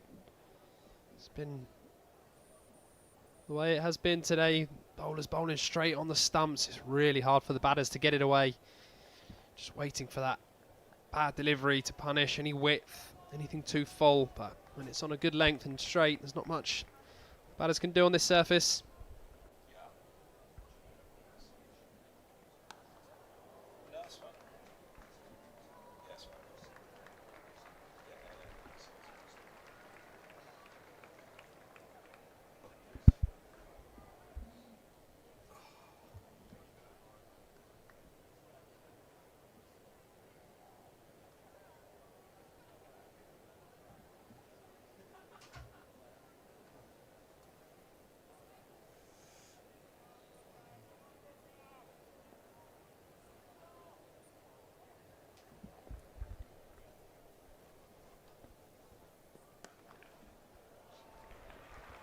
That's pulled hard and pulled for 4.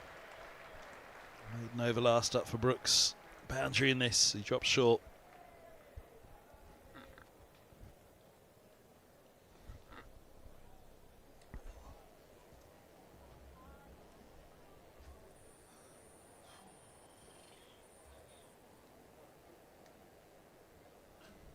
It's been a patient knock so far from Goldsworthy. First real drag down delivery from Henry Brooks.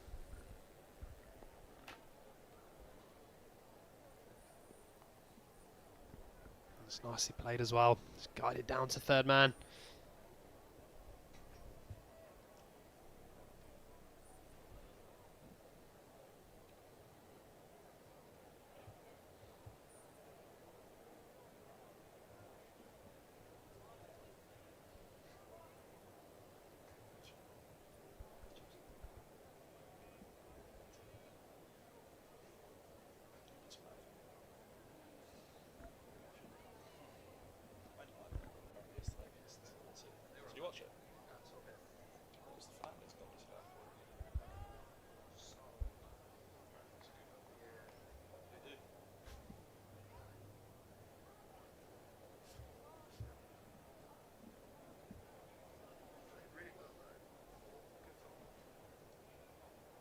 Still on ice cream watching the stands. Haven't seen one yet today. That's the back of the Warner up there, isn't it? Or the lower tier of the Warner, maybe. Oh, it's Lower Edrich. Oh, if you can zoom out of that, I haven't seen Edrich yet today. It's the one stand I haven't seen yet today, actually, in full. The Edrich, the rest of the ground's looking pretty full. Edrich top tier. There's a few in up there.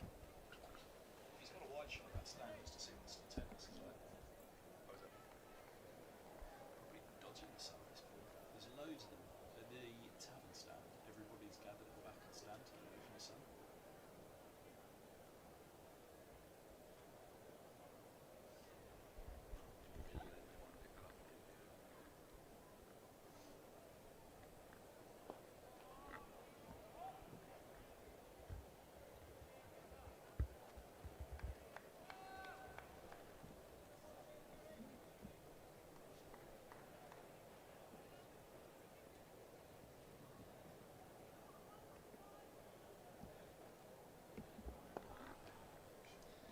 That's a lovely shot. There it goes from Goldsworthy. He's on to 27. Come through the high score in this innings so far. 70 for 2, Somerset. Yeah, lovely shot. Just over pitched from Holman. King Goldsworthy's been patient so far. Any bad deliveries there to pounce on it. In good form. Off the back of that 95 last time out. He's leading the run chase here for Somerset.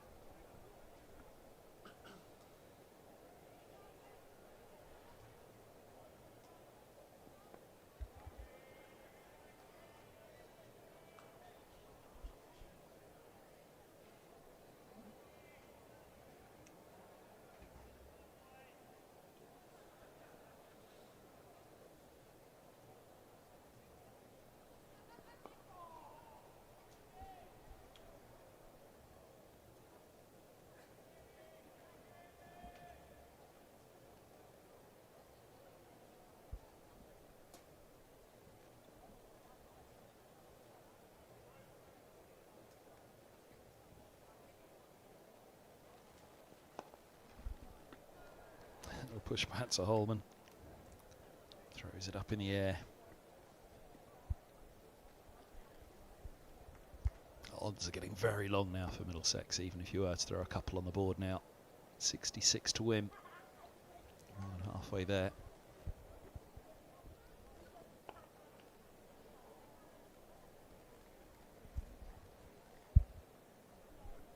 Single to end the over. 71 for 2, 18 overs gone. 65 to win. For Somerset, stay top of the table.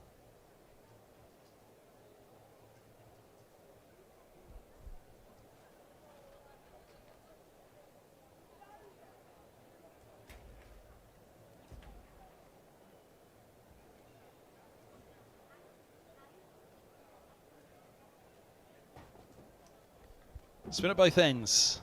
As the off-break bowler, Josh De Carries, is given a throw. Again, bowling against the slope here with his spin. Looking to turn it up the slope. From the nursery end as well, that can bring a little bit of bounce. the off-break bowler.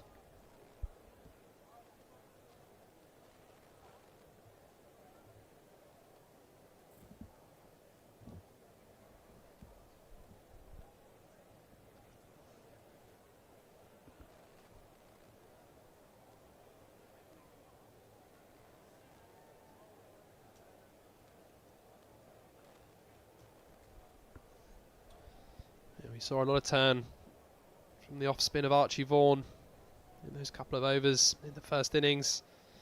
Carey's fellow off spinner from this end. See if he can extract that same drastic spin.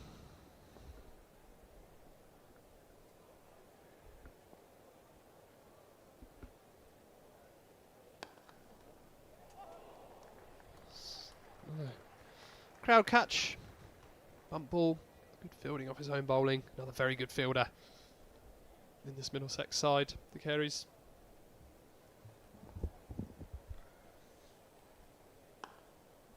Snap of the wrists on that one, but can't get it through the covers.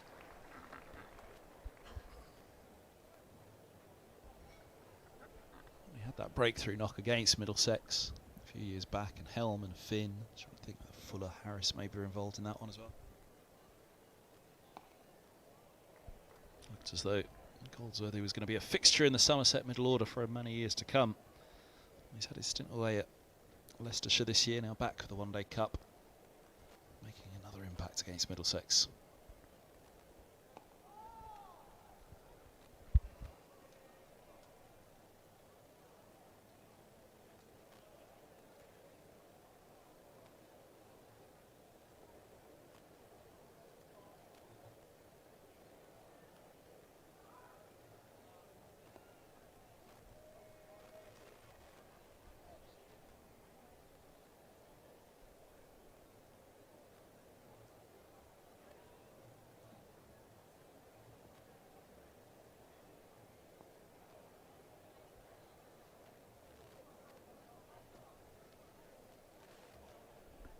The discussion between Stoneman and De Careys. Moving that field. Cracknell moving from square, just going behind square.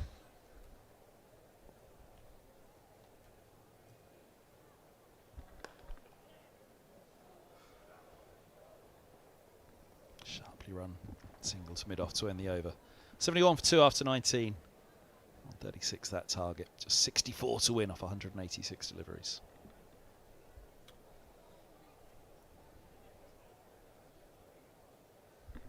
Now there's the Warner.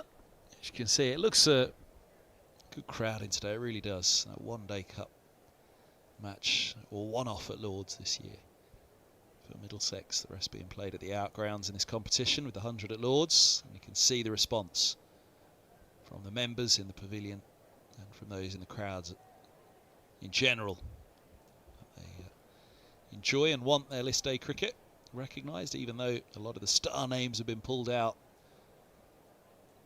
And Middlesex still feel they've got a pretty strong side on paper in this one. They're short of perhaps an overseas star, much like Riley Meredith.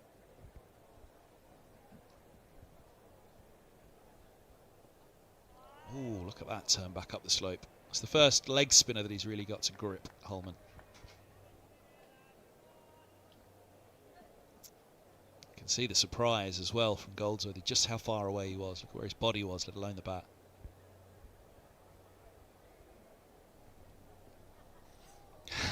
And then Yorks himself with the next one. And you say it again, another 40 or 50 runs and this could have been interesting.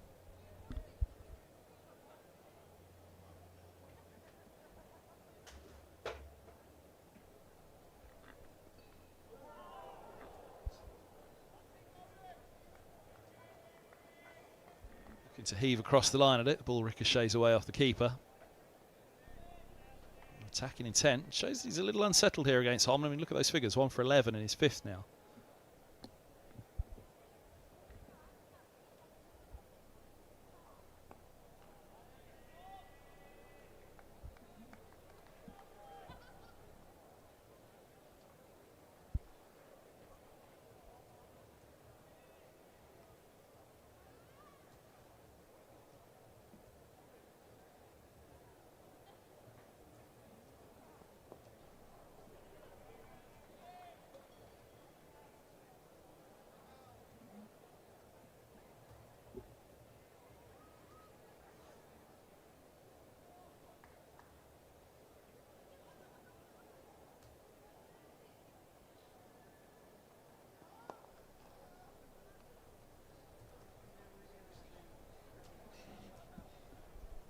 Single to end the over. Goldsworthy keeps the strike again.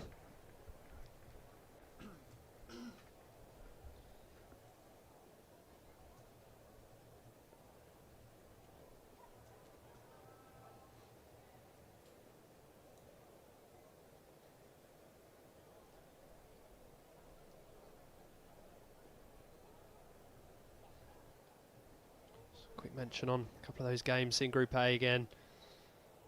As they develop, Worcestershire 100 for none, chasing 164 from Hampshire. That's a game of second versus third. Looks like Worcestershire will move on to 10 points.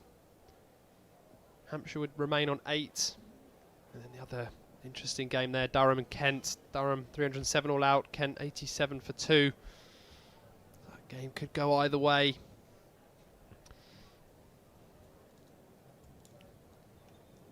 For Middlesex, they would want ideally Kent to win that game against Durham, and then Middlesex would have to go to Merchant Taylors and beat Hampshire on Wednesday.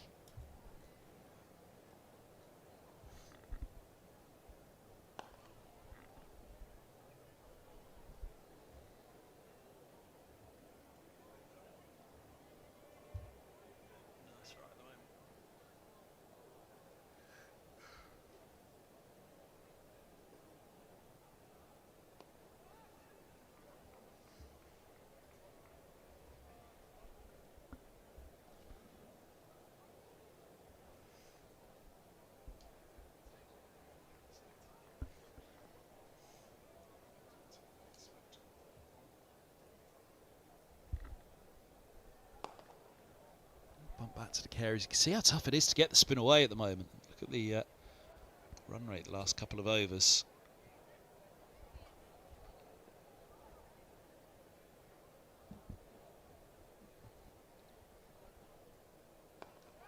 Oh, forced again.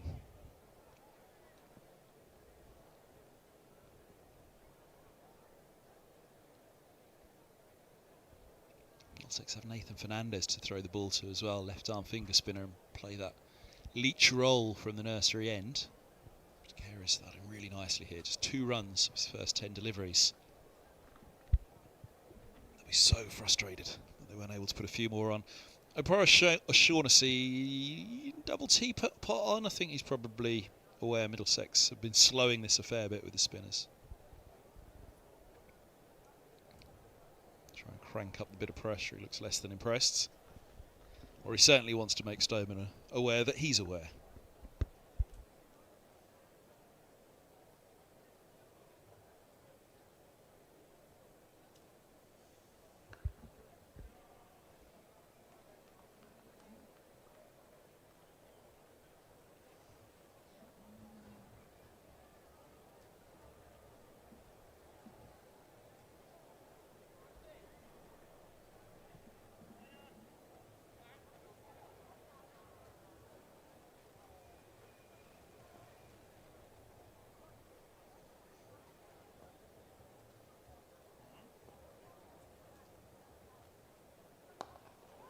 Oh, wow.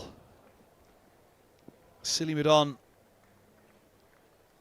Short mid-on, I should say, and the bowler. I wonder if there were one of them, would they have gone for it a little bit more? It was almost as though they left it for each other in the end. No, it was Robson, and he went for it. I think he couldn't have gone any further or quicker to it than that.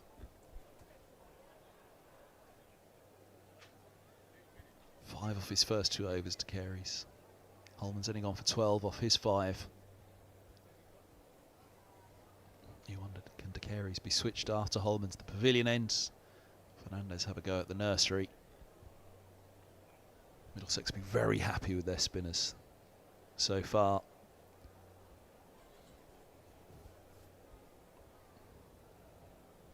Just 59 to win. 8 wickets standing. Again, 58 for 2, I think it was. 57 for 2 in a Mead fell, but at 58 for 2 we were sitting here musing if they could put 2 more on the board at that point, then that would make it interesting. It certainly would have. It feels a little too late now, but never say never. Here's Holman. He is going to come around the wickets Goldsworthy now, which with the googly can bring that edge into play for Robson at slip.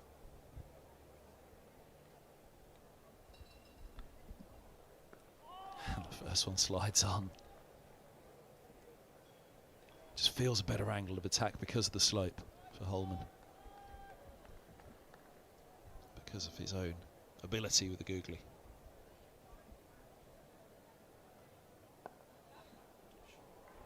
That gets through nicely. That's the danger if you over pitch outside off stump. From around the wicket to the left-hander, then you could be in trouble. And he was there. Welcome boundary for Somerset, 81 for 2. Yeah, nice shot from James Rue through the covers.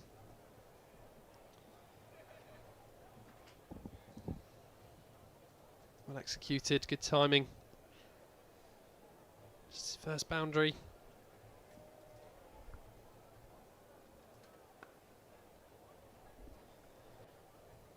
Goes again, but just for the single this time.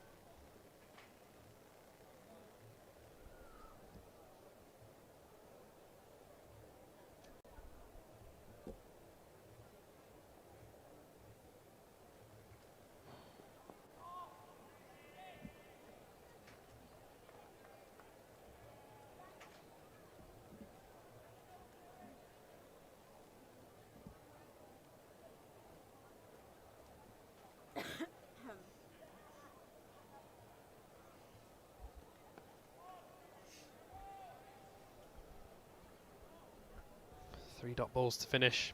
5 from the over. Holman's through 6. Just 1 wicket for 17. Somerset not really taking any risks, just waiting for that bad delivery.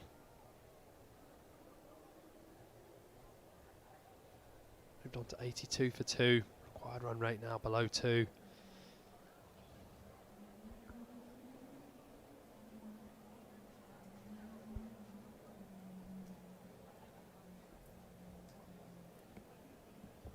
Ice cream watch.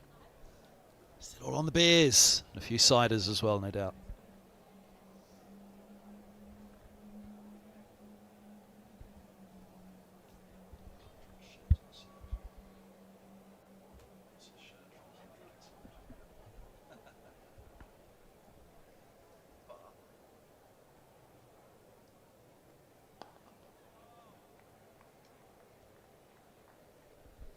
Field is up. Mid on, mid off, inside the ring.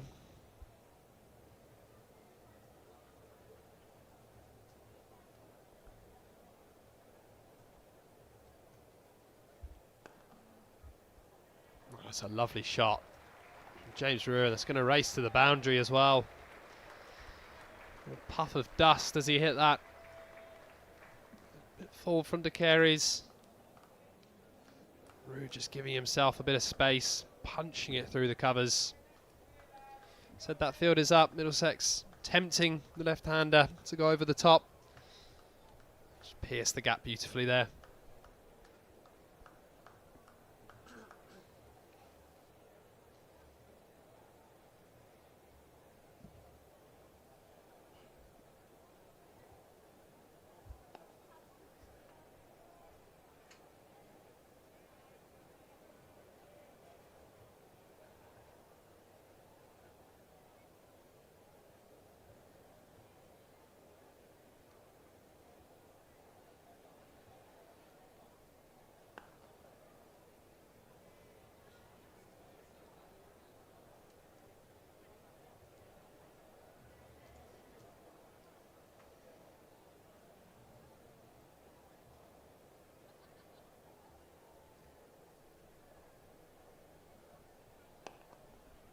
Goes again, James Rue. Good stop this time from Martin Anderson, getting a hand to it. Just gets through for a single.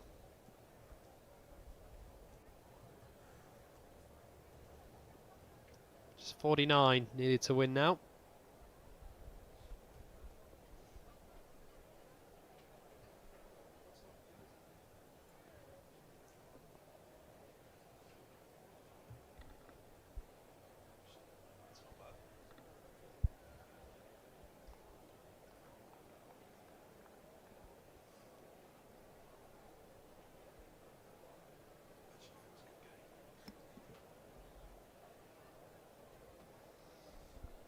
6 from the over.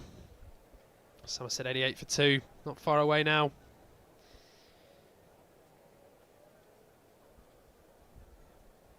Yeah, you just feel these two are starting to ease their way into it now. Indeed, here comes the Middlesex change. It's going to be Fernandez. Just started to settle a little against Holman. And De Carey's, maybe there'll be a change of ends for Holman.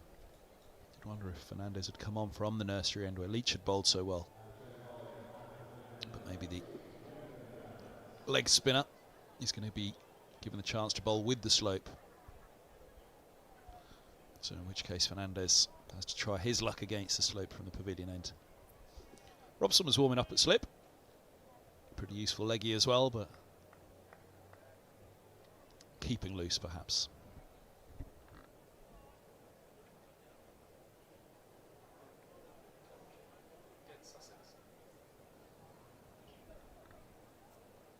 We'll chop short. Gets away with it, just a single.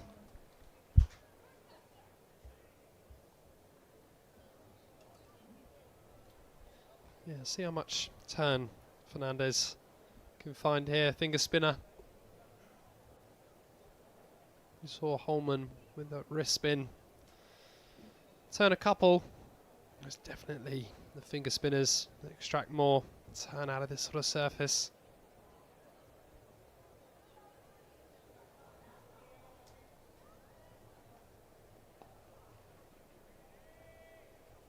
One just skidding on.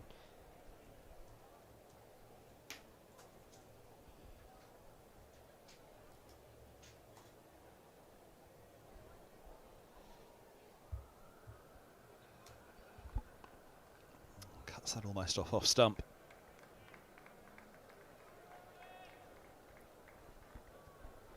Over the wicket to the left-hander. He'll hope to find some bounce, Fernandez, but it's back around the wicket for now.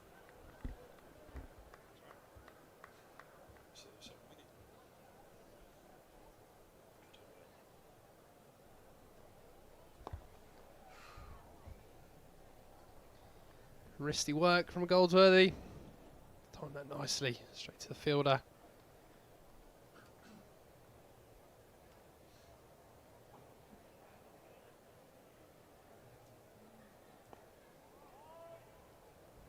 Might just see these two look to increase that run rate a little bit. Now the score just 46 to win.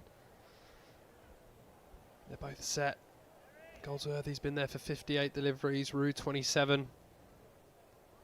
They just put their foot down a little bit.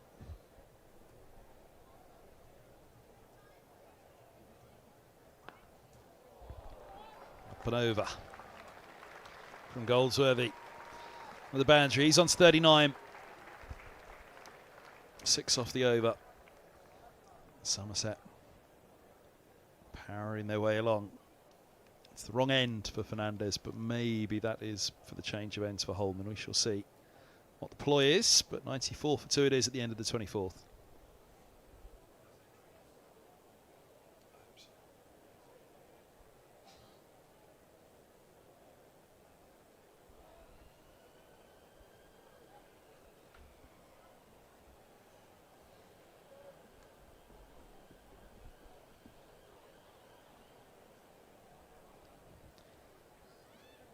You're right, Kev. Change of ends for Luke Holman. Give it a go from the nursery.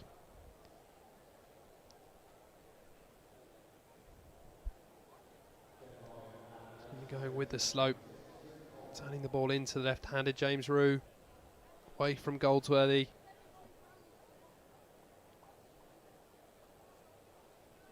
Mentioned that googly, that you really does turn. Go back, get that back, going back up the slope.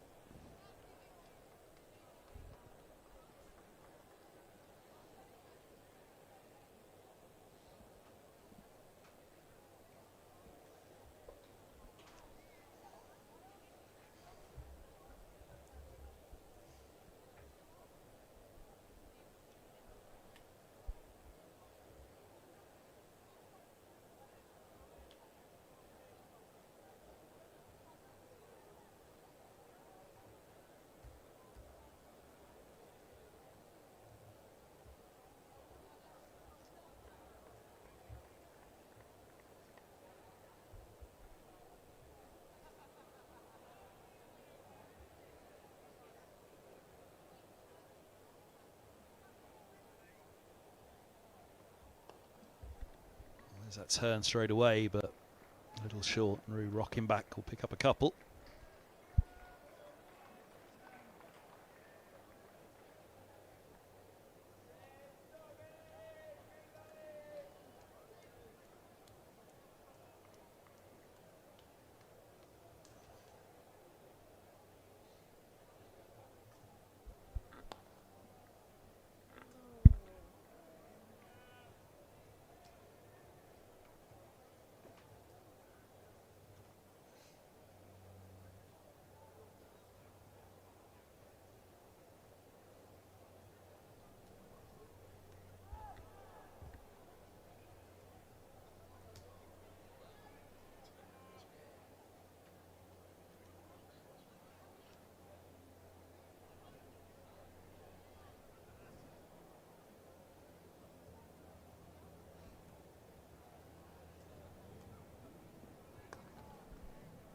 Beautifully played from James Rue. Definitely more turn for Holman from this end, as expected, but just dropped a little short. Rue making it look like he's got all the time in the world, just rocks off the back foot. Picks his gap, timing's there, and that's 4 more. 100 up for Somerset.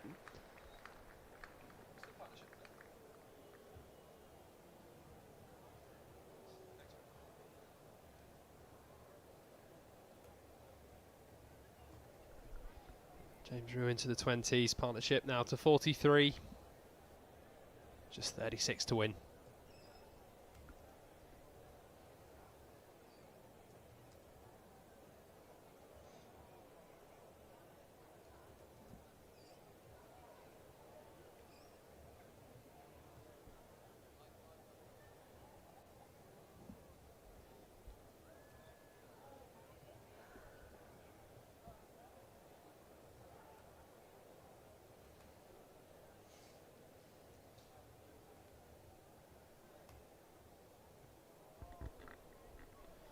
Beats the bat, skidding through. Not far from the outside edge.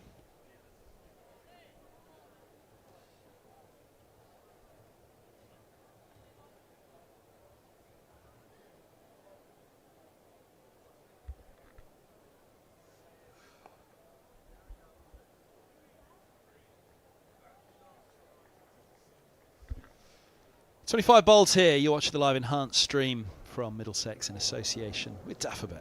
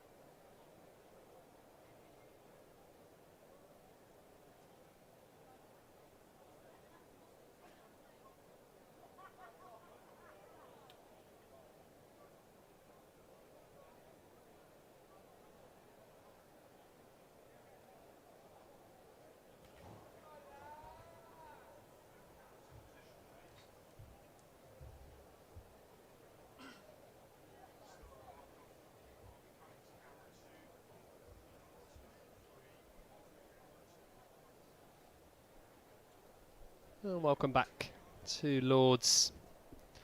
Following the drinks break. Somerset not far away now, 36 to win. Nathan Fernandez to continue.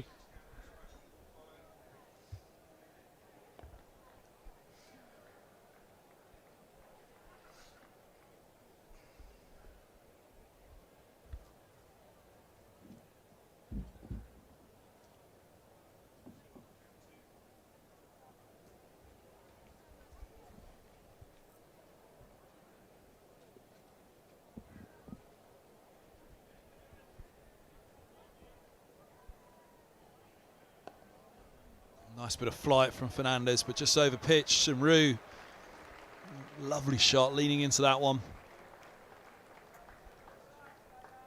Another boundary. Somerset are nearly there. 31 to go.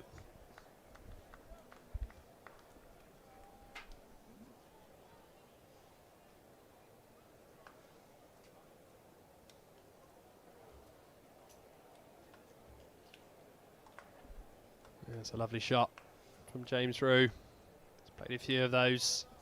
Getting into his groove.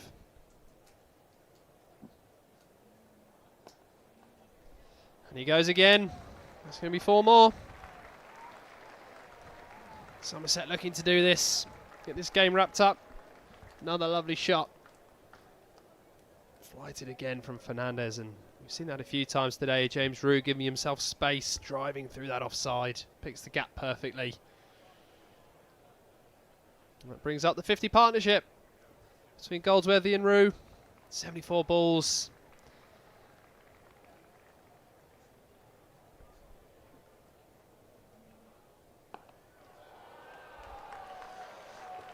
And clumped back over mid-on on this occasion.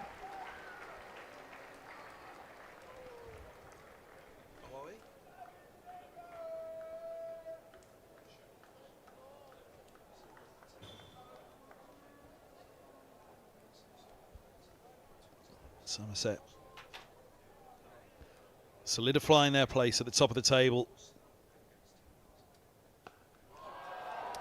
And starting to tee off. 117. In fact, it's gone all the way. 119 for 2. Big 6 for Root. Biggest boundary.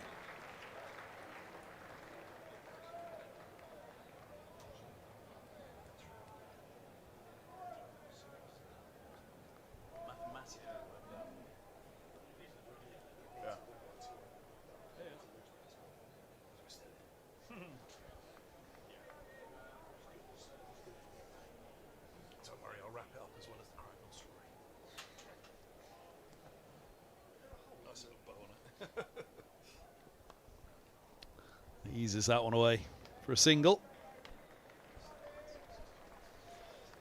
Yeah, classy batter, James Rue, and he showed his talents there. 3 4s and a big 6 from the over. Somerset getting this job done. Rue moves into the 40s. Somerset 120 for 2. Just the second maximum of the game. Luke Holman hitting a flat 6 in the first innings. James Rue hitting the first for Somerset.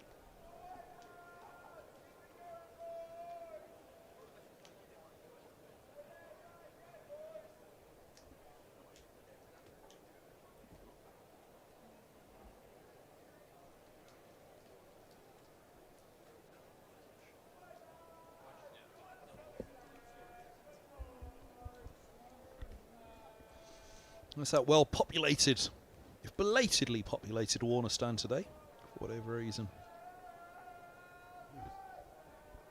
The delay in the gates opening, it seemed, today.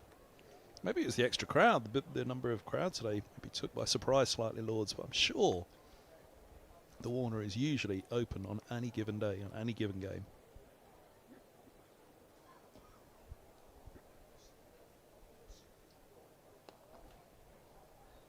Drags that one down.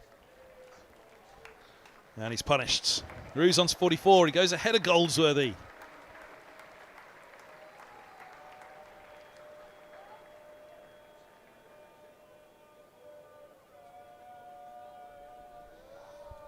Yeah, he's getting the job done in boundaries now. James Rue. 5 boundaries The last 6 deliveries for the left-hander. Very impressive young keeper batter.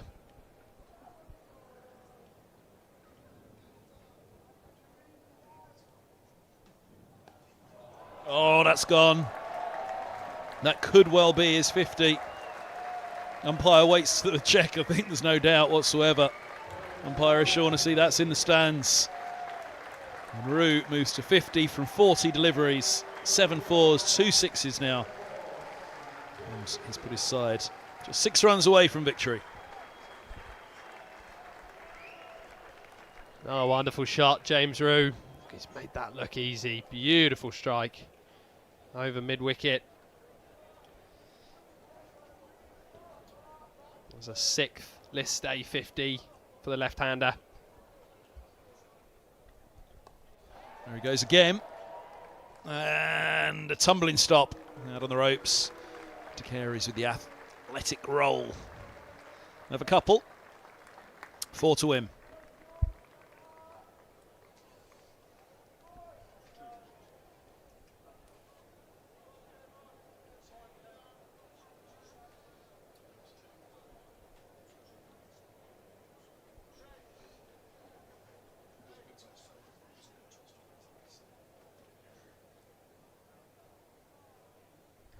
James Roux going to go try and finish this with a maximum.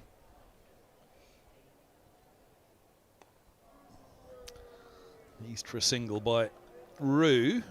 Goldsworthy can't bring up his 50 now. Just 3 to win.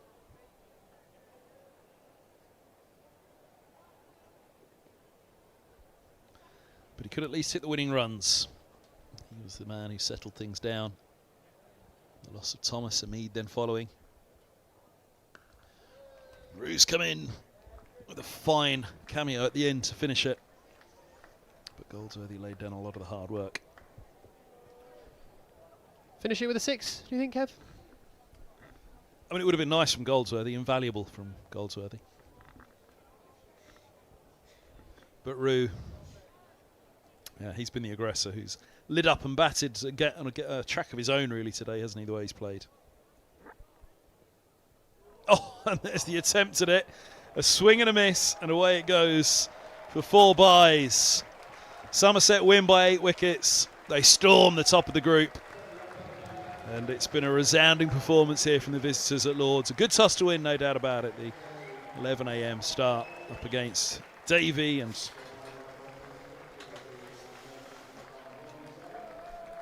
Riley Meredith was a really tough test for Middlesex, followed up by Leach. Middlesex had dragged themselves off, knowing they were light by probably only about 40 runs from making a game of it at least, just making it a little bit interesting. But there's the disappointment for Middlesex. They know they're up against it now. It's mathematical as they head to Merchant Taylor School against Hampshire. They'll have to hope that Durham lose, most likely, whilst also trouncing Hampshire themselves. Never say never. Big score first up and then rattle through the Hampshire wickets. We shall see. Dom, you and I will be there for that one. Tough day today. Middlesex hope to dust themselves down from that. You'd imagine Toby Rowland-Jones may well be on display again, even though it wasn't quite the return that he and Middlesex would have hoped for today in this one, because if it is to be elimination on Tuesday for Middlesex, then they'll look to go out on something of a high and bowl themselves into form before the championship. Indeed. Well played, Somerset. Showing why they are top of the group. James Roux, wonderful player, and Goldsworthy always does it against Middlesex. They made it look easy in the end. Very well-rounded performance. Started off Riley Meredith. 4 for 27 from his 8 overs. He loves bowling against Middlesex and at Lord's. Somerset win by 8 wickets. Let's get top of the table. Tom Ford, thanks very much. Myself, Kevin Hand as well. Thanks for joining us. The live enhanced stream from Middlesex here at Lord's. Good luck to Somerset, who will be heading into the knockout stages of this competition.